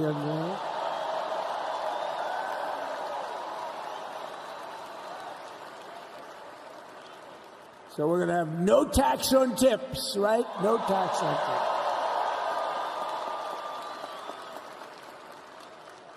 And we may have, like the Speaker of the House, is he here? He's done such a good job. Is Mike here? He's around here someplace. I saw him just a little while ago. Hello, fellas. Look at you guys. Yeah, I know it. He's great. He's doing great. They're all doing good. The Republican Party has never been unified like it is right now. They want to save our country. And we're going to more than save it. We're going to make it greater than it's ever been before by a lot. Next, I'm going to sign a presidential memorandum directing every member of my cabinet to marshal every power at their disposal to defeat inflation and rapidly bring down the cost of daily life, because your costs have gone through the roof in the last 4 years. Perhaps you didn't notice. Does anyone notice their costs are like double, triple, quadruple? You can't buy bacon. Apples have doubled in price. You want an apple, anybody? Pay twice what you did 2 years ago. We'll put more money in your pocket, and we'll bring back the American dream and to reduce energy costs and liberate our economy. So we have more oil and gas than any country in the world, and we're going to use it. We're not going to do the wind thing. Wind. Big, ugly windmills, they ruin your neighborhood. They ruin your... If you have a house that's near a windmill, guess what? Your house is worth less than half. And did you see up in New England with the whales? You see what's happening? So they had 2 whales killed in about 14 years. Last year and the year before, total, they had 28. So if you're into whales, you don't want windmills either. and they're the most expensive form of energy that you can have by far. And they're all made in China, by the way, practically all of them. And they kill your birds and they ruin your beautiful landscapes. But other than that, I think they're quite good, right? Now, remember when we used to joke and kid when we were kidding, but we don't kid anymore? They want to watch the debates on television. They want to watch your favorite president on television. But the wind isn't blowing, so we can't watch television that night, Gladys. Remember? Gladys, I'm sorry, the wind is just not blowing. We're not watching Trump tonight. But I'm immediately withdrawing from the unfair, one-sided Paris Climate Accord ripoff. The United States will not sabotage our own industries while China pollutes with impunity. You know, China, I mean, look, they use a lot of dirty energy, but they produce a lot of energy. And when that stuff goes up in the air, you know, it doesn't stay there. It's not like you got a wall. We love walls, don't we? Not like you have a wall around and it doesn't. It floats into the United States of America after 3.5 to 5.5 days. It floats across the oceans and it comes right over your neighborhood and it falls into your neighborhood. So they all say, we have to fight for cleaner air, but the other dirty air is dropping all over us. So what the hell are they talking about? Unless everybody does it, it just doesn't work. You know, we had the cleanest air and the cleanest water that this country's ever had under the Trump administration, and we didn't do anything to stop jobs and stop production. Believe me, you're going to see a lot of companies come pouring back because tariffs. I always say tariffs is the most beautiful word to me in the dictionary. Then I was reprimanded by the fake news. They said, what about love, religion, and God? I said, I agree. Let's put God number one. Let's put religion number two. Love, I don't know. We got to put that number 3, I guess, right? And then it's tariff. Because tariffs are going to make us rich as hell. It's going to bring our country's businesses back that left us. And I'll also sign an executive order to immediately end federal government censorship of the American people. In America, we believe in free speech, and we're bringing it back starting today to stop the weaponization. Oh, do I know about that? These creeps. Deranged Jack Smith. You ever hear of him? Deranged. He's a deranged prosecutor. He's sick. They suck him on me. He's now been reduced to getting on an airplane, going back to The Hague or wherever the hell he came from. We got to get rid of that guy. Hey, was he one of the many people that got a pardon today? Did they pardon Jack Smith? You know, did you know that Biden, while I was making my speech, pardoned his whole family?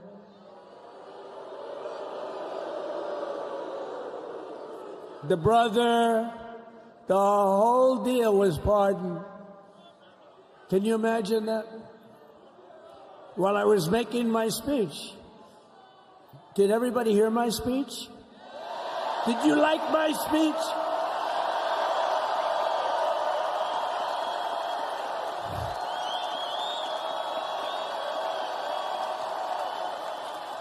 Thank you. I mean, the only thing wrong with it is I had a lot of tough things to say, and I have some great people that work for me. Sir, this is such a great speech. It's so unifying. Don't talk about Biden with his pardons of his family. We want a unified country. They said, don't talk about the J6 hostages that you're going to be releasing today. Sir, don't put that in your speech, please. I said, but I want to put it in my speech. They said, sir, it won't be unified like it is. It's so beautiful the way it is. And it is getting great reviews. You know, if I put things like that in, I'll get terrible reviews. One little paragraph that's a little bit wrong, the fake news goes crazy, right?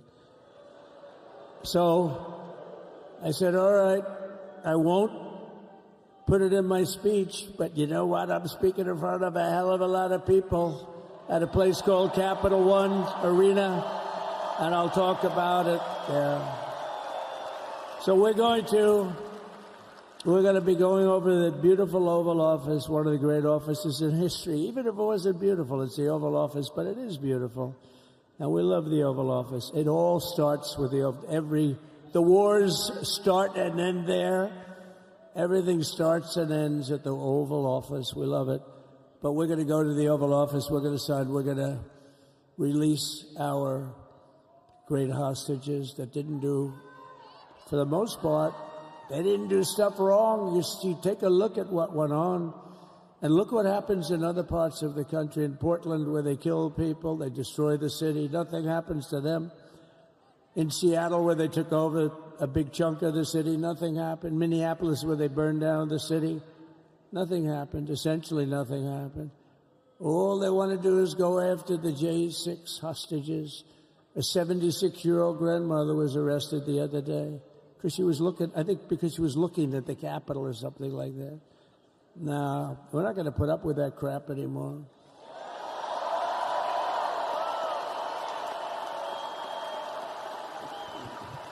And to stop the weaponization of law enforcement, I've been investigated more than any human being in the world.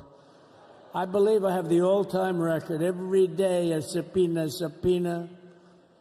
Every single day would get subpoenas. I was more than any person. Alphonse Capone, remember I used to talk about it? Now, Alphonse Capone, Scarface, he was a pretty rough guy. He was investigated about 1/100th what Trump was investigated. My father's looking down at me, my mother, how the hell did this happen? You know what it is? They investigated their political opponent, the opponent of Biden, and then ultimately Kamala. Has anyone ever heard of Kamala?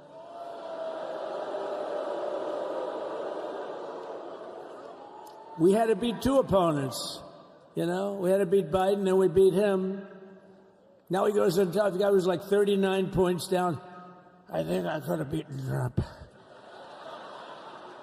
They should have left me and I would have beaten.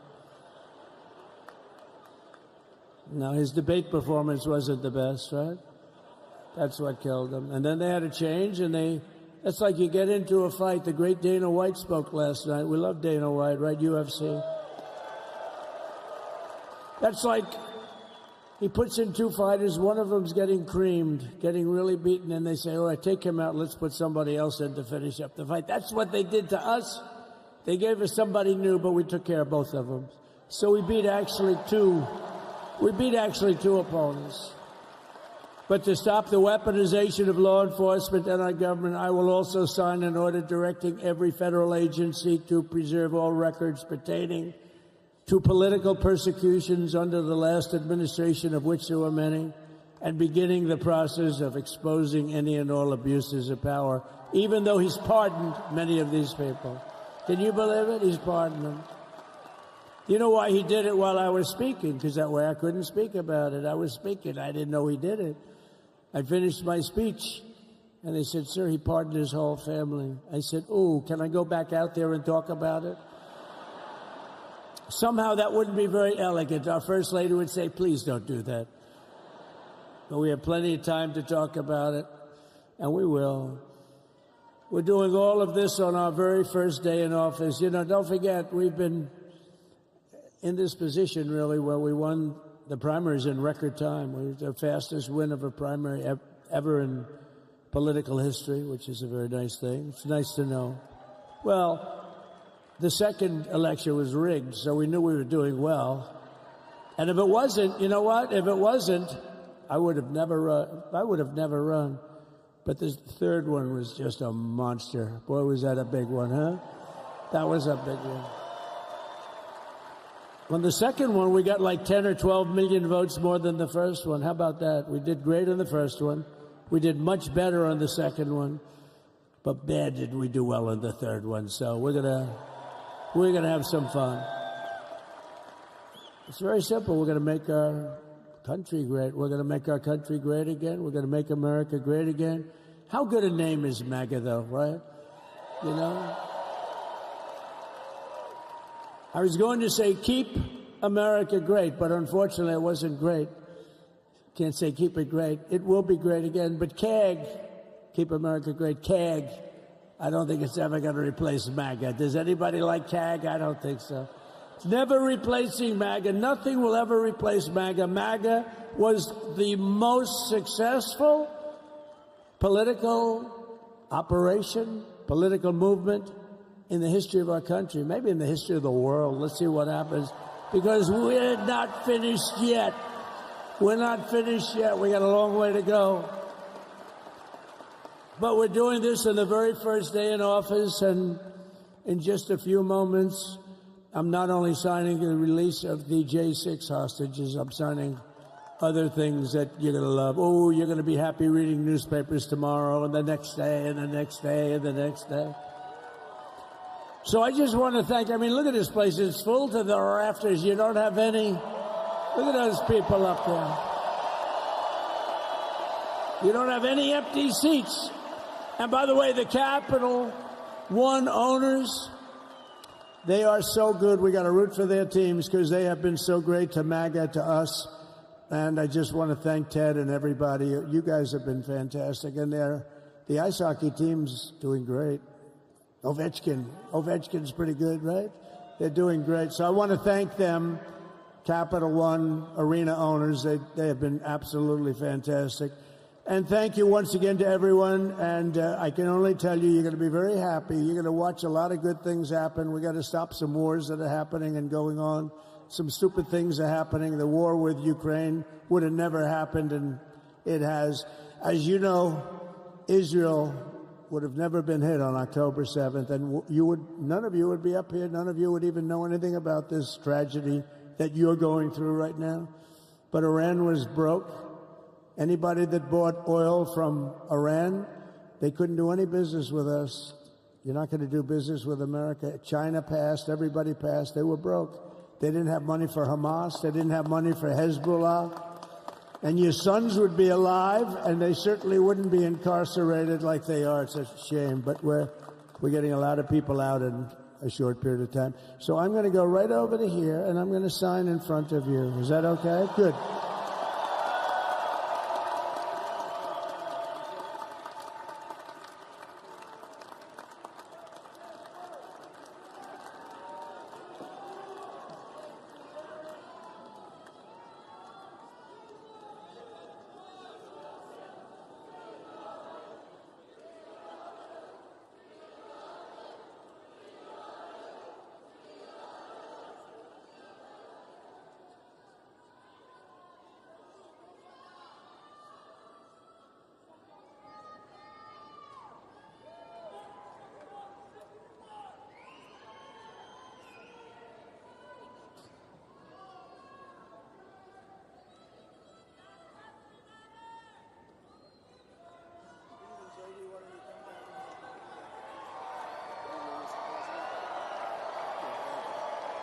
You have that other one to sign?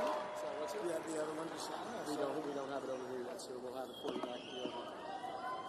The first is the rescissions of 78 Biden-era EOs and presidential memoranda. You want to call it out? Do you want to say it? You want to say it? Oh, if you want me to, sir. Why don't you say what I'm signing? Sure. The first item that President Trump is signing is the rescission of 78 Biden-era executive actions, executive orders, presidential memoranda, and others.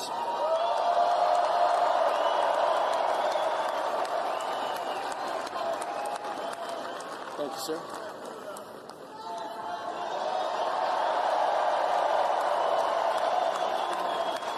Thank you.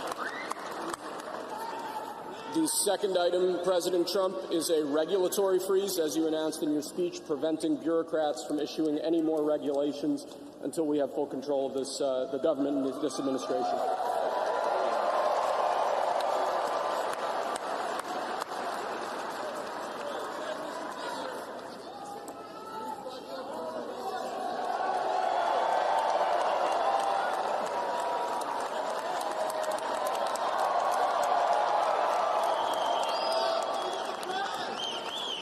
Sir, can I have a pen? The next item, sir, is a freeze on all federal hiring, excepting the military and a number of other excluded categories, again, until full control of the government is achieved and we understand the objectives of government going forward.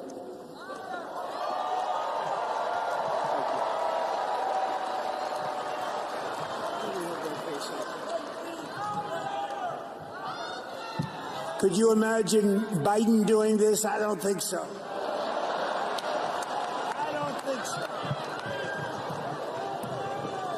Sir, the next item, as you announced in your speech, is a requirement that federal workers return to full-time in-person work immediately.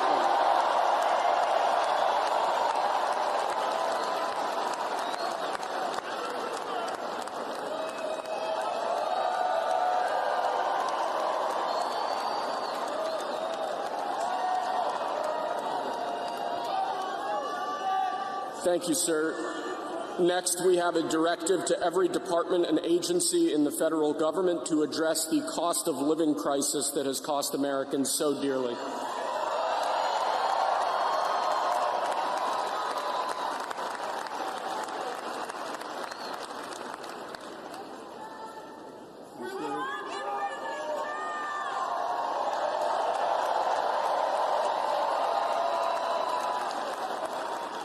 Thank you, sir. The next item here is the withdrawal from the Paris Climate Treaty.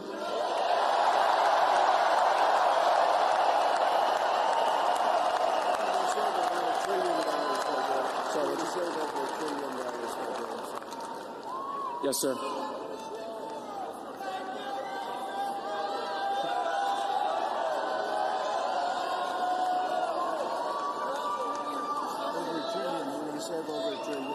We're going to save over $1 trillion by withdrawing from that treaty.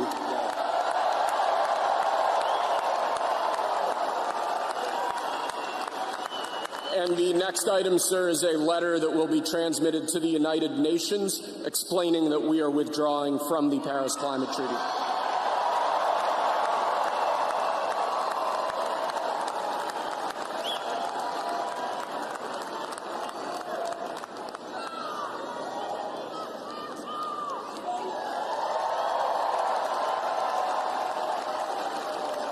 Thank you, sir.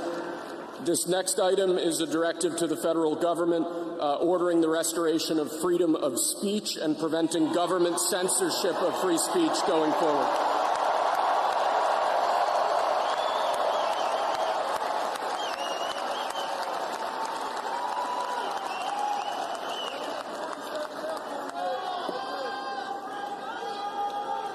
And lastly, sir, before we go back to the Oval Office to sign a large number of other items, is a directive to the federal government ending the weaponization of government against the political adversaries of the previous administration, as we've seen.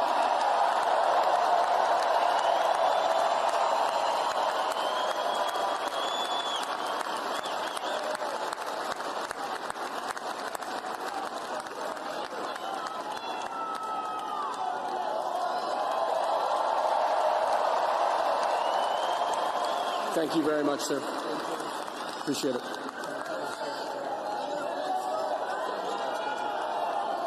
Pretty fun job.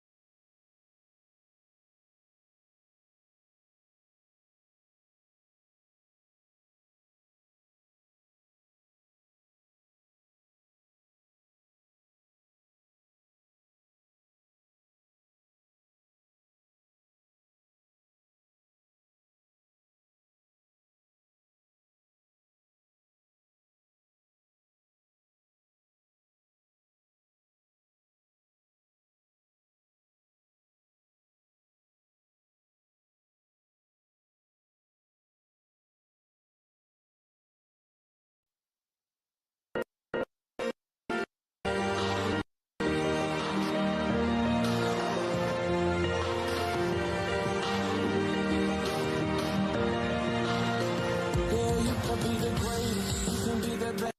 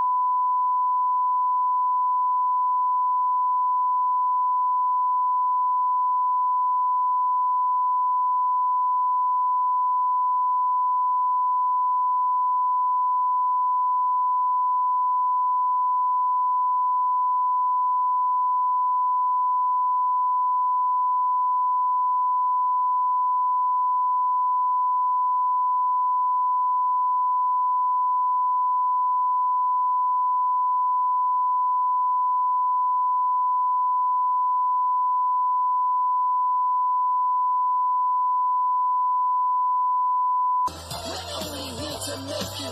We're only here to make you go.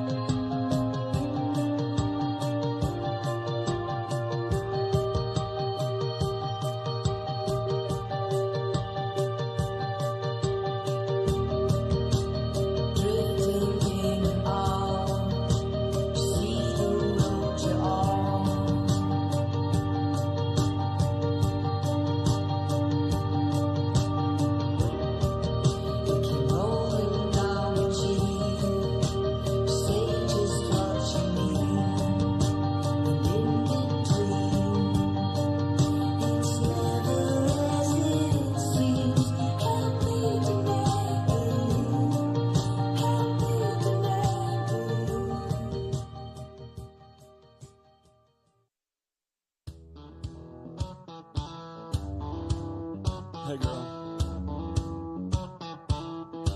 Oh, now. You know you got everybody looking.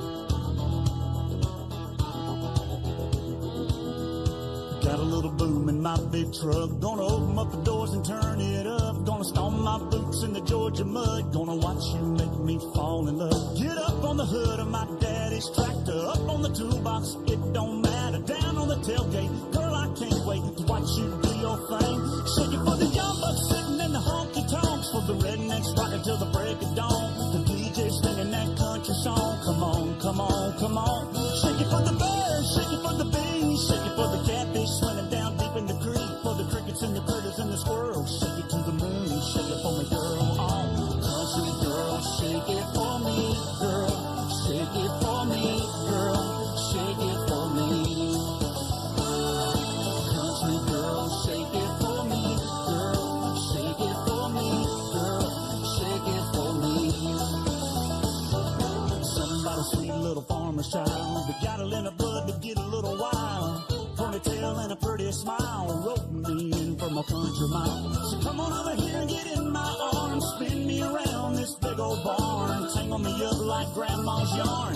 Yeah, yeah, yeah. Shake it for the young bucks sitting in the honky tonks. For the rednecks rocking till the break of dawn. For the DJ spinning that country song. Come on, come on, come on. Shake it for the birds, shake it for the bees. Shake it for the catfish swimming down deep in the creek. For the crickets and the critters and the squirrels. Shake it to the moon, shake it for me, girl. Country girl, shake it for me, girl. Shake it for me, girl. Shake it for me.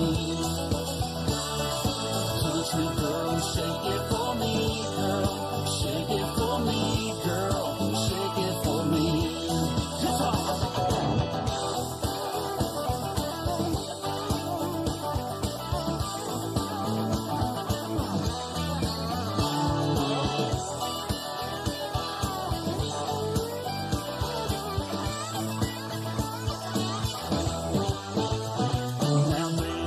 Like a dandelion in the wind on the hill underneath the pines. Yeah, move like the river flows. Feel the kick drum down deep in your toes. All I wanna do is get to holding you and get to knowing you and get to showing you and get to loving you before the night is through. Baby, you know what to do. Shake it for the young bucks sitting in the honky tonks. For the rednecks rocking till the break of dawn. For the DJ spinning that country song. Come on, come on, come on. Shake it for the birds, shake it for the bees. Shake it for the catfish swimming down deep in the creek. For the crickets and the critters and the squirrels. Shake it to the moon, shake it for me, girl. Oh, country girl, shake it for me, girl. Shake it for me, girl. Shake it for me. Oh, country girl, shake it for me, girl. Shake it for me, girl. Shake it for me. Country girl, shake it for me, girl. Shake it for me, girl. Shake it for me. Country girl, shake it for me, girl. Shake it for me, girl. Shake it for me.